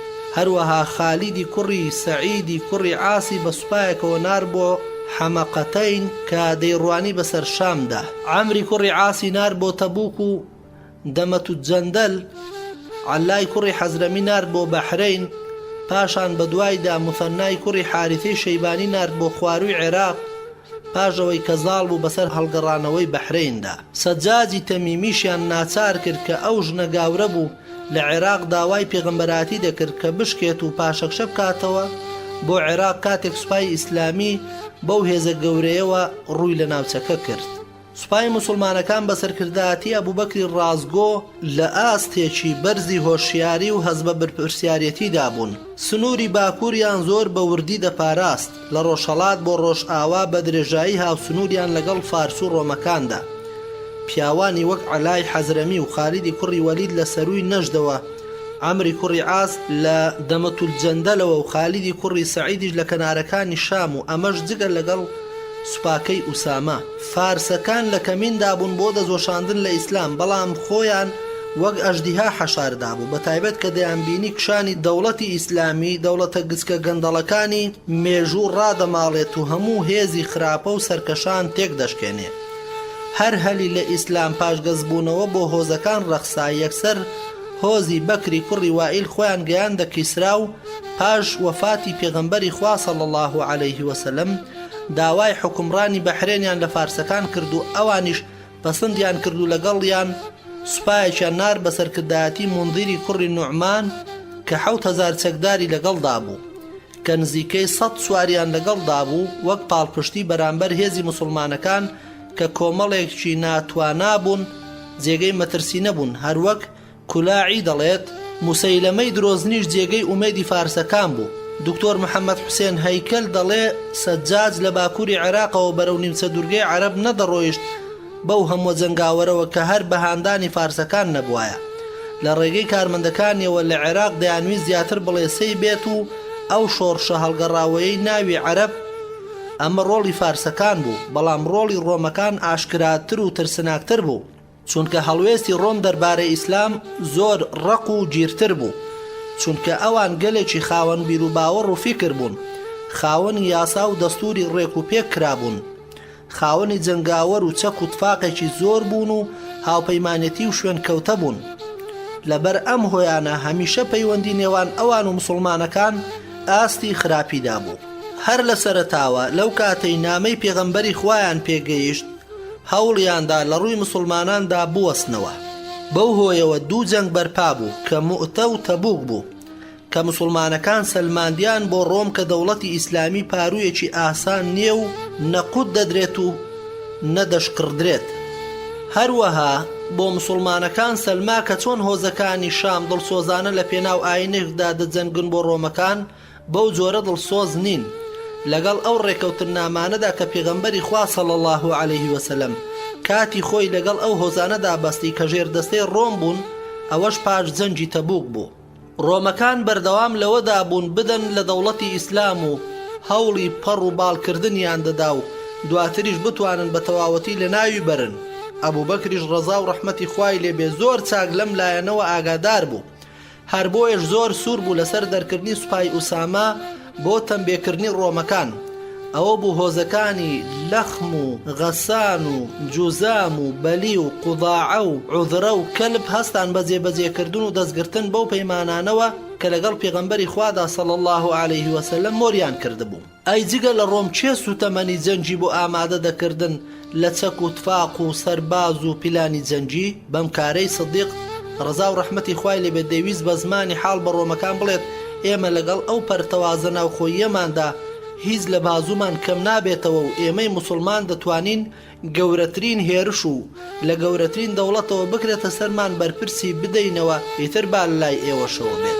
خۆشەویستەکانم، پشهڵکردنی دوورگەی عەرەب لە ئیسلام هیوایەکی لە دڵی فارس و ڕۆمەکاندا دروست کردەوە کە هەوڵ بدەن ئیسلام لەناو بەرن. هەردوو دەوڵەتەکە هەموو هاوکاری و کۆمەکێکیان پێشکەش کرد بە وڵاتانێک کە وازیان لە ئیسلام هێنابوو، هەڵاتوەکانیان داڵدە دەدان. هەر بۆیە شەر کە موسڵمانەکان دوورگەی عەرەبیان کۆنتڕۆڵ کردەوە و دەوڵەتی ئیسلامیان کردەوە بەیەک، یەکسەر بەرەو باکوور سوپایان خستە ڕێ بۆ ڕوبەڕووبوونەوەی ئەو دوو دوژمنە زلهێزەی کە لە کەمیندا بوون بۆ ئیسلام. ڕازگۆ شاری سەقامگیر و ئاشتی مەدینە لەوێوە دەستی کرد بە جوڵانەوەی سوپا و بە هەموو شێوەیەک هاوکاری ئەو سوپایی کرد تا لە چاوی دوژمنان گرنگ بێت و ترس بەرێتە دڵیانەوە. ئەبوبەکری ڕازگۆ توانی خێر و خۆشی بنکەی دەوڵەتەکەی بگەێنێتە هەموو کون و قوشبنێکی دوورگەی عەرەب. چۆن دەیتوانی ناوچەکانی شام و عێراق ڕزگار بکات ئەگەر بنکەیەکی گەورەی لە دوورگەی عەرەبیدا مسۆگەر نەکردبێت کە دۆستی ئیسلام بن و بە ئیسلامیش یەک بگرن. مسۆگەرکردنی ئاسایشی ناوچەکە لە سێ خاڵدا خۆی دەبینێتەوە. یەکەمیان سووربوونی خەلیفە لەسەر بەردەوامی جیهاد و باوەڕی پتەوی بە شیاوی و بەرزی و ناوازەیی فیکرەکەی. دووەم خاوێنکردنەوەی کۆمەلگا بچکۆلەکە کە پێکهاتبوو لە پشتیوانان و کۆچەریان لە مەدینەی پڕنور. سێم خاوێنکردنەوەی کۆمەلگا گەورەکە کە کۆمەلگای عەرەبی بوو لە هەموو خەوشێکی هاوبەش پەیداکردن بۆ خوا و زۆنگاوی هەڵگەڕانەوە. ئەم ئاستانە خرانە سەر یەک تا لە ئاکامدا کۆشکێکی مەزنی لێ پێکات. توانی بەو هێزە گەورەیەوە هەموو خاڵە سنووریەکانی وڵاتی ئیسلام تند و قایم کات بە جۆرێک کە بوون و کیانی فارس و ڕۆمی لێخستە لەرزەوە لە ماوەیەکی زۆر کووردا. ئەمەش بەهۆی ئەوە بوو کە سوپایەکی یەکڕیز، یەک بیر و باوەڕ و یەک ئاڵا پشت ئەستور و دڵنیا لە هەموو کۆمەچیەک لە دوورگەی عەرەبیەوە دەرچوو بەرەو دنیای دیکە. خۆشەویستانم، لە ئاکامەکانی ڕووداوی پاشگەزبوونەوە جەنگ دژی هەڵگەڕاوەکان ئەنجام و ئاکامی زۆری لێکەوتەوە کە بەکات و شوێن دیاری ناکرێت، بەڵکو بۆ ماوەیەکی درێژ و نەوەیەکی بێشمار کۆمەڵێکی زۆر لە بیرۆکە و ئەحکامی فقهی کە بەرەکانی داهاتوو زۆر کەڵکیان لێوەرگرت. لەوانە یەکەم جیاکردنەوەی ئیسلام لە هەموو بیرۆکە و بۆچوونەکان. دوای وەفاتی پێغەمبەری خوا صلی الله علیه وسلم شتەکان هەموو تێک چوون بەسەر یەکدا و عەرەبە دەشتەچیەکان بە پلە بەرەو پاشگەزی ڕۆیشتن کە هەندێکیان لەوانە بوون دڵیان ڕاگیر کرابوو، هەندێکیشیان لە دووڕوەکان بوون، یان ئەوانە بوون لەم دوایانەدا بە ناچاری مسلمان بووبوون، یان لەوانە بوون کە لە ڕاستیدا هەر مسلمان نەبووبوون. لە دوو جۆرەکەی یەکەم مسلمان بوونەکەی عوەینەی کوڕی حەسنی فەزاری کە مسلمان بوونەکەی خەوشی زۆری تێدا بوو تا ئەو بوو هەر کە ئاشوبی هەڵگەڕانەوە هەڵگیرسا خێرات چوو بەدەمیەوە. ئاینەکەی خۆی فرۆشت بە تولەیحەی ئەسەدی. ئەوە بوو کاتێک بەدیل گیرا و برا بۆ مەدینە بۆ لای ئەبوبەکری سدیق ڕەزا و ڕەحمەتی خوای لێبێ بە کۆت و زنجیرەوە هێنایان و هەر کە منداڵانی سەحابی دەیاندا بەلایدا تێیان دەکوتا و پێیان دەگوت ئەی دوژمنی خوا، پاش مسلمان بوون کافر بوویتەوە. ئەویش لە وەڵامدا دەیگوت سوێن بەخوا هەرگیز باوەڕم بەخوا نەبووە. وەلەوانەی هەرگیز مسلمان نەبووبوون وەکو هۆزی عەنەس لە یەمەن کە هۆزی ئەو سەرکەشە بوو کە ناوی ڕەشەی عەنەسی بوو، پروپاگەندەی پێغەمبەرایەتی خۆی دەکرد. لە وڵاتی یەمەندا ئەوەی کردی و ئەشکەنجەی مسلمانەکانی دەدا. نمونەی ئەوانەی کە بە خراپ لە ئاەتەکانی قورئان تێگەیشت بوون کە وای لێکردن کافر بوون، بۆ نمونە زەکاتیان نەدەدا و دەیانگوت قورئان دەفەرمێت ئەی موحەممەد تۆ زەکاتیان لێ کۆ بکەرەوە، واتە بەڕاستی ئەو کەسانە بۆ کەسی تر نییە زەکات کۆ بکاتەوە، وەک دەفەرمێ خذ من ئەموالهم صدقة تطهرهم وتزكيهم بها وصل عليهم إن صلاتك سكن لهم. ابن كثير بەڕەحمەت بێت لەسەر ئەم ئاەتە دەڵێ هەندێک لە هۆزەکانی عەرەب زەکاتیان نەدەدا بە بەڵگەی ئەوەی کە شتێک بۆ تایبەت بۆ بە پێغەمبەری خوا صلی الله عليه وسلم، بۆیە ئیمام بۆ ئیمام نییە دوای ئەو زەکات کۆ بکاتەوە. ئەوە نییە خوا دەفەرمێت خذ من ئەموالهم صدقة. ئەبوبەکر و هاوڵان خۆیان لێ ڕازی بێت بەرپەرچی ئەم جۆرە تەفسیرە ناتەواوە هەڵەیاندایەوە و جەنجیان لەگەڵ کردن تا ئەوە بوو زەکاتی خۆیانیاندا هەروەک لە کاتی پێغەمبەردا صلی الله عليه وسلم دەیاندا. یا دەمارگیری خێڵایەتی زۆر بە توندی دەرکەوت. ئەمە موسەیلەمەی درۆزنە و ڕوو دەکاتە هۆزەکەی بۆ ئەوەی هەڵیان بنێت تا شوێن ئەو بکەون و واز لە قوڕەیش پێنن. پێیان دەڵێ ئەمەوێت پێم بڵێن ئایا قوڕەیش بەچی وای لێ هاتووە تا شایستەی پێغەمبەرایەتی و پێشەوایەتی بێت لە ئێوە زیاتر. واللهی نە زۆری و نە دەسەڵاتیان لە ئێوە زۆرتر نییە و وڵاتی ئێوەش پان و پۆڕتر و سامانی ئێوەش زیاتر لە هی ئەوان. ئەوەش ڕەجالی کوڕی عنفەوی حەنەفیە کە خوا لەسەر شارەزاییش گومڕای کرد پاش ئەوەی قورئانی پیرۆزی خوێند و لە ئیسلام تێگەیشت دەربارەی ڕاستی نێوان پێغەمبەراتی محەممەد و موسەیلەمە دەڵێ دوو بەرانن شەڕەقۆز دەکەن خۆشەویستترینیان لای ئێمە بەرانەکەی خۆمانە. ئەوەش تەڵحەی نومەیریە کاتێک گوێی گر بۆ قسەکانی موسەیلەمە و دەبینێت گشتی درۆیەوتی من شاتی ئەدەم کە تۆ درۆ دەکەیت و محەممەد ڕاز دەکات بەڵام درۆزنی ڕەبیعە باشترە لە لامان لە ڕازگۆی مضر بەڵکو موسەیلەمەش دەیزانی بۆ خۆشی درۆزنە. ئەوە بوو لە زەنجی ئێمامەدا مسلمانەکان خەریک بوو سەر دەکەوتن هاوڕێکانی پێیان گوت کوا ئەو هەموو بەڵێن و ئاەتی سەرکەوتنەکانت ئەی ژووتی لە پێناو حەسەب و نەسەبتاندا بجەنگن بۆ مەسەلەی ئاین ئەوە ئاین لە ئارادا نییە. ئەو خەڵکە بیر و بۆچوونەکانیان تێکەڵ کردبوو ڕەوشت و ئاوات و هیوا و کردەوەیان هەموو بۆ ئەوە بوو ئیسلام بە یەکجاری نەهێڵن. هەموو هێزی خراپەکاران بۆ ئەو مەبەستە کۆببوونەوە بەڵام هەموو هەوڵەکانیان شکستی خواردوو لە ناوچوو بەهۆی یەکڕیزی مسلمانان و قۆڵکردنیان بە قۆڵی یەکدا و کۆبوونەوەیان لە دەوری ئەو بنکە بەهێزەی کۆمەڵگەی ئیسلامی کە لە سەردەستی پێغەمبەری خوا پەروەردەکرا بوو. بەڵێ وەکو مغناتیسێکی لێهات بە سروشتی چێشکردن وای کرد لە هەموو ئەوانەی کە شایانی چێشکردن بوون بۆ لای ئیسلام چێشی کردنەوە کە بەڕاستی چێشکردنێکی مغناتیسێکی کارای مەزن بوو کە بوو بەهۆی کۆبوونەوەی مسلمانان و یەکگرتنەوەیان خۆ بە زۆری ژمارە و چەک و تفاق نا بەڵکو بەهۆی ئەو تایبەتمەندیەی لە بواری بیر و باوەڕی فیکری و بۆچوون و ڕەوشتەوە بوو کە بەهۆیەوە کۆمەڵێک خشتی جوانی لەسەر یەک ڕیز کرد و بوو بەهێزێکی کارامە کە بە ڕاشکاوانە لەگەڵ ڕووداوەکاندا مامەڵە بکات و دوور بێت لە خۆجێلکردن و چاونوقاندن لە ئاستی ڕووداوەکاندا بەڵکو زۆر ڕوون و ئاشکرا بوون وەک ڕوونی وتەکەی ئەبوبەکری ڕازگۆ ڕەزا و ڕەحمەتی خوای لێ بێ بۆ هەموو مسلمانان کە فەرمووی هەر کەسێک محەممەدی دەپەرست محەممەد مرد بەڵام هەر کەسێک خوای دەپەرست ئەوە خوا زیندووە و هەرگیز نامرێت. لە ئاکامەکانی جەنجی پاسگەزبوونەوە و پاراستنی تێڕوانینی ئیسلامی لە هەموو لادان و شێواندنێک یەکلاکردنەوەی ئاڵای ئیسلام لە دەمارگیری سەردەمی نەفامی یان دۆستایەتی تێکەڵ و پێکەڵ و پاک بۆوە لە هەموو خەوش و گەردێک و تێڕوانینی ئیسلام هەرگیز چەورەیی و لالۆ حەمەیی قبوڵ ناکات. لە هیچ بار و دۆخێکدا و هێزی ئیسلام پەیوەندی نییە بە زۆری سوپا و پرچەک بوون بەڵکو پەیوەندی هەیە بە هێزی باوەڕ و دەروونبەرزی و کاری سەرەکی ئیسلام بانکردنی خەڵکیە بۆ لای ئیسلام نەک کوشتنیان بەڵکو دەبێت بانگەواز یەکەم مەبەست بێت سووربوون لەسەر ڕزگارکردنی خەڵکی زۆر لە هەموو شتێک لە پێشتر بێ لە شتەکانی تر. ئازیزانم خاڵێکی تر کە دەمەوێت لە ئەڵقەی ئەمڕۆدا تیشکێکی بخەینە سەر پێویستی بوونی بنکەیەکی ئەستور لە ناو کۆمەلگادا. ڕووداوەکانی پاشگەزبوونەوە بوو بەهۆی دەرخستنی کانزاخاوەکان کە بوونەتە خشتی سەرەکی ناوکۆشکی دەوڵەتی ئیسلام و کۆمەڵێک کەسایەتی ئازا دەرکەوت کە تاکە تاکەیەکی پەرش و بڵاو نەبوون بەڵکو بووبوونە بنکەی سەرەکی کۆمەلگاکە. دەوڵەتەکەش ئەمانە بنکەیەکی بۆش و بێبناغە و بێبایەق نەبوو بەڵکو بنکەیەکی ئەستوری تێگەیشتوو بوون و خۆیان و دوژمنەکانیشیان باش دەناسی. چاک حاڵی بوون لەو ترسناچیانەی لە چواردەوریاندا بوو بە وریایی و بە ئاگایی تەواوە پلانیان دادەڕشت و ڕوبەڕووی ناهەمواریەکان دەبوونەوە.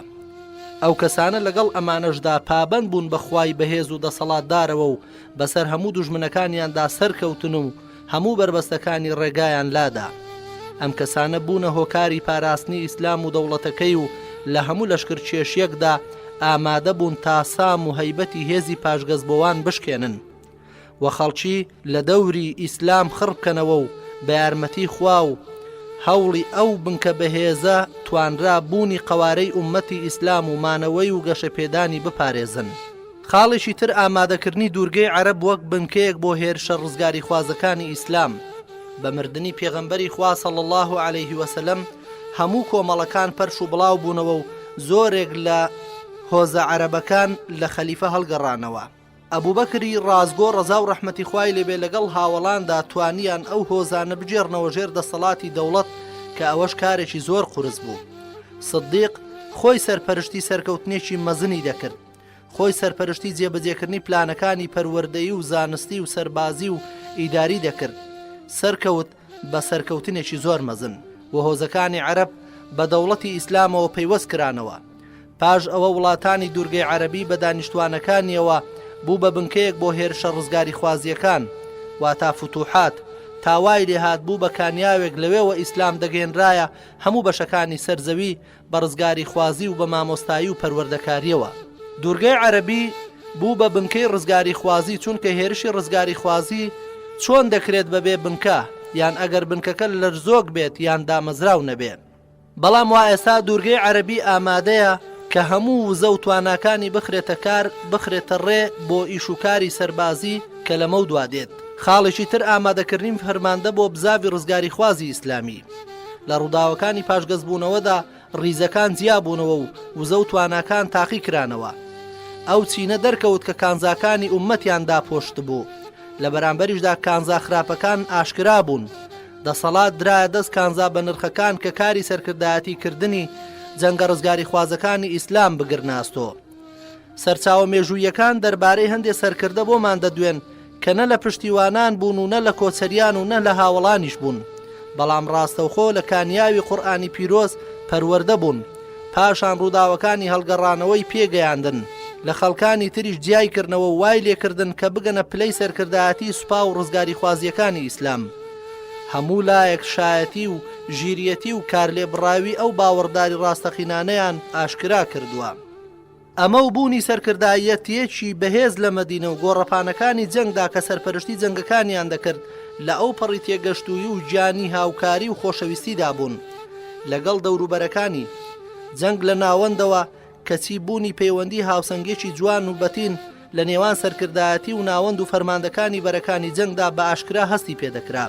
خاڵێکی تر فقهی بەرجەستە لە ڕووداوی پاشگەزبوونەوەدا. زۆر ئاەتی قورئانی پیرۆز و فەرمودەی پێغەمبەری خوا صلی الله عليه وسلم هاتووە کە باز لە پاشگەزبوونەوە دەکەن کە حاڵەتێکە و بەسەر هەندێک لە مرۆڤەکاندا دێت، بەڵام هەموو ئەو دەقانە لە شێوازێکی تیۆریدا مابوونەوە، بە شێوازی ڕوودا و کردەوەشتی وا ڕووی نەدا بوو. هەر کە پاشگەزبوونەوە ڕوویدا و مسلمانەکان لە ناو ڕووداوەکەدا ژیان و بە چاوی خۆیان بینیان، لەو دەقە شەرعیانەوە کۆمەڵێک حکمیان لەسەر مەسەلەی پاشگەزبوونەوە لێ دەرهێنا و لەلایەن گەڵاڵە بوو کە ئەو هەڵگۆزینە فقهیانە بوونە مەشخەڵێک بۆ تێگەیشتن لە فقهی ئەو ئاەت و فەرمودانە. ئەمەش لە ڕێگای گفتوگۆی نێوان هاوڵان و دەربڕینی هەڵوێستیان لە پاشگەزبووەکان و گەڕانەوەیان بۆ بەڵگەکانی قورئان و سونەت. لەو بارەیەوە پێکەوە بەڕاگۆڕینەوە و لێدوان هەڵیان دەسەنگاندن. لە ئاکامدا لەسەر یەک شێواز وەسف یەکیان گرت سەبارەت بە هەڵسەنگاندن و وەسفکردنیان و شێوازی مامەڵەکردن لەگەڵیاندا. ئەم تێڕوانی نەکردەوەیانە لە بەردەم ڕوودا و دەقەکاندا کۆمەڵێک بەشی تری بۆ فقی ئیسلامی لێ دروست بوو کە هەندێک ڕوونکردنەوە و درێژکردنەوەی وردی سەبارەت بە مەسەلەکانی پاشگەزبوونەوە هاتەکایەوە. تاوای لێهاتکردەوەی هاوڵان لەو بوارەدا بە چاوێکی گەورە سیر دەکرا و ئیشیان لەسەر دەکرا و لە کاتی هەڵگۆزینی مەسەلە فقیەکاندا کاری پێدەکرا. خۆشەویستانم، هەر هەوڵێک بدرێ ئیتر با لەلایەن کەسێکەوە یان کۆمەڵ و حیزبێکەوە یان لەلایەن دەوڵەتێکەوە بێت بۆ یاخیبوون لە ئیسلام، ئەو هەوڵە هەوڵێکی سەرنەکەوتووی تێکشکاوی بێهیوایە، چونکە ئەوە مانای یاخیبوونە لە خوا و لە قورئانەکەی خوا کە خۆی بەیانی داوە بە پاراستنی و پاراستنی ئەو دەستە و تاقمەی کە لە دەوری کۆدەبنەوە و لە ناو خۆی و کۆمەلگاکەیاندا بەردەوام بەرپای دەکەن. خوش خۆی بڕیاری داوە سەرنجام بۆ لە خواترس و تەقوادارانە، منەتیش دەخاتە سەرچینی چەوساوە بەوەی کە حەقیان لە زۆردارەکان بۆ دەستێنێتەوە. ئاکامی ئەوانەی کە فێڵ و تەڵەکە بۆ ئیسلام و مسلمانان دەنێنەوە هەر لە ناوچوونە لە دنیا و لە دوا ڕۆژیشدا.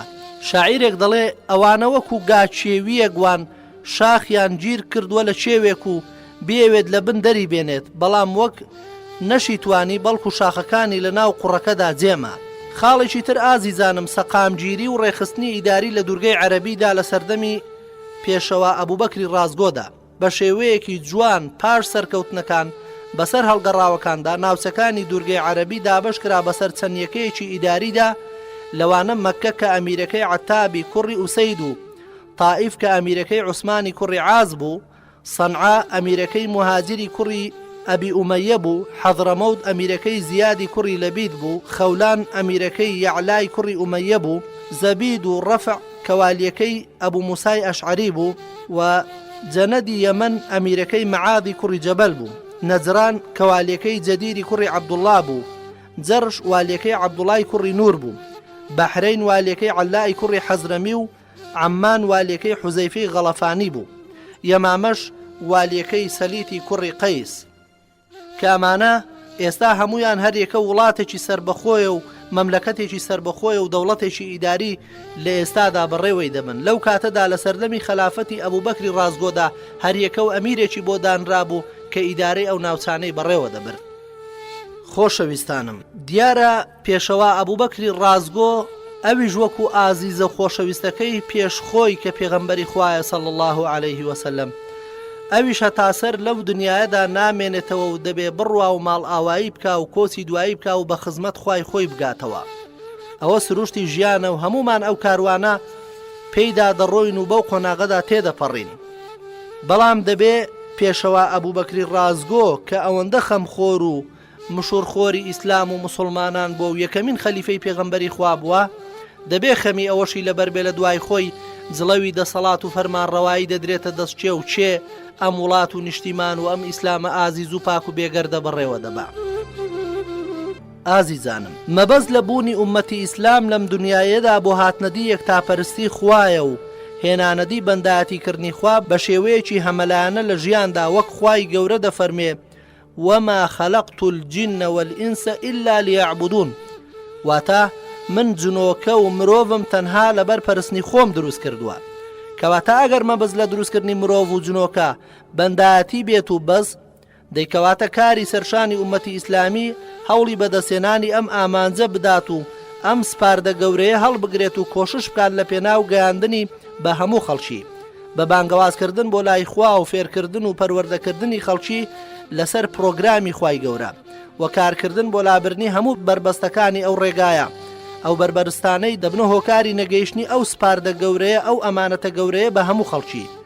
ئابە و کارە شەرعی خوا بە تەواوەتی باڵ دەچێشێت و بەسەر هەموو مرۆڤاتیدا وای لێ دێت هەموو مرۆڤەکاندان بە حاکمیەتی خوای گەورەدا دەنێن، ئەوەش بە گوێڕایەڵی و سەرنەواندن بۆ شەرعی خوای تەعالا. بۆ ئەم مەبەستەش خوای گەورە جیهادی داناوە تا بەهۆیەوە بربەست و بنبەستەکانی ڕێگا لادات کە ناهێڵن ئاینی پاشی خوا بگاتە مرۆڤەکان. مەگەر مرۆڤی مسلمان جگە لە جیهاد و تێکۆشان بە گیان و بە ماڵ چ ڕێگایەکی دیکەی لە بەردەمدایە کاتێک کە ناهێڵن بانگی یەکخواناسی و یەخواپەرستی بگاتە مرۆڤەکان، چ ڕێگایەکی تری لە بەردەمدایە و دەتوانێت بە چ ڕێگایەکی دیکە ئەو ئەرکەی سەرشانی خۆی جێبەجێ بکە. ئەوە پرسیارێکە دەبێت لەوانە بکرێ کە پشتیان لە جیهاد و تێکۆشان لە ڕێخوای گەورەدا کردووە و ئەمڕۆ لە ڕۆژگاری ئەمڕۆماندا چەندین زاڵم و ستەمکار دەبنە بربەست و نایهەڵن بە هیچ شێوەیەک ئاینی پیرۆزی ئیسلام یەکتاپەرستی خوای گەورە بگەێنرێتە مرۆڤەکان. کەچی سیر دەکەین کۆمەڵێک زانای بەناو پابند بە قورئان و سونەتەوە گوێڕایەڵی بۆ ئەو تاغوت و ستەمکارانە دەکەن و شادیان بۆ دەچێشن و بە نەرم کێشی دەیانەوێ بە شێوازێک کە پێغەمبەری خوا صلی الله عليه وسلم پەیامەکەی بەو جۆرە نەگەیاندووە، ئەوان دەیانەوێ بە شێوەیەکی تر ئەو پەیامی یەکتاپەرستیە بگەێننە خەڵکی لە کاتێکدا کە بربەست لە بەردەم جیهادکاران و لە بەردەم ئەوانەی کە دەیانەوێ پەیامی یەکخواناسی بگەێننە خەڵکی دروست دەبێت. پێشەوا ئیبن تەیمیە ڕەزا و ڕەحمەتی خوای لێبێت دەڵێ ئەسڵی فەرزبوونی جیهاد بۆ ئەوەیە کە ئاین و ئاینداری تەنها و تەنها بۆ خوا بێت و بەس، تەنها وشەی خوش بەرز بشەکێتەوە. هەر کەسێک لەم ڕێدا بربەست بێت دەبێت بکوژرێت لەسەر ڕای هەموو مسلمانان. پێغەمبەری خوا صلی الله عليه وسلم هەستا بەگەیاندنی بانگەوازی ڕێگەی خوا دەستی کرد بە ناردنی نامە و نوێنەر بۆ هەموو پاشا و سەرکردەکان و گەورەی هۆزەکان و سوپاشی بەڕێ دەکرد لە پێناو لابرنی بربەستەکانی ڕێگا لە مرۆڤەکان، لە باوکانی سەردەمی نەفامی، لە ڕقەبەرە تاکە کەسیەکان و لە بربەستە مادیەکان، هەموو ئەوانەی دەبوونە هۆی ئەوە نەبیستنی دەنجی ئیسلام و تێگەیشتن لێی. بەڵکو هەر بەخۆی درود و سڵاوی خوای لەسەر بێ سەرۆکاتی هەندێک لە جەنگەکانیشی دەکرد کە دواترینیان جەنجی تەبوک بوو لە ساڵی نۆی کۆچیدا. خەڵکیش لە بەردەم ئەم سوپایانەدا سێ شتیان بۆ هەبوو. یەکەم، مسلمان ببن و ببنە برای مسلمانەکانی تر. دووەم، لەسەر ئاین و پرۆگرامی خۆیان بمێننەوە و سەرانە بدەن. سێم، ئەگەر بەم دوانەی پێشوو ڕازی نەبوون شمشێر و جەنگ سێم دەبێت. ئەبوبەکریش ڕەزا و ڕەحمەتی خوای لێبێ لەسەر ئەم ڕێڕەوە هەنگاوی دەنا و دەستی کرد بە سوپا بەڕێکردن بە هیوای هاتنەدی مژدەکانی پێغەمبەری خوا صلی الله عليه وسلم کە دەیدا بە هاوڵان کە هەموو وڵاتانی عێراق و ناوچەکانی تری ڕزگار دەکەن. ئەوە بوو بە عەدی کوڕی حاتیمی تەی گوت فوالذی نفسی بیەدیه، مانای فەرموودەکە بەم شێوەیە: سوێن بەو کەسەی گیانی منی بەدەستە، خوا ئەم بانگەوازە دەگەیەنێتە ئەنجام تاوای لێ دێت ئافرەت لە حیرەوە دەکەوێتە ڕێ بۆ حەج بەبێ ئەوەی کەس بیپارێزێت، ئاڵتون و زێڕی کیسرای کوڕی هورمز دەبێتە هی ئێوە. پێغەمبەری خوا صلی الله عليه وسلم بە پان و پۆڕی نەخشەی جەنگ و ڕزگاری خوازیەکانی کێشا، ئەو مژدە جوانانەشی وەکو گەرانتێکی مادی و دەرونیدا بە ئومەت.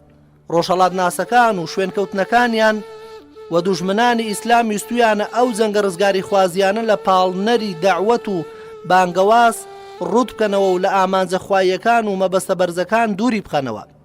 کۆمەڵێک تۆمەتی ناڕەوایان لەکاندووە پێوەی کە دوورە لە هەموو بەڵگە و ڕاستیەک. ئامانجی بەرز و مەبەستی سەرەکی بزوتنەوەی جەنگە ڕزگاری خوازیەکان کە ئەبوبەکر ڕەزا و ڕەحمەتی خوای لێ بەسەر کردایەتی دەکرد، بڵاوکردنەوەی ئاینی خوا بوو لە ناو خەڵکیدا، لابردنی هەموو دیکتاتۆرەکان لەسەر گەردنی گەلان. ئەبوبەکری ڕازگۆ ڕەزا و ڕەحمەتی خوای لێ بێ و هەموو مسلمانان دڵنیایی تەواویان هەبوو بە هاتنەدی هەموو ئەو مژدە و هەواڵانەی سەبارەت بە سەرکەوتن و دەست ڕۆیشتن پێیان درابوو لەلایەن پێغەمبەری خواوە صلی الله عليه وسلم. ئەم یەقین و دڵنیاییەش ڕەوشی بەرەی یەکەمی ئەم ئیسلامە بوو. زۆر دڵنیا بوون بۆ وتەی خوای گەورە کە دەفەرموێ: أعوذ بالله من الشيطان الرجيم هو الذي أرسل رسوله بالهدى ودين الحق ليظهره على الدين كله ولو كره المشركون. واتا خوا ئەو خوایە کە پێغەمبەری ناردۆتە ناوتان بۆ هیدایەت و ڕێبازی ڕاست و دروست و سەری دەخات بەسەر هەموو ئاینەکاندا، ئیتر بابت پەرستان پێشیان ناخۆش بێت. یان دەفەرمێ: إنا لننصر رسلنا والذين آمنوا في الحياة الدنيا ويوم يقوم الأشهاد. واتا ئێمە پێغەمبەرەکەمان و باوەڕداران سەردەخەین لە دنیا و لە ڕۆژی دواییدا. دەی ئیتر باواز بێنن لە جەنگە ڕزگاری خوازیەکانی خۆیان و هەوڵی ڕاستیەکان و ڕەنکردنەوەی ڕێگاکان بۆ نەوە دڵسۆزەکانی ئەم ئومەتان. یەکەم پلانی ئەبوبەکری سدیق ڕەزا و ڕەحمەتی خوای لێبێ لە دوای پاکردنەوەی نیوە دوورگەی عەرەبی لە هەڵگەڕاوەکان بریتی بوو لە پلانێک بۆ ڕزگارکردنی وڵاتی عێراق. هەر کە زەنجی پاشگەز بۆوەکان کۆتایی پێهات، ئاشتی و ئاسایش گەڕایەوە بۆ دوورگەی عەرەبی کە سەرچاوی پاشگەزی بوو. یەکسەر سدیق ڕەزای خوای لێبێ دەستی کرد بە جێبەجێکردنی نەخشە و پلانەکانی ئەو زەنجی ڕزگاری خوازیانەی کە پێشتر پێغەمبەری خوا صلی الله عليه وسلم ئاماژەی بۆ کردبوو. بۆ ئەم مەبەستەش دوو سوپای خستە ڕێو، خالیدی کوڕی وەلیدی بەهێز کرد بە موثەنای کوڕی حارثە لە عێراق. سوپایەک بە سەرکردایەتی خالیدی کوڕی وەلید کە ئەو کاتە لە یەمامە بوو، لە نامەیەکدا فەرمانی پێدا کە عێراق ڕزگار بکات لە خواروی خۆرهەڵاتیەوە و پێی گوت بەرەو عێراق بکەوە ڕێ و بڕۆ ناویاوە، لە کەلێنی ئەبلەوە بڕۆ ناوەوە. ئەبلە واتە شەط العەرەب، لەسەرەوە تێی بچۆ، لەگەڵ دانیشتوانیدا خۆت بگونجێنە و بانجیان بکە بۆ ڕزگاری بۆ ڕێگای خوای تاک و تەنها. ئەگەر بە قسەیان کردی باشە و ئەگەر ناسەرانەیان لەسەر دابنێ، ئەگەر ئەوەشیان نەدا زەنجیان لەگەڵدا بکە. فەرمانیشی پێدا کە زۆر لە هیچ سەربازێک نەکات بۆ بەشداری لەو جەنگەدا، کۆمەکی نەوێت لەو کەسانەی لە ئیسلام پاشگەز بوونەتەوە ئیتر با مسلمانیش بووبنەوە. فەرمانیشی پێدا کە هەر مسلمانێکی پێدەگات لە ڕێگە بیخاتە ناو سوپاکەیەوە. ئەبوبەکر خۆیشی دەستی کرد بە ئامادەکردنی سریە و پەل و هێزەکان هەتا بیان نێرێت بۆ کۆمەکی سوپاکەی خالیدی کوڕی وەلید ڕەزا و ڕەحمەتی خوای لێبێ. سوپایەکی تری بە فەرماندەیی عەیاضی کوڕی غەنەم کە ئەو کاتە لە دێیەک بوو لە نێوانی شاری مەککە و بەسڕەدا بوو، فەرمانی پێدا کە بەرەو ڕزگارکردنی عێراق بکەوێتە ڕێ، بەڵام لە سەروی خۆرهەڵاتیەوە لە موسیغ لەوێوە دەست پێ بکە، لە ڕووی سەریەوە بچێتە ناو عێراق تا دەگاتە خالید و لەوێوە شان بەشانی یەک دەست پێ بکەن. هەر سەربازێکی ویستی بگەڕێتەوە، فەرمانی پێکرد کە زۆری لێ نەکەن و بە زۆر کەس بەشداری ئەو جەنگە نەکەن. ئەبوبەکری ڕازگۆ نامەیەکی نار بۆ هەردوو سەرکردە و نووسی بۆیان: هەردووکتان بەرەو حیرا بچێشن و هەر کامتان زوو گەیشتنە ئەوێ، ئەوە دەبێتە ئەمیر بەسەر ئەوی ترەوە، و ئەگەر لە حیرە گەیشتن بەیەک دەستان خاڵی بوو لە چەکدارە فارسەکان دڵنیا بوون لەوەی کە لە دواوە لە سوپای موسڵمانان نادرێت، باەشێکتان لە دواوە سوپای موسڵمانەکان بپارێزێت و ئاگای لە سوپاکەی هاوڕێکەی بێت لە حیرا، با ئەوەی ترتان هەڵکوتێتە سەر دوژمنانی خوا فارسەکان و لە سەرکردایەتیەکەیان بدات کە لە مەدائینە. موسەنای کوڕی حارسە هات بۆ لای ئەبوبەکر و هانی سدیقیدا بۆ جەنگ لەگەڵ فارسەکان، و پێی گوت بمکە بە فەرماندەی هۆزەکەم و بمنێرە بۆ شەڕی فارسەکان، و ئەبوبەکریش ڕەزا و ڕەحمەتی خوای لێبێ ناردی. موسەنا گەڕایەوە و خۆی سازدا بۆ جەنگی عێراق. پاشان مەسعودی برای نار بۆ لای سدیق تا کۆمەکی تری پێ بگەێنێت. ئەبوبەکریش نامەیەکی بۆ موسەنا نووسی و پێی گوت: پاشان ئەوە خالیدی کوڕی وەلیدم نار بۆ لاتان بۆ عێراق، جا خۆت و هۆزەکەت پێشوازی لێ بکەن، پاشان هاوکاری بکە و پشتی بگرە و باڵی ڕاستی بە. لە قسەی دەرمەچوو پێچەوانەی بۆچوونەکانی مەکە، چونکە یەکێک لەو کەسانەی کە خوای عەزەوەجەل دەربارەیان دەفەرمێت: محمد رسول الله والذين معه أشداء على الكفار رحماء بينهم. واتا محمد پێغەمبەری خوایە و ئەوانەشی لەگەڵیدان بەرامبەر بێ باوەڕان توند و تیژن و بەرامبەر باوەڕداران نەرمونیان و بەسۆزن، و هەتا لەوێ بێت ئەو ئەمیرە و ئەگەر لەوێ نەما تۆ هەر ئەمیرەکەی جارانی. ئازیزانم، لە ناو هۆزەکەی موسەنادا پیاوێکە بوو ناوی مەذعوری کوڕی عەدی بوو. لەژێر ڕکێفی موسەنا دەرچوو، نامەشی نار بۆ ئەبوبەکر و پێی گوت: من پێڕێکی بەنی عەجلانم و سوارچاکی شەوانم و هێرشبەری ڕۆژیم. کۆمەڵک لە پیاوانی هۆزەکەمم لەگەڵدایە کە هەر یەکەیان لە 1000 جەنگاوەر باشترن. چاک شارەزای ناوچەکەم، لە جەنگدا قاڵ بوومەوە، بست بە بستی زەویەکانیان ئاشنام. گرتنی سەوات واتە عێراق بسپێرە بە من، ئینشاءڵڵا بۆت دەگرم. موسەناش سەبارەت بە ئەم مەذعورە نامەیەشی بۆ نووسی بۆ سدیقی ڕازگۆ، تێیدا وتی هەواڵ دەدەم بە جێنشینی پێغەمبەری خوا صلی الله عليه وسلم کە پیاوێک لە هۆزەکەمدا هەڵکەوتووە بە ناوی مەذعوری کوڕی عەدی و لە بەنی عەجلانە، ژمارەیەکی کەمی لەگەڵدایە، شانە خزەم لەگەڵ دەکات و بەرامبەرچێم لەگەڵدا دەکات. حەزم کرد ئاگادارت بکەم لێی تا تۆش ڕای خۆتم پێ بڵێ. ئەبوبەکریش ڕەزا و ڕەحمەتی خوای لێبێ وەڵامی مەذعوری دایەوە و بۆی نووسی. پاشان نامەکەتم پێگەیشت، تێگەیشتم چی دەڵێ. تۆ بەو جۆرەی کە باسی خۆت کرد هۆزەکەشت باشترین هۆزە، بەڵام من وای بۆ دەچم کە بچیتە ژێر ڕکێفی خالیدی کوڕی وەلید، لەگەڵ ئەو دابیت تا لە عێراقدایە بەردەوام لەگەڵی دابا، شوێی دیاری کرد تۆش دیاری بکە. نامەیەکیشی ناردەوە بۆ موسەنا و پێیگوت هاوڕێ عەجلانیەکەت نامەیەکی بۆ ناردووم و داوای هەندێک کارم لێ دەکات. منیش بۆم نووسیوە کە لەگەڵ خالید دابێت تا ڕایەکی تر دەبینم. ئەمەش نامەی منە بۆ تۆ کە لە عێراقدا هیچ هەنگاوێک لە خۆتەوە منێ تا خالیدی کوڕی وەلید عێراق بەجێ دەهێڵێت. ئەگەر خالید بەجێهێشت تۆ سەرکردەی خۆت دەبیت و تۆ شایانی زۆر لەوەش زیاتری و چاکە هەر لە خۆت دێ. خۆشەویستەکانم، لەم ڕووداوەدا کۆمەڵێک پند و ئامۆژگاری لێ وەردەگرین کە دەکرێت بەم شێوەیە تیشیان بخەینە سەر. یەکەم، مێژووی ناردنی خالیدی کوڕی وەلید بۆ عێراق لە مانجی ڕەجەبدا بوو و هەندێکی تر دەڵێن لە محەڕەمی ساڵی 12 بووە. خاڵی دووەم، هەستی درێژخایان استراتیژی لە دەرونی سدیقدا. ئەو فەرمانانەی کە ئەبوبەکری ڕازگۆ بۆ هەردوو فەرماندەکەی خۆی دەرکرد، خالید و عەیاض ئاماژە بۆ ئەوە دەکات کە ئەو پیاوە بەرزەخاوەنی هەستی استراتیژی بووە.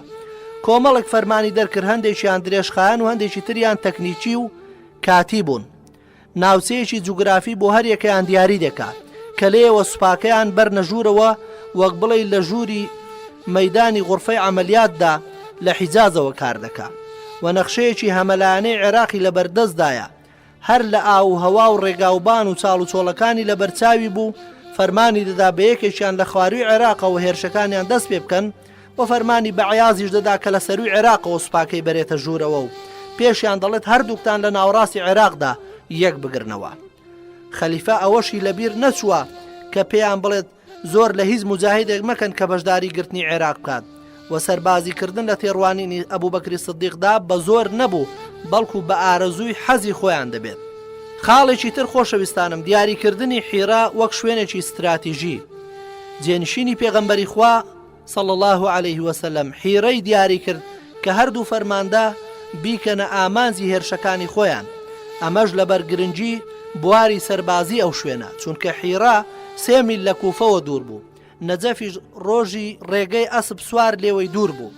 ئەوەی تەماشای نەخشەکە بکات یەکسەر بۆی ڕوون دەبێتەوە کە چ ناوچەیەکی سەربازی گرنگ لەوێدایە. حیرە خاڵی پەیوەندی بوو لە نێوان هەموو لاکاندا لە ڕۆژهەڵاتەوە لە ڕێگەی فوراتەوە بەسراوە بە مەدائینەوە لە باکووریشەوە بەهیتەوە بەستراوە و بەهۆی پردی ئەنبارەوە لە ڕوومادیەوە بەستراوە و لە ڕۆژ ئاواشەوە بە شامەوە بەستراوەتەوە هەروەک لە لای بەسڕەشەوە بە ئەبلەوە بەستراوەتەوە و لەسەر ڕووباری دیزلەش بەستراوەتەوە بە هەرێکە لە کەسکەر و نوعمانیە و بەستراوەتەوە بەمانەدا بۆمان ڕوون دەبێتەوە کە چ گرنگێکی هەیە ئەو شارەوە تا شاری حیرا.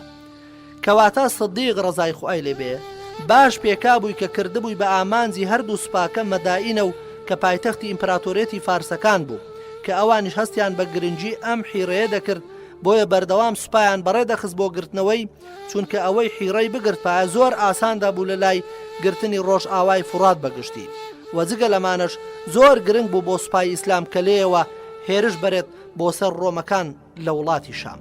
بەڕێزان و خۆشەویستان لە ئەڵقەی ڕابردوودا ئێمە ئەوەندەی دەرفەتمان بوو تیشکمان خستە سەر هێرش و پەلامارە ڕزگاری خوازیەکانی سوپای ئەبوبەکری ڕازگۆ کە بەرەو عێراق ناردنی و باسی ئەو نەخشە و پلانانەشمان کرد کە ئەبوبەکری ڕازگۆ لە ڕێگەی هێزە سەربازیەکانەوە پیادەی کرد. باسی گرنگی ئەو شوێنەشمان کرد کە ئەبوبەکر لە دوولاوە لەشکری بۆ بەڕێ کرد کە ئەویش ناوچەی حیرە بوو. کەواتە دەبێ بڵێن سدیق ڕەزای خوای لێبێ باش پێکابووی کە کردبووی بە ئامانجی هەردوو سوپاکە مەدائینە کە پایتەختی ئیمپراتۆریەتی فارسەکان بوو. ئەوانیش هەستیان بە گرنگی ئەم حیرەیە دەکرد بۆیە بەردەوام سوپایان بەڕێدەخست بۆ گرتنەوەی چونکە ئەوەی حیرەی بگرت پایە زۆر ئاسان دەبوو لە لای گرتنی ڕۆژ ئاوای فورات بەگشتی و جگە لەمانش زۆر گرنگ بوو بۆ سوپای ئیسلامی کە لێیەوە هێرش بەرێت بۆ سەر ڕۆمەکان لە شام.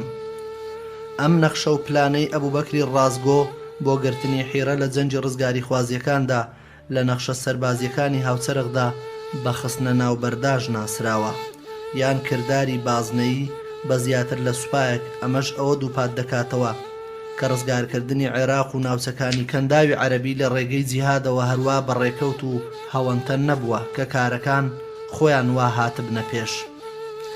بۆ لێکۆڵەرەوان لە شارەزایی سدیق ڕەزای خوای لێبێ دەردەکەوێت کە لە ڕوانگەی نەخشە سەربازیەکانەوە کە تا چ ڕادەیەک پێی لەسەر ئەوە ڕاگرتووە کە بڕیاری ڕێخستنی سوپا و ئاراستەکردنیان و دیاریکردنی ئەرک و کارەکانیان ئەنجام بدات. دروستکردنی هاوسەنجی لە نێوان بەرەکانی جەنگدا هەرچەندە سەربەستیشی بە فەرماندەکانی دەدا کە چۆن بیانەوێت و شیاوی بزانن ئیدارەی جەنگەکان بدەن و هەر جۆرێک بێتە پێشەوە ئەمان بە جۆری گونجاوی خۆیان لەگەڵ بکەن. خاڵێکی تر کە دەبێت لەسەری بوەستین خۆنەویستی لە لای موثەنای کوڕی حارسەیە خوا لێی ڕازی بێ.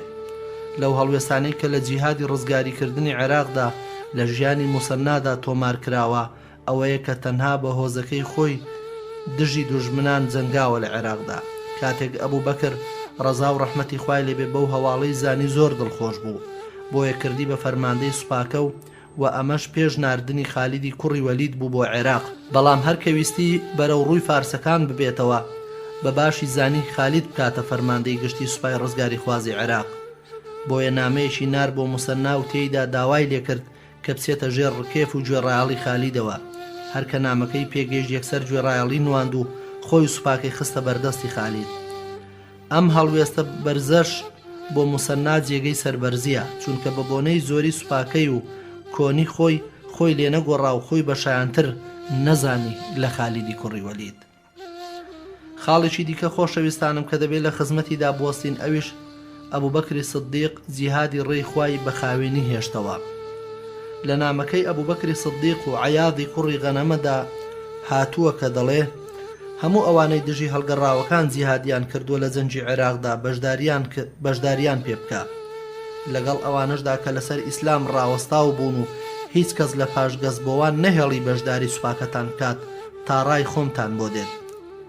یەک پاشگەزبەوە لە ڕزگاری عێراقدا بەشداری پێ نەکرا، هەڵبەت ئەمە لە سەرەتای جەنگەکانەوە، چونکە دواتر کە دەرکەوت بە پاشی و لە دڵەوە گەڕاونەتەوە پشت بەخوا بەشداری غەزاکانیان پێکرا. ئەم هەڵوێستەی ئەبوبەکریش بۆ پاراستنی وشەی بەرزی جیهاد لە پێناوی خوادا بوو تا بەشداری تێدا نەکات هیچ دنیا پەرست و هەڵپەرست و باوەڕ لاوازەکان تا نەبنە هۆکاری تێکشکاندنی سوپای باوەڕ و لاوازکردنی ڕیزەکانی. ئازیزانم، ئەمە ژوانەیەکی پەروەردەیی ئەبوبەکر لەو وانە پەروەردەیانی کە لە پێغەمبەرەوە صلی الله عليه وسلم لە پێغەمبەری خۆشەویستەوە وەریگرتە بوو لەبەر پاککردنەوەی ڕیزەکانی مسلمانان لە خەوش و پیسی و ناڕەحەتی و بە یەک ئامانز و دڵسۆزانە بۆ خوای گەورە کار بکەن و بەس، ئیتر بەو کارە بێخەم دەبن لە شکستیە ترسناکەکان کە بەهۆی فرە ئامانزیەوە تووشی سوپا دەبێت. ئەبوبەکر ڕەزا و ڕەحمەتی خوای لێبێ لەو کاتەدا کە بۆ چەکدارێک بەداردا دەڕۆیشت کەچی لەو پرۆگرامە بەرزە لا نادات کە پوخودڕاگرتنی ڕیزی سوپای ئیسلامە، کە ئەمەش باوەڕی تەواوی ئەبوبەکر دەردەخات بەوەی کە گرنگ ئامانزبەرزی و دڵسۆزیە نەک زۆری چەکدار. خاڵێکی تر بە نەرمی جوڵانەوە لەگەڵ خەڵکی و بەتایبەت لەگەڵ جوتیارەکانی عێراقدا کە لە نامەکەی ئەبوبەکردا دەردەکەوێت. لە وتەکەی سدیقدا ڕەزا و ڕەحمەتی خوای لێ بۆ خالید خوا لێ ڕازی بێت کە پێی وت لەگەڵ فارسەکاندا ئاڵف و کەیف بە و لەگەڵ ئەوانشدا کە ژێردەستی ئەواندان لە گەلانی تر. ئەم وتەیە بە جوانی ئامانز لە جیهاد و کوشتاری ئیسلامی لە دەرەوەی وڵاتی ئیسلامی دەردەخات کە بانگەوازێکە بۆ بانکردنی خەڵکی بۆ هاتنە ناو ئیسلامەوە، هەروەک دەنجی بانگەواز مەحاڵ بوو بگاتە ئەو گەلانە تا ئەو حکوومەتانە لا نەبرابان و دواتر بە ئاسانی گەلان سربەستانە ئاینی بەرزی ئیسلامیان هەڵبژارد بە. ئەمە ئامانزش زۆر بە ئاشکرا دیار بوو لە هەموو ئەو جەنگانەی کە هاوڵان ئەنجامیان دەدا دوژمنەکانیان بانگ دەکرد بۆ لای ئیسلام و ئەگەر قبوڵیان کرد چی بۆ مسلمانە بۆ ئەوانیشە و چیش لەسەر مسلمانە لەسەر ئەوانیشە، ئەگەر واشیان نەکردبایە دەبوایە خۆیان بداتە بەدەستەوە پاشان لە بەرامبەر پاراستنیاندا جزیەکی ساڵانە بدەن بە سوپا و دەوڵەتی ئیسلامی. ئەگەر ئەو خاڵەشیان قبول نەکردبایە ئیتر دەبوو لەگەڵیان بجەنگن تا وشەی خوا بەرز بشکێتەوە و بەس. ئەبوبەکری ڕازگۆ ڕەزا و ڕەحمەتی خوای لێبێ ئامۆژگاری فەرماندەی سوپاکانی دەکرد کە لەگەڵ جوتیارە عێراقیەکاندا نەرمونیان بن چونکە زۆر سوور بوو لەسەر هیدایەتدانیان، پاراستنی کانگەی سامان چونکە دەیزانی بەبێ ئاوەدانی دەوڵەت ناڕوات بەڕێوە، هەروەک کوشت و کاڵی سەرچاوەیەکە لەسەر چاوەکانی سامان پەیوەستە بە ژیان و بژێوی ڕۆژانەی خەڵکەوە. خاڵێکی تر خۆشەویستانم، سوپا پیاوی وای تێدا بێت هەرگیز ناشکێت. کاتێک خالید ڕەزا و ڕەحمەتی خوای لێبێ بەرەو عێراق کەوتەڕێ داوای کۆمەچی لە ئەبوبەکر کرد، ئەویش قاعقاعی کوڕی عەمری تەمیمی بۆ نارد، پێی گوترا تۆ بە پیاوێک کۆمەچی دەکەیت کە یەک جەنگاوەری خۆی لە پشتەوە نەماوە. ئەویش فەرمووی سوپا پیاوێکی وای تێدا بێت هەرگیز ناشکێت. ئەمەش فیراست و دووربینی ئەبوبەکر دەردەخات کە پاشتر لە دوای شەڕەکانی عێراق دەرکەوت کە ئەبوبەکری ڕازگۆ ڕەزا و ڕەحمەتی خوای لێبێ زاناترین کەس بوو بە ناسینی پیاوان و لەگەڵ ڕەوشت و وزە و توانە جیاجیاکانیاندا. خۆشەویستانم، بابینە سەر بابەتێکی تر جەنگەکانی خالید لە عێراقدا. کاتێک خالید ڕەزای خوای لێبێ بەرەو عێراق کەوتەڕێ بە 2000 جەنگاوەرەوە لە جەنجی هەڵگەڕاوەکان ببووەوە و لە هۆزە عەرەبەکانیش 8000 مجاهیدی پێوە نووسا. نامەشی نار بۆ فەرماندەکانی عێراق ئەوانە جەنگاوەریان بە چواردەوردا بوو بۆ جیهاد خۆیان ساز کردبوو، وەک مەذعوری کوڕی عەدی مەجلی، سەلەمەی کوڕی قەیسی تەمیمی، حەرمەلەی کوڕی مەربەتەی تەمیمی و داوای لێکردن پەیوەندی بکەن بە سوپاکەیەوە و هەمویان هاتن بەدەم داواکاریەکەیەوە و سوپاکانیان کە 8 جەنگاوەر بوو تێکەڵی سوپاکەی خالید کرد. بەو جۆرە ژمارەی سوپای ئیسلام گەیشتە 18000 جەنگاوەر کە سوپاکان لە ناوچەی ئیبلا یەشیان گرت. خالید پێش ئەوەی بەرەو عێراق هەنگاو بنێت نامەی نارد بۆ هورمز کە ئەو کاتە حاکمی ناوچەی ئەبلە بوو. تێیدا هەڕەشەی لێکرد و پێی وت پاشان مسلمان ببە بێوەی دەبی یان خۆت و گەلەکەت قبوڵی جەزیە و ژێردەستەیی بکەن، ئەگەر ئەوەش ناکەن ئیتر لۆمەی خۆتان بکەن چونکە گەلێکم هێناوەتە سەرتان، ئێوە چەندە حەستان لە ژیانە ئەوان ئەوەندە حەزیان لە مردنە. خالیدیش ڕەزای خوای لێبێ بۆیە ئەم شێوازەی لەگەڵ هورمز بەکارهێنا چونکە یەکێکە لە شێوازەکانی جەنجی دەرونی و ترساندنی بەرامبەر تا هێزیان نەمێنێت و ورەیان بڕوخێت. کاتێک خالید لە سوپای دوژمنان نزیک بۆەوە سوپای کرد بە 3 بەشەوە، داوای کرد هەر بەشە لەلایەکەوە بچنە ناوە و نەیهێشت لە یەک ڕێگەوە بڕۆن. ئەوەش نەخشەیەکی سەربازیە بۆ دابینکردنی ئاسایشی کەرتەکان. موسەنای کردە فەرماندەی بەشی پێشەوە و بە دواییدا بەشی عەدی کوڕی حاتەمی تائی بڕوات و خالیدیش بە بەشەکەی سێیەمەوە بە دوایاندا بڕوات و پەیمانی پێدان لە حەضیر یەک بگرنەوە بەرامبەر بە دوژمن خۆگر بن و نەلەخشاو بن و خۆڕاگر بن. جەنجی ذات السەلاسیل. هورمز هەواڵی هاتنی خالیدی بیست، زانی موسڵمانەکان بەنیازن لە حودەیر یەک بگرنەوە. بۆ ئەو زووتر خۆی گەیاندە ئەوێ و سوپاکەی کرد بە 2 بەشەوە و دای بەدەستی 2 فەرماندەکە قوباد و ئانشوجان بوون. هەرکە خالیدیش ئەو هەواڵەی بیست ڕێڕەوی خۆی گۆڕی بۆ ناوچەی کاڵدمیە کە لەسەر ئاوەکە بوو، بەڵام هورمز بەوەشی زانی و ئەوێشی گرت و شوێنێکی زۆر گونجاوی بۆ سوپاکەی دۆزیەوە. خالیدیش لەو لایەنەوە لە شوێنێکی بێ ئاودا سوپاکەی جێگیر کرد. بە هاوڕێکانی گوت چیشتی قورستان پێ دای بنێن و بۆ گەیشتن بە ئاوی شەڕی دەستەویەکان لەگەڵدا بکەن. بۆ گەیشتن بە ئاو شەڕی دەستەویەکان لەگەڵدا بکەن.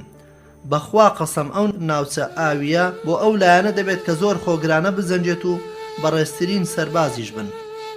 بەڵێ ئازیزانم، موسڵمانەکانیش هەرچی شتی قورسیان پێبوو دایان ناو جنگاوەرە پیادەکان کەوتنە ڕێ و بەرەو ڕووی بێباوەڕەکان ڕۆیشتن. خوای گەورەش بەخشش و نازی خۆی بەخشی بە سوپای باوەڕ و هەورێکی هەڵکرد و بارانێکی باران بەسەریاندا و تێر و پڕ ئاویان گرت. بەم بەخششەش ئەوەندەی تر ورەیان بەرز بۆوە. ئەمەش نمونەیەکە لەو نمونە زۆرانەی کە یارمەتی و هاوکاری خوای گەورە دەردەخات بۆ سوپای باوەڕ و دۆستانی خۆی. موسڵمانەکان ڕوبەڕووی هورمز بوونەوە کە پیاوێکی لە ئەندازە بە دەرپیس و هیچ و پوچ بوو. تەنانەت ئەو بە نمونە دەهاتەوە لە پیس و ناپاچیدا. بۆیە ویستی فێڵێک لە خالید بکات، لە ژێرەوە بە پاسەوانەکانی خۆی وتبوو هەر کاتێک من و خالید بۆ شمشێربازی گەیشتینەیەک ئێوەش هێرشی بۆ بکەن و بیکوژن. بۆیە لە ڕیزەکان هاتە دەرەوە و بە خالیدی وت وەرە دەرەوە شمشێربازیم لەگەڵ بکە. ئەویش هاتە دەرەوە بۆی و دەستیان کرد بە شمشێربازی و خالید باوەشی پێدا کرد و خەریک بوو بیکوژێت، بەڵام وازی لێهێنا چونکە لە هەموو لایەکەوە چواردەوریاندا و خەریک بوو بیکوژن. بەڵام سەرکردەی بەتوانا و تێکۆشەری ئیسلام قەعقاعی کوڕی عەمر ڕەزای خوای لێبێ لەو پیلانە گڵاوە تێگەیشت. بۆیە بە کۆمەڵێک جەنگاوەرەوە هێرشیان کردە سەر پاسەوانە ناپاکەکان و لە ناویان بردن. بە دوای قەعقاعیشدا موسڵمانەکان هێرشیان کرد بۆ فارسەکان. ئەمە یەکەمین ڕوبەڕووبوونەوەی سوپای ئیسلام بوو لەگەڵ فارسەکاندا و فیراست و دووربینی سدیقیش ڕەزا و ڕەحمەتی خوای لێبێ دەرکەوت کە فەرمووی سوپایەک وێنەی ئەم پیاوە لە خۆی بگرێت هەرگیز ناشکێت. خالیدیش ڕەزا و ڕەحمەتی خوای لێبێ جوانترین نمونەی پاڵەوانێتی و خۆگریەوە دەزەنگا و خۆی گەیاندە سەرکردەکەیان و پاسەوانەکانی نەیانتوانی نێهێڵن بگات پێی و بەردەوام بە کۆمەڵ دەهاتن بۆی تا ئەوە بوو قەعقاع خۆی پێگەیاند بۆ هاوکاریکردنی ئەو و پێکەوە لە ناویان بردن. لەم جەنگەدا فارسەکان بە زنجیرە خۆیان بەستە بۆەوە تاڕانەکەن، بەڵام ئەم کارەشیان دادی نەدان.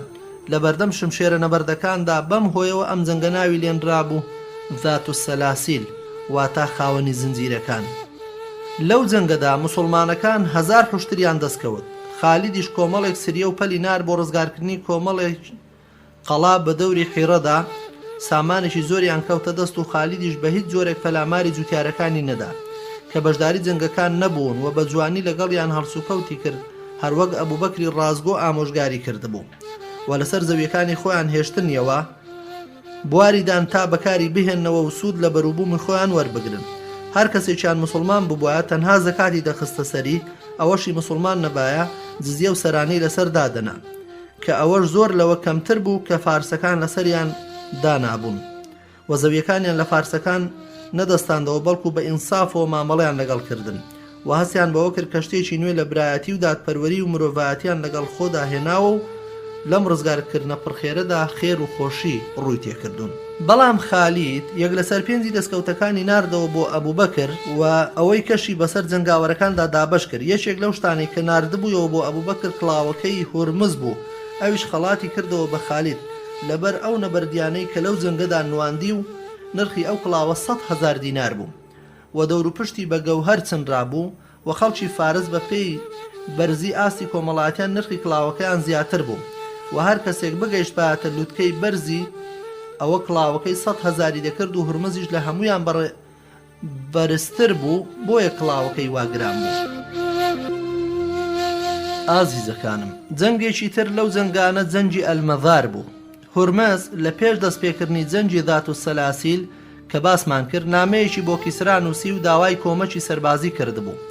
ئەویش سوپایەکی بۆ نار بە سەرکردایەتی قارن، بەڵام ئەو هورمزە نەکبەتە سوپای موسڵمانەکانی بە سووک و کەم هاتە پێچاو، بۆیە پەلەی کرد و نەهێش سوپاکەی قارن بگاتە خۆی، تووشی جەنجی دۆڕاو کرد و کاتێک شکان و ڕایان کرد لە ڕێگا گەیشتن بە سوپاکەی قارن و پێکەوە یەکیان گرت و خۆیان سازدایەوە بۆ جەنگ لە جێیەکدا سەربازگەیان دروست کرد کە پێی دەوترا ئەلمەذار و خالیدیش موسەنای کوڕی حارسە و براکەی ناردوو و بە دوای هەڵاتوەکانیاندا هەندێک قەڵا و بەرزاییان ڕزگار کرد، بەڵام هەواڵی سوپاکەی قارنیان پێگەیشت و ئەوانیش خالیدیان لێ ئاگادار کردەوە.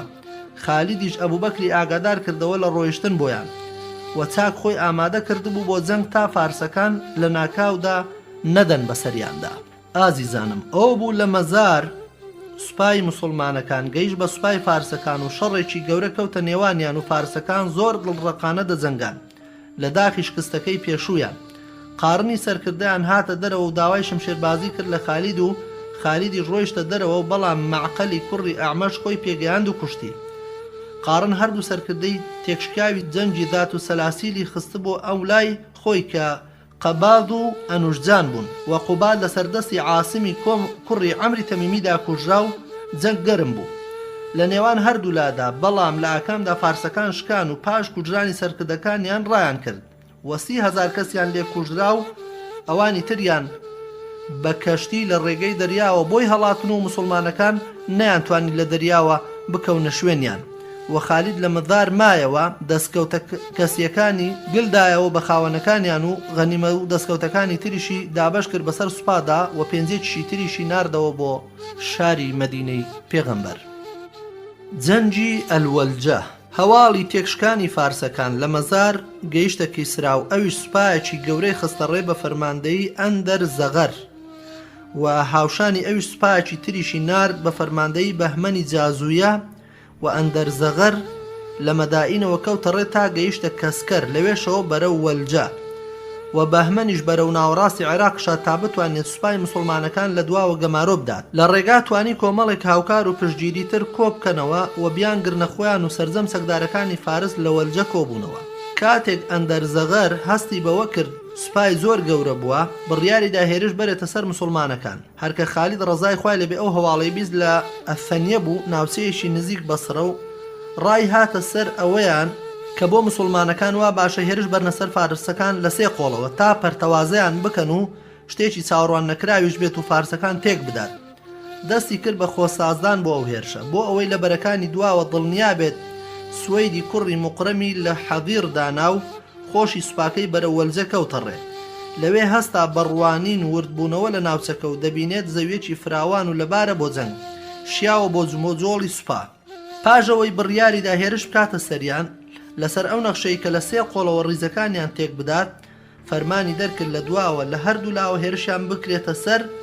جەنگ گەرم بوو لە نێوان هەردوولادا و خالیدیش خۆی لە پێشەوە چاوڵی بۆ دەبردن و لە کاتی گونجاودا دوو سوپاکە لە دواوە و لە لایەکیانەوە دایان بەسەر دوژمندا و تووشی شکستێکی قورسیان کرد. ئەندەر زەغەر لەگەڵ کۆمەڵێک لە چەکدارەکانی هەڵاتن، بەڵام لە بیابان لە تینواندا مردن. خالید وتارێکی بۆ سوپای ئیسلامدا و تێیدا هانیدان کە دەست بگرن بەسەر وڵاتی عەجەمدا و هەر بە ژیانی نەبوونی وڵاتی عەرەبی خۆیان ڕازی نەبن. وتی نابینن لە هەموو جۆرە خواردەمەنیەک واللهی ئەگەر جیهادی ڕێگەی خوا و بانگەواز بۆ لای ئیسلامیش کارمان نەبوایە و ئەگەر لەبەر ئەم هەموو دەستکەوت و دنیاییانەش بوایە ڕام وابوو هەر حەقی خۆی بوو بجەنگابین لەگەڵیاندا، چونکە ئێمە شایانترین بەم ناز و نیعمەتانە و تا ماڵ ئاواییمان بکرد باە لە نەبوونی و ژیانی سەخت کە بەسەرشانی هەر یەکەمانەوەیە. پاشان دەستکەوتەکانی دابەش کرد بە شێوەی 4 لەسەر 5 و 1 لەسەر 5 ناردەوە بۆ مەدینە. بەم وتانەی خالی دەردەکەوێت کە عەرەب لە سەردەمی نەفامیاندا هەروەک قیامەتیان لەدەستدا بوو، لەبەر دووبەرەکی و براکوژی دنیاشیان لەدەست چوو بوو. خالید دەڵێ ئیتر پیاوی ڕۆژی دوایین و ئامانجێکی بەرزمان هەیە و هەوڵی دەستکەوتنی دەدەین و خەڵکی بۆ بانگ دەکەین. گریمان ئەم ئامانجە بەرزەشمان نەبوایە و لە پێناویدا قوربانیمان نەدابا دەیژیریمان پێمان دەڵێت دەبێت شێرانە بجەنجین بۆ خۆشکردنی گوزەرانمان. بەڵێ ئازیزان و خۆشەویستانم، خالید کاتێکەوە دەڵێ مەبەستی ئەوە نییە کە لەگەڵ ئامانجی جیهاد و ڕەزامەندی خوادا مەبەستێکی دنیاییشیان بۆ بێ، بەڵکو تەنها گریمانێکدا دەنێت و دەڵێ ئەگەر ئامانجێکی ئاوا گەورەشمان نەبا هەر دەبوایە بۆ دنیاش بووە ئەمەمان بکردبایە، وەک ئەوەی بڵێت ئەگەر ئێمە شایان بێت لەسەر شتێکی دنیای ڕوبەڕوویان ببینەوە ئەی چۆن لە پێناوی ئامانجی قیامەت و ڕەزامەندی خوادا لەگەڵیاندا نەجەنجین. ئەم وتانەی خالید ورە بەرز دەکەنەوە، گوڕ و تین دەروست دەکەن، دڵ زیندوو دەکەنەوە، وزەکان دەتەقێنێتەوە. ئەو کاتە مرۆڤە باوەڕدارەکان بە هەموو هێز و پێز و توانا و وزەیەکیانەوە لە پێناوی خوادا دەجوڵێن.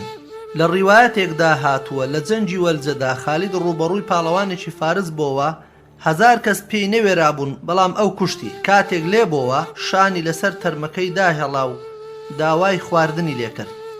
ئەم کارە گەورەشی تەنها لەبەر سەرشۆڕکردنی فارسەکان و شکاندنی لوتیان و دابەزاندنی ورەیان بوو.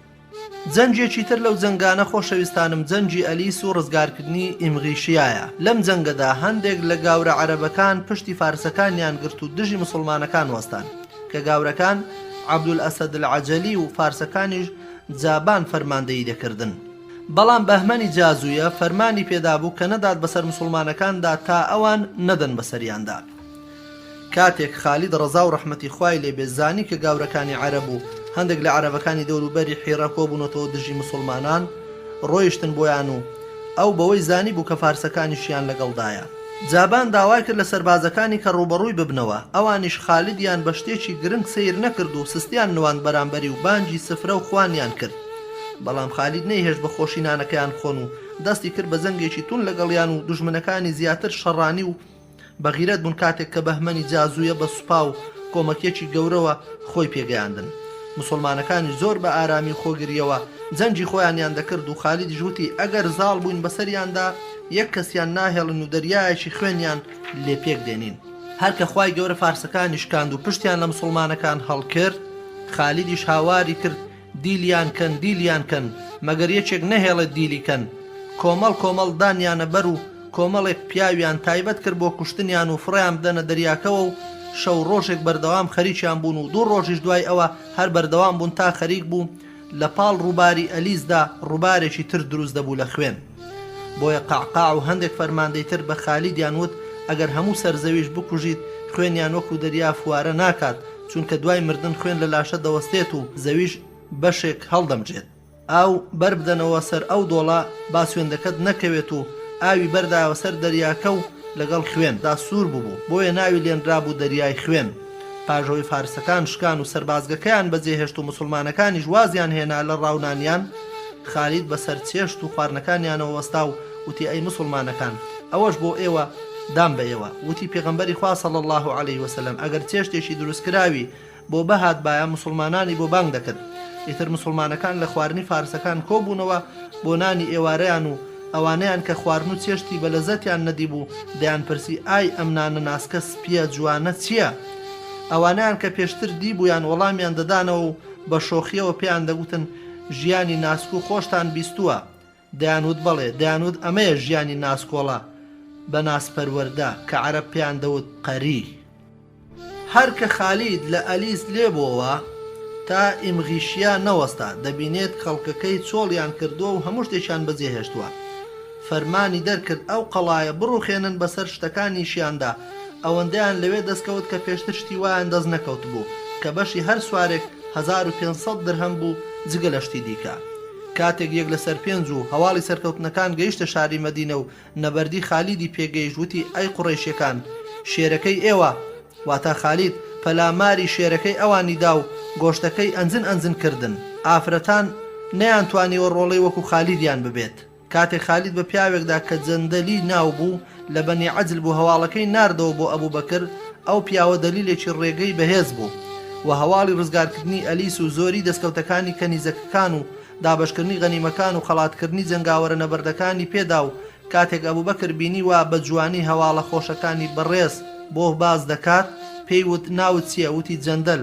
ئەویش لەوێدا شعرێکی بۆ خوێندەوە پێی هەڵگورت پاشان فەرمانی دا یەکێک لەو کەنیزەکانی پێخەڵات بکەن و کۆرپەیەکیشی لێبوو ئەمە گەورەترین نۆتی ئازایەتی و خەڵاتی نەبەردیە بۆ خالید و دانانە بەشتی جوان و شیاودا بەرزکردنەوەی نرخی خۆ ماندووکاران و ورە بەرزانە هەروەها هۆکارێکیشە بۆ بەرزکردنەوەی ورەی ورە نزمەکان و لاوازەکان تا هەوڵی خۆیان چەندە جارە بکەنەوە بگەنە ئەوان ئەم وشەی سدیق ڕەزا و ڕەحمەتی خوای لێبێ گەورەترین شایەدی و جوانترین ڕێزلێنانە کە لە مێژوودا لە ئیسلامدا پیاوێک دەستی کەوتە بێت سدیق ڕەزا و ڕەحمەتی خوای لێبێ کە جێنشینی پێغەمبەرە و صلى الله عليه وسلم و گەورەی مسلمانانە و نازانێت لە ناو هەموو خەڵکیدا لە خالید باشتر و ئازاتر و عەبقەریتر هەبێت و بێوێنەیە لە ئازایەتی و نەبەردی و ئەم شایەتیش بەسە بۆ خالیدی کوڕی وەلید کە هەتایە وەکو ئەستێرەیەکی درەوشاوە لە ئاسمانی ژیانیدا تروسکایی بدا و بە چاوی سەر هەمومان ئەو ئازایەتیە ببینین.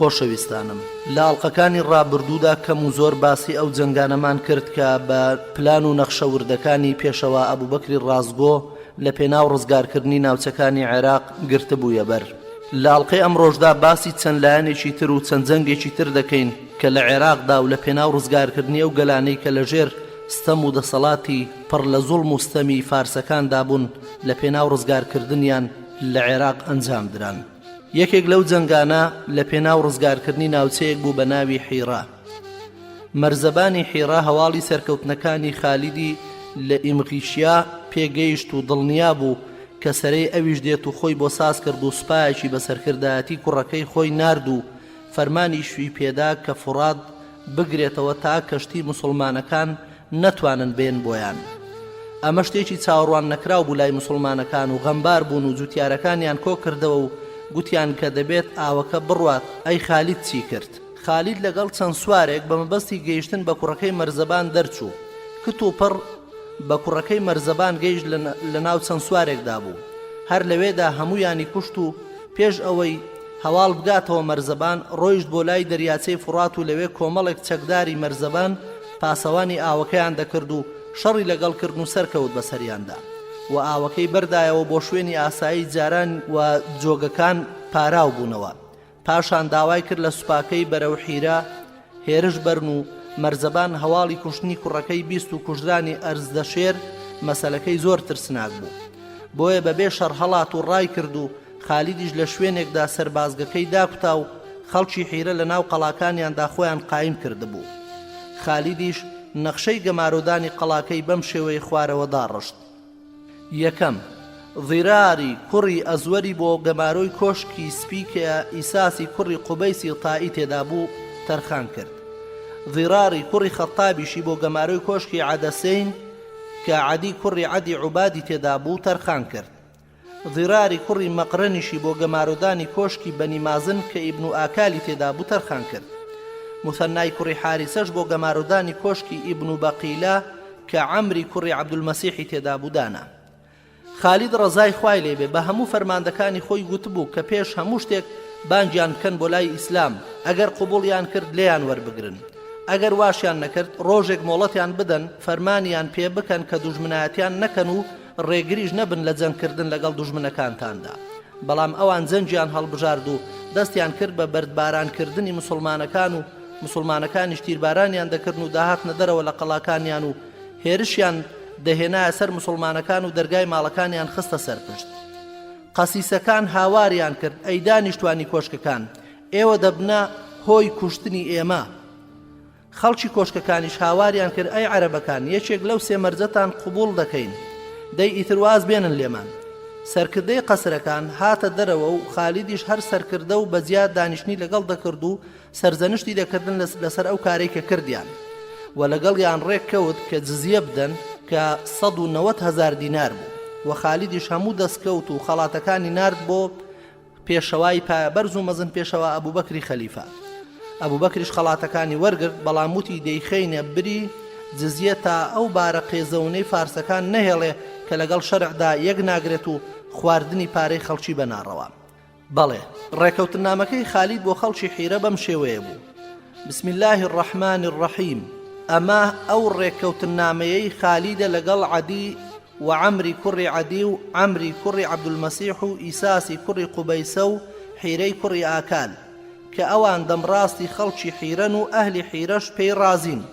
لەگەڵیان ڕێککەوتن لەسەر 190,000 کە ساڵانە دەستڕۆیشت و کاسبەکانیان بیدەن و هەژار و کەم دەستەکانیشی لێ ببەخشرێت ئەمەش بەرامبەر بە پاراستنیان و ئەگەر ڕۆژێک نەتوانن بیان پارێزن هیچیان لێ ناستنن ئەگەر بەکارێک یان بە وتەیەک ناپاچی بکەن و ژێرسایەیان نامێنێ واتە ذیممەیان لە دەست دەدەن و ئەم ڕێککەوتن نامەیە لە مانجی ڕەبیع الئەوەلی ساڵی 12 کۆسیدا واژۆکرا لە ڕیوایەتێکدا هاتووە کە خالید یەکێک لەم سێ خاڵەی خستە بەردەستی خەڵکی حیرە بێنە ناو ئاینەکانمان و چی بۆ ئێمەیە بۆ ئێوەش دەبێت و چیش لەسەرمانە لەسەر ئێوەش دەبێت یان بۆ خۆتان دانیشن و جزیە بدەن یان وەرنە پێشەوە و جەنگمان لەگەڵدا بکەن سوێن بەخوا کۆمەڵێک پێشمەرگەم هێناوەتە سەرتان ئێوە چەندە حەستان لە ژیانە ئەوان ئەوەندە حەزیان لە مردنە وتیان باشە جزیە واتە سەرانە دەدەین خالیدیش پێی گوتن دەگ لە ناوچن ئەوە چیتانە بێباوەڕی دەشتێکی گومڕاییە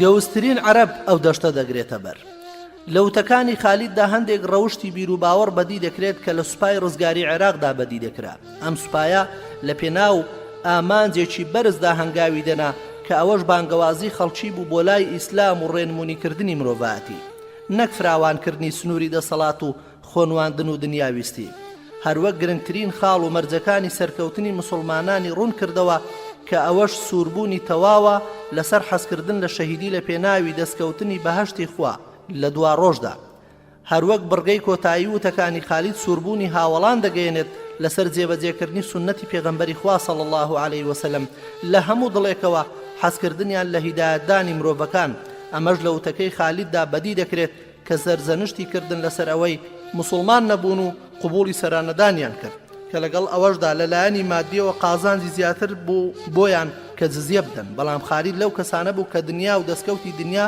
لە لای بێنەرەق بوو هەموو ڕوانینێکیان بۆ پاداشت و ڕەزامەندی خوای گەورە بوو کە ئەمەش سنەتێکە و پێغەمبەری خوا صلی الله عليه وسلم بۆی دیاری کردوون وەک دەفەرمێت لئن يهدي الله بك رجلا واحدا خير لك من حمر النعم واتا ئەگەر خوا لەسەر دەستی تۆ هیدایەتی یەک کەس بدات بۆ تۆ باشترە لە کۆمەڵێک حوشتری سوور لە وەرگرتنی دیاریەکانی حیرە لەلایەن ئەبوو بەکرەوە و بە ئارەزووی خۆیان و پێشکەشیان کرد بە حیسابی جزیە قبوڵی کرد کە ئەمەش لەبەر هێنانەدی دادپەروەری ئیسلام و نەخواردنی ماڵی خەڵکی بە ناڕەوا و ترسانی لەوەی نەوەک ستەمێک بێت لە ژێر دەستەکان واتە ئەڤیمە کە ئەمەش وانەیەکی گەورەیە لە بەرپاکردنی دادپەروەری لە ناو خەڵکیدا دەڵێ خۆشەویستانم دەستکەوتەکان ئەگەرچی لە کاتی شەڕدا بوون و حەڵاڵن لە کاتی شەڕدا و دەستکەوتانەی دەکەونە دەست سوپای مسلمانان بەڵام کاتێک کە ئەهلی حیرە بە مەرجێک قایل دەبن کە بریتیە لە ذیممە واتە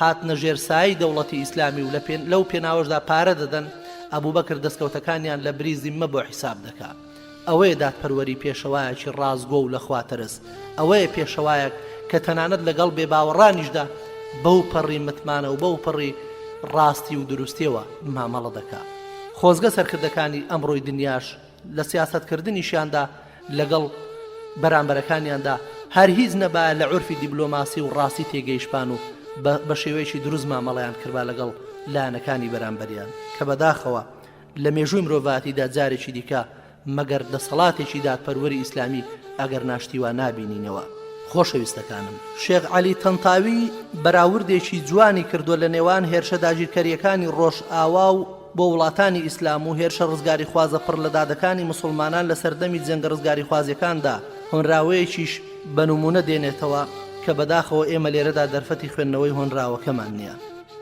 ئازیزانم حیرا وەک بنکەیەکی سەربازی سوپاکانی ئیسلامی لێهات دوای ئەوەی کە لەلایەن خەلیفە ئەبوو بەکری ڕازگۆوە بڕیاری ڕزگارکردنی درا و بە پێشەوایەتی خالیدی کوڕی وەلید ئەو ناوچەیە ڕزگار کرا ڕزگارکردنی حیرا دەستکەوتێکی گرنگ بوو هیوای ڕزگارکردنی وڵاتی فارسی تێدا زۆر کرد بۆ مسلمانان ئەمەش لەبەر گەورەی ئەم شارە لەلایەنی جوگرافی و ئەدەبیەوە لە لای عێراق و وڵاتی فارس ڕابەری گشتی وڵاتی ئیسلام بنکەی سەرەکی خۆی لەوێدانا لەوێوە سوپاکانی ئیسلام هەموو فەرمانێکی هێرش و بەرگری و کۆمەچی و پلانسازی لەوێوە دەردەچوو و هەروەها بوو بە بنکەیەکی گشتی بۆ ئیدارەکردن و بەڕێوەبرنی کاروباری ناوچە ئازادکراوەکانی چواردەوری خالید فەرمانبەرانی خۆی نارد بە ویلایەتەکاندا بۆ کۆکردنەوەی سەرانە و زەویان، فەرماندەکانی نارد خاڵەکانی سنوور بۆ پارێزگاری و خۆشی مایەوە تا ئەو کاتەی ئاسایش بە تەواوی بەرقەرار دەبێت لەو ناوچانەدا. هەواڵیش گەیشتە فەرمانڕەوا و سەرۆکۆزەکانی چواردەور و هاتن بۆ لای و ڕێکەوتن نامەیان لەگەڵدا بەست. تاوای لێهات لایەکی عێراق نەبوو کە سەر بە موسڵمانەکان نەبن یان ژێر پارێزگاری وا تا زیممەی موسڵمانەکان نەبێ و ڕێکەوتن لەگەڵ موسڵمانەکاندا مۆر نەکەن. خۆشەویستەکانم، خالیدی کوڕی وەلید وەک سەرکردەیەکی سەربازی لێهات و خاوەن ئەزمون و سەرکەوتوو لە پلانەکانی جەنگدا چەند فەرماندەیەکی سەربازی بەسەر ناوچەکاندا بڵاو کردەوە.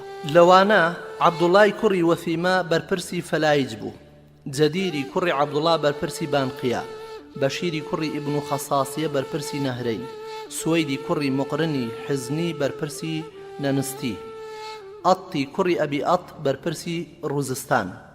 لە فەرماندەکانی پارێزگای سنوور ضیراری کوڕی ئەزوەری دانا، ضیراری کوڕی خەتاب، ضیراری کوڕی مەقرن، قەعقاعی کوڕی عەمر، بوسری کوڕی ئەبی ڕەهم، قوتەیبەی کوڕی نەهاس.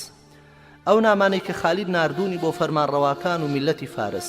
دیارە خۆشەویستانم، سروشتی سوپای ئیسلام وایە ئەگەر بیوێ ناوچێک ڕزگارکە بەر لە هەموو شتێک لە ڕێگای گفتوگۆ و دیبلۆماسیەوە داوا دەکات، لە پێناو ڕزگارکردنی گەلەکان، لە پێناو پاراستنی گیان و کەرامەتیان، لە پێناو نەڕژانی خوێندا یەکەم هەنگاوێک کە دەستی پێدەکەن بریتێ لە ناردنی نامە دیبلۆماسیەکان.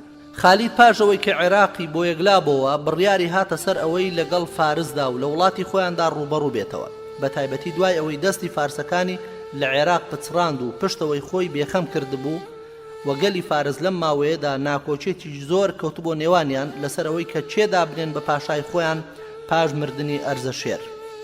بۆیە خالید ئەم هەلەی خۆستەوە و نامەی نووسی بۆ سەرکردەکانیان وتی پێیان لە خالیدی کوڕی وەلیدەوە بۆ پاشاکانی فارس پاشان سوپاس بۆ ئەو خوای کە ڕژێمەکەی لە ناو بردن و فێڵ و تەڵەکەی لە ناو بردن و ناکۆچی خستە نێوانتان، هەیبەتی نەهێشتن و سامانی لێ ستاندنەوە و لوتی شکاندن و ئەگەر ئەم نامەیەم گەیشتە دەستان مسڵمان ببن و تاوا بێوەی بن یان وەرنەژێر دەسەڵاتمان و جزیە بدەن. ئەگەر وانەکەن سوێند بەو خوای کە جگە لە خۆی خوایەکی تر نییە، گەلێکم هێناوەتە سەرتان، ئێوە چەندە حەستان لە ژیانە ئەوانیش ئەوەندە حەزیان لە مردنە لە پێناو خوادا، و ئێوە چەندە هەڵپەی دنیا دەکەن ئەوان ئەوەندە هەڵپەی ڕۆژی دواییانە. بۆ میلەتەکەشیان بەم جۆرەی نووسی لە خالیدی کوڕی وەلیدەوە بۆ دانیشتوانی فارس سوپاس بۆ ئەو خوای کە ڕزگاری کردوون لە خزمەتکاری و ناکۆشی تێخستون و ترسی شکاندون و سامانی لێ سەندونەتەوە و گەورەی شکاندن. ئەگەر نامەکەم گەیشتە دەستان مسڵمان ببن، بێوەی دەبن یان وەرنەژێر دەسەڵاتی ئیسلام و سەرانە بدەن. ئەگەر وانەکەن سوێند بەو خوای کە جگە لە خۆی خوایەکی تر نییە، گەلێک دێنمە سەرتان، ئێوە چەندە حەستان لە ژیانە ئەوان ئەوەندە حەزیان لە مردنە و ئێوە چەندە کوشتەی دنیان ئەوان ئەوەندە شەیدای دوا ڕۆژن. ڕزگارکردنی حیرە بەشێک لە ئاواتەکانی ئەبوو بەکریان هێنایەدی لە ڕزگارکردنی عێراقدا و ڕێگە خۆشکەریشە بۆ گرتنی وڵاتی فارس. خالید بە شێوەیەکی زۆر جوان بەکارەکانی خۆی هەستا و لە کاتێکی دیاریکراودا گەیشتە حیرە بە جۆرێک کە لە مانجی محەڕەمی ساڵی 12 کۆچی یەکەمین ڕوبەڕووبوونەوەی لەگەڵ دوژمناندا لە کازمیە دەست پێ کرد و لە 12 ڕەبیع الئەوەلی هەمان ساڵدا بە ڕزگارکردنی شاری حیرە کۆتایی پێهات. ئازیزەکانم، سەربازە خواویستەکان، سەربازە خواپەرستەکان لە ژیانی خۆیاندا لە کاتی جەنگ و ڕوبەڕووبوونەوەکاندا خوای گەورە زۆر کەراماتی لە سەردەستی ئەوان نیشانی مسلمانانی دیکە و هاو ئاین و بیر و باوەڕەکانیان داوە. یەکێک لەوانە کەرامەتێکی خالیدی کوڕی وەلیدا لە کاتی ڕزگارکردنی شاری حیرەدا کە دەکرێت ئێمە لە خزمەتیدا بوەستین و ئیمامی تەبەڕی بە ئیسنادێکی خۆی دەیجێڕێتەوە و دەڵێ ئیبن بەقیلە خزمەتکارێکی لەگەڵدا بوو چیسەیەکی هەڵواسی بوو بەملیدا. خالید چیسەکەی لێ وەرگرت و کردیە دەفرێکی خۆیەوە. وتی ئەمە چی ئەی عەمر؟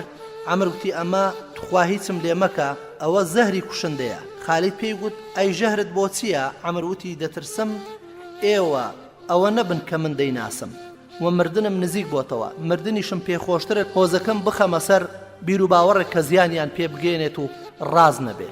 خالید وشتی ئەمە هیچ زیانی نییە، بەویستی خوا نەبێت و ئەجەل بەدەستی ئەوە. وتي بسم الله خير الأسماء رب الأرض ورب السماء الذي ليس يضر مع اسمه داء الرحمن الرحيم. ئەوەی خوێندەوە پاشان ژەهرەکەی قوتدا. عەمریش چاوی ئەبڵەق بووتی ئەی کۆمەڵی عەرەب، هەرچیتان دوێت دەستان دەکەوێت مادەم پیاوی ئاواتان تێدایە هەڵگری بیر و باوەڕێکی نوێن. پاشان ڕووی کردە خەڵکەکە و پێی گوتن نەمدیوە تا ئەمڕۆ بیر و باوەڕێک ئاوا ڕوون و ڕاست بێت. ئیبن کەثیر ئەم ڕیوایەتانەی باس کردووە و بە ڕیوایەتێکی لاوازیشی دانەناوە. حافظ ئیبن حەجەریش باسی کردو و دەڵێ ئەبوو یەعلا و ئیبن سەعەد هەر یەکە لەو ڕێگەیەکەوە ڕیوایەتیان کردووە و لاوازیشیان نەکردووە. ئیبن تەیمیە ڕەحمەتی خوای لێبێ وەک نمونەیەکی کەرامەتی خالید ڕەزا و ڕەحمەتی خوای لێبێ باسی ئەو هەڵوێستەی کردووە. خۆشەویستانم، ئەوە نمونەیەکی زۆر جوانە لە یەکێک لە کەرامەتەکانی خالیدی کوڕی وەلید کە ژەهرەکەی خواردۆتەوە بەویستی خوای گەورە بەڵام ژەهرەکە زیانی پێنەگەیاندووە. جا ئەوزار دەبێ ئێمە ئەوەشمان لەبەرچاو بێ خالید بە هیچ شێوەیەک لە مردن نەترساوە. ئازیزانم، لە جەنگی وا هەبووە بەدەیان شمشێری بەرکەوتووە و زۆر هەوڵ و کۆشی کردووە لە پێناو ئەوەی کە شەهید بێ و بۆیە خالید سەرکردەیەکی هێندە بوێر و چاو نەترس بووە کە ئەسڵەن باچی لە مردن نەبووە. لێرەشدا کە خواردنەوەی ژەهرێک بەلای خالیدەوە زۆر ئاسایی بووە پاژەوەی کە بە تەواوی خۆی تەسلیمی خوای پەروەردگار کردووە. هەرچەندە هەندێک لە نووسەرە هاوسەرخەکان ئەم ڕایە ڕەت دەکەنەوە بە شتێکی خەیاڵی و هەڵبەسراوی هەندێک لە ڕاویەکانی دەزان کە لەسەر گەورەکردنی خالید هێناویانەتەوە. خۆ ئەم ڕیوایەتە لە ڕێگەی ئیسنادەوە ڕاستە و تەبەری پێی ڕازیە و هەروەها ئیبن سەعد و ئیبن کەثیر و ئیبن حەجەر و ئیبن تەیمیە هێناویانە و لاوازیشان نەکردووە کە ئەوانە زاناترین و بە ئینسافترین کەس بوون لە مێژوو ئیسلامدا لە چاو نووسەرە هاوسەرخەکانی ئەمڕۆدا. خالید ڕەزا و ڕەحمەتی خوای لێبێ کاتێک دەستی برد ژەهرەکە بخواتەوە لە لووتکەی باوەڕ بەخوای گەورە و دڵنیایی تەواودا بوو. یەقینی ئەوەی هەبوو کە ئەو هەموو شتێکی دروست کردووە و هەر ئەویش دەتوانێت کار و تایبەتمەندیەکانی تێدا نەهێڵێت، فەرمانی پێ بدات کاریگەریەکەی نەمێنێت. ئەمەش لەبەر حکمەتێکی مەزن و ئامانجێکی گەورە بوو، هەروەک چۆن کاریگەری سووتانی لەناو ئاگردا هەڵگرت کاتێک کە ئیبراهیم پێغەمبەریان تێخست بۆ شنەبایەکی فێنک، هەروەک بۆ کەسانی تریش ڕووی داوە کە پێغەمبەریش نەبوون وەکو ئەبی موسلیمی خەولانی کاتێک ئەسوەدی عنسی داوای لێ کرد شایەتی بدات کە ئەویش پێغەمبەرە و ئەویش وتی تۆ پێغەمبەر نیت و ئەسوەدیش خستێ ناو ئاگرەوە و کاتێک ئاگرەکە دامرکایەوە دەبینن نەسوتاوە و نوێژی سونەت ئەنجام دەدا. خۆشەویستەکانم، هەروەها خالید کاتێک ئەو کارەی کرد بچووکترین حەز و ویستی دنیا پاڵی پێوە نەنا بۆ خۆ دەرخستون و ناو دەرکردن و شۆرەت. ئەو کارەی نەکرد خالید بۆ ناوبانکردن، چونکە دەیزانی ئەگەر لەبەر ئەو کارانە بیکرد بایە خوای گەورە وازی لێ دەهێنا. خۆ ئەگەر خواش وازی لێ پێنێت خالید کەی دەتوانێت کاری ژەهر بوەستێنێت و ژەهرەکە نەیکوژێت. ئەمەش تاقیکردنەوەیەکی شازە و نابێت هەموو مسلمانێک بڵێت با منیش تاقی بکەمەوە بزانم دەم کوژێت یان نا. ئیتر با مەبەستیشی بەرز و شیاو بێت، چونکە زۆر کەم کەسێک لەم ڕۆژەدا باوەڕ و یەقینی بگاتە باوەڕی دامەزراوی خالیدی کوڕی وەلید ڕەزا و ڕەحمەتی خوای لێبێ. ئەمە و کاتێک شاری حیرە ڕزگار کرا هەژر کات نوێژی کرد بە یەک سڵاودانەوە. بەڵێ خۆشەویستەکانم، سەربازە گیان لە سەردەستەکانی ئیسلام، سەرکردە ئیماندار و خواپەرستەکانی ئیسلام کاتێک کە شوێنێکیان ڕزگار دەکرد وەکو سوپا و لەشکرەکانی سەردەمی ئەوڕۆ نەبوون بیکەن بە هات و هاوار و فیکە کێشان و چەپڵە لێدان و گۆرانی و ڕەقس و سەماکردن. ئەوان لە لووتکەی سەرکەوتندا ئەو پەڕی زەلیلی و سەرشۆڕیان بۆ خوای پەروەردگار دەنواند و سوپاسی نیعمەتی سەرکەوتنیان بە سوزدەبردن دەدات.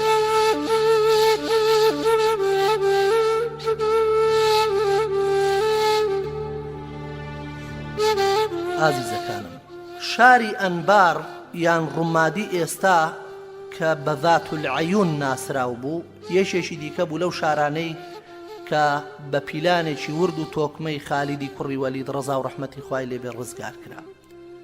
پاژەوەی لەم لایەنانەوە خالید ڕەزا و ڕەحمەتی خوای لێبێ بە تەواوی دڵنیا بوو قەعقاعی کوڕی عەمری تەمیمی کرد بە بەرپرسی حیرا بەرەولای عەیاضی کوڕی غەنەم ڕۆیشت بۆ کۆمەچیکردنی لە بەرەی باکوورەوە کە کاتی خۆی سەدیق ڕەزا و ڕەحمەتی خوای لێبێ ئەوی لەوێوە ناردبوو. کاتێک خالید گەیشتە ئەمبار دەبینێت وا سوپای بێباوەڕان خۆیان تۆکمە کردو و لە ناو قەڵاکانیاندا و خەندەقیشیان بە چواردەوردا هەڵکەندووە و چوونەتە ناوی. موسڵمانەکان گەمارۆیان خستە سەریان و خالید فەرمانیشیدا بە کوشتنی جاسووسەکانیان چاوەکان لە چواردەوردا و لە کاتی جەنگدا لەگەڵیان 1000 جاسوس لەو ناوەدا کوژران و بۆیە ناونراوە ذات العیون، خاوەن چاوەکانی جاسووسی. خالید بە ژیرانەی سەربازی خۆی توانی ئەو خەندەقانە ببەزێنێت بۆ ئەم کارە هات هەموو حشترە لاوازەکانی هێنا و سەری بڕین و فڕیدانە ناو چاڵەکەەوە تا توانیان بەسەر لاشەکاندا بستنە ناو چاڵەکان و دەستیان کرد بە شمشێربازی لەگەڵ فارسەکاندا و فارسەکانیان ناچار کرد کە پاشەکشە بکەن بۆ ناو قەڵاکانیان. لە ئاکامدا سەرکردەی فارسەکان شیرازی ناو بوو ناچار بوو ڕێک بکەوێت و بە مەرجەکانی خالید ڕازی بێت بە مەرجێک ڕێگەی بدەن لەگەڵ چەند سوارێکیدا بێوەی لە ئەمبار دەرچن. خالیدیش ئەوەی لێ قبول کرد بە مەرجێک هیچ ماڵ و سامانێک لەگەڵ خۆی نەباتە دەرێ. شوێنێکی تر خۆشەویستانم کە ڕزگار کرا عین التەمر بوو. پاش ڕزگارکردنی ئەمبار خالید ڕەزا و ڕەحمەتی خوای لێبێ زوبەرقانی کوڕی بەدری کرد بە بەرپرسی ئەوێ بەرەو عین التەمر کەوتە ڕێک کە مەهرانی کوڕی بارام کۆمەڵێکی زۆر چەکداری عەرەبی لەگەڵدا بوو. بە دەوری ئەوانیشدا کۆمەڵێک هۆزی دەشتەچی هەبوون وەکو ئەتەمەر، تەغلەب، ئەیاد و کەسانی تریش کە عەقەی کوڕی ئەبی عەقە سەرۆکیان بوون. کاتێک سوپای ئیسلام نزیک بۆەوە عەقە بە مەهرانی گوت ئەوانە عەرەبن و لیان گەڕێ بۆ ئێمەی عەرەب دەزانین چۆن زەنجان لەگەڵ دەکەین. مەهرانی وتی ئەوە تۆ و ئەوەش ئەوان ئەگەر پێویستان پێمان کەوت دێن بەهاناتانەوە. فارسەکان سەرزەنشتی ئەمیرەکەی خۆیان کرد لەسەر ئەو کارە.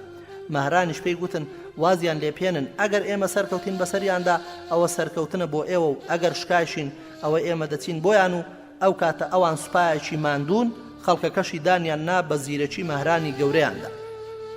کاتێک خالید نزیک بۆەوە عەقا خەریکی ڕێک و پێکردنی ڕیزەکانی سوپاکەی بوو. خالید ڕووی کردە چوار دەورەکەی و وتی من دەمەوێت بەسەر ئەو لەشکرەدا بدەم لە دواوە پارێزگاریم لێ بکەن و بە خێرایی خۆی گەیاندە عەقە و باوەشی پێدا کرد و بەدیلی گرت و باقی سوپاکەشی بەبێ شەڕڕیان کرد و زۆربەیان بەدیل گیران. خالیدیش بەرەو عین التەمر کەوتە ڕێ. کاتێک مەهران هەواڵی تێکشکانی عەقەی بیست لە قەڵاکەی هاتە دەرەوە بۆی هەڵات. گاورە عەرەبەکان بینیان وا دەرگای قەڵاکە کراوەتەوە و خۆیانیان پێدا کرد و لەوێ خۆیان قایم کرد. خالیدیش گەمارۆیدان بە شێوەیەکی زۆر تون. کاتێک ئەوەیان بینی داوای ڕێکەوتنیان لێ کرد. ئەویش وتی نایکەم بە مەرجێک نەبێت کە بە خاڵەکانی من ڕازی بن. ئەوانیش ڕازی بوون و قەڵاکەیان دا بەدەستەوە و ئەویش فەرمانیدا عەقە بکوژدرێت و دیلەکانی تریش لەناو ببرێن. پاشان دەستکەوتی زۆریان دەستکەوت و لەناو قەڵاکەدا دابەشیان کرد. خالید لە کەنیسەی ناو قەڵاکەدا چل منداڵی بینی ئینجیلیان پێبوو دەرگایان لەسەر خۆیان داخست بوو. دەرگاکەی شکاند و هەمویانی هێنا و دابەشی کردن بەسەر سەرکردە و دەنگخۆشەکانی ناو سوپادا. یەکێک لەوانە حەمران بوو خزمەتکاری عوسمانی کوڕی عەفان خوا لێ ڕازی بێ. لەوانە سیرین کە باوکی محەممەدی کوڕی سیرین و خەوپەرژێنکەر ئەوەی کە خەولێک دەداتەوە کە بوو بە بەشی مالیکی کوڕی ئەنەس و کۆمەڵێکی تریش لە خزمەتکاران کە دواتر بوون بە باوکی زۆرێک لە ناودارانی ئیسلام و ئەم جیرانە بوو بە خێر بۆیان. کاتێک وەلیدی کوڕی عەقە 5 یەکەیانی گەیاندەوە مەدینە و بردنی بۆ سدیقی ڕازگۆ ئەویش گەڕاندیەوە بۆ عەیاضی کوڕی غەنەم کە لە دومەتول جەندەل دەبینن وا عەیاز گەمارۆی سوپای بێباوەڕانی دا و ئەوانیش لە دواوە گەمارۆی ئەویاندا بوو. بۆیە عەیاز بە وەلیدی گوت هەندێک کات ڕایەکی جوان لە سوپایەکی چڕ باشترە تۆ دەڵێی چی بکەین باشترە. وەلیدی ژووتی نامە بنێرە بۆ خالید بە سوپاکەیەوە بگاتە لات و هاوکاریت بکات. عەیازیش نامەی بۆ خالید نارد و خالیدیش بە چەند وتەیەک وەڵامی دایەوە. لە خالیدەوە بۆ عەیاز دەگەمە لات کەمێک خۆت ڕابگرە و کۆمەڵێک ئەسپت بۆ دەنێرم کە بەسەر پشتیانەوە شێرە سوارە و ژەهریشیان پێیە بۆ دوژمنەکانیان. پەل لە دوای پەل بۆت دەنێرم. بەڵێ بەم شێوەیە خالید توانی کۆمەکی عەیاضی کوڕی غەنەم کات لە دومەتول جەندەل کە ئینشاءڵڵا لە ئەڵقەی داهاتوودا دێنە سەرباسی ئەو بابەتە و ئەو بابەتەش تەواو دەکەین.